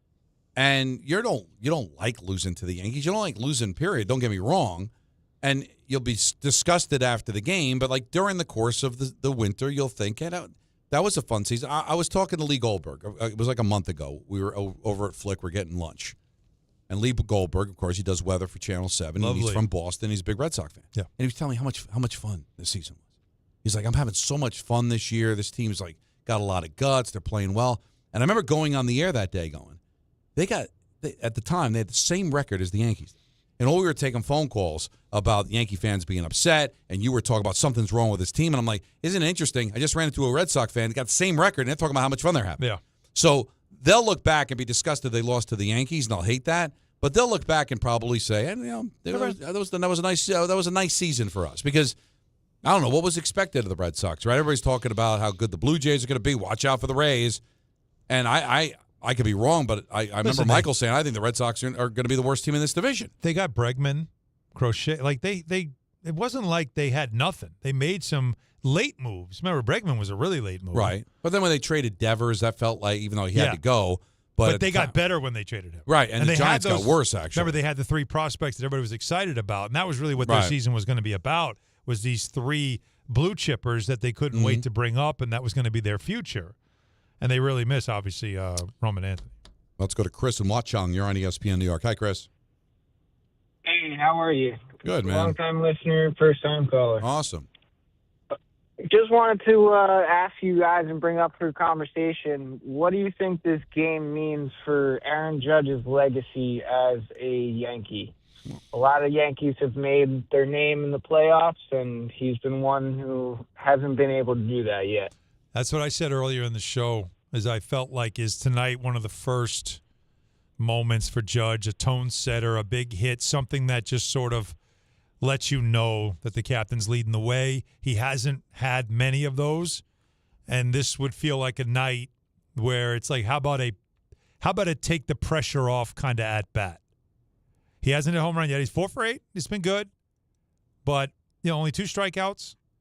But I do feel that. I do feel like you want to see them win the game, but you want to see him have a hand in it as well. Some type of statement. Well, here's the thing. At bat. You got to win the game, right? Of course. But so you don't care about if he goes 3 for 5 and homers and they lose the game, is everybody going to be like, well, at least he showed up? What are you going to do? They won't. He's a 357 hitter in the wild card round. Yeah, he's been a very good wild card He's been player. very good in the wild card, and nobody lets him up because he has been really bad in the DS and the CS and in the World Series. Mm-hmm. So could it help his legacy if he hits the game-winning home run, they advance? Yeah, it'll look good. But then if they go on to play the Blue Jays and they get swept and he goes 1 for 20, guess what? What's the conversation going to be?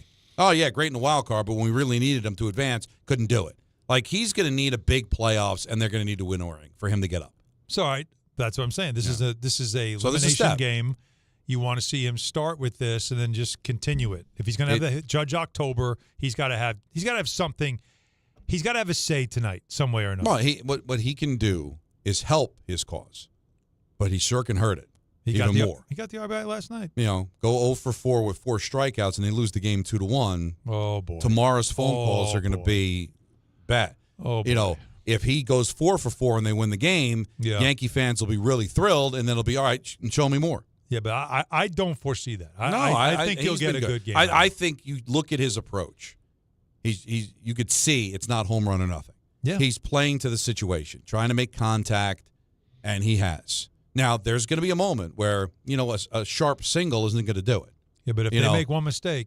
Right, but there might be a moment where, like, Aaron, we really need you to belt one here. And he's trying to get the home run and strikes out. Let's see what it looks like, man. Yeah. I think if you're a Yankee fan, you got to be all kind of fired up. Like I said, you look at the landscape of New York sports, outside the Knicks, who had an exhibition game today. It's been a lot of disappointment, a lot of bad. They're alive. They've got a chance to advance. There's a lot of excitement around this team. Instead of talking about what's wrong, we're talking about what could be right here. And tomorrow should be a lot of fun. We'll have our picks. Peter's going to be back into the fold. We'll have a Fraud Alert Friday. But we're going to have a lot of baseball, either a post-mortem or a preview. Because if the Yankees win tonight, guess what? Saturday, bang, they're in Toronto, game 1 of the divisional round. So you're not going to have a lot of time to celebrate. It's going to be hop on a plane, go to Toronto, and let's go. Get after them. It's going to be a heck of a weekend. We got the Giants, we got the Jets, we've got the Yankees. Hopefully, if they pick up a win, Knicks back in the fold. Hockey's right around the corner, man. It's a good time to be a sports talk show host, and it's a good time to be a sports fan. Yankees are coming up at 8, Alan. Feel better. I know you've struggled through it, and we appreciate that. I'm fine. I'm good. We You're got Ty always Butler good. coming up. Ty Butler is next, and the Yankee baseball at 8 o'clock. All of it happening right here on ESPN New York. Every aspect of your business will operate better and faster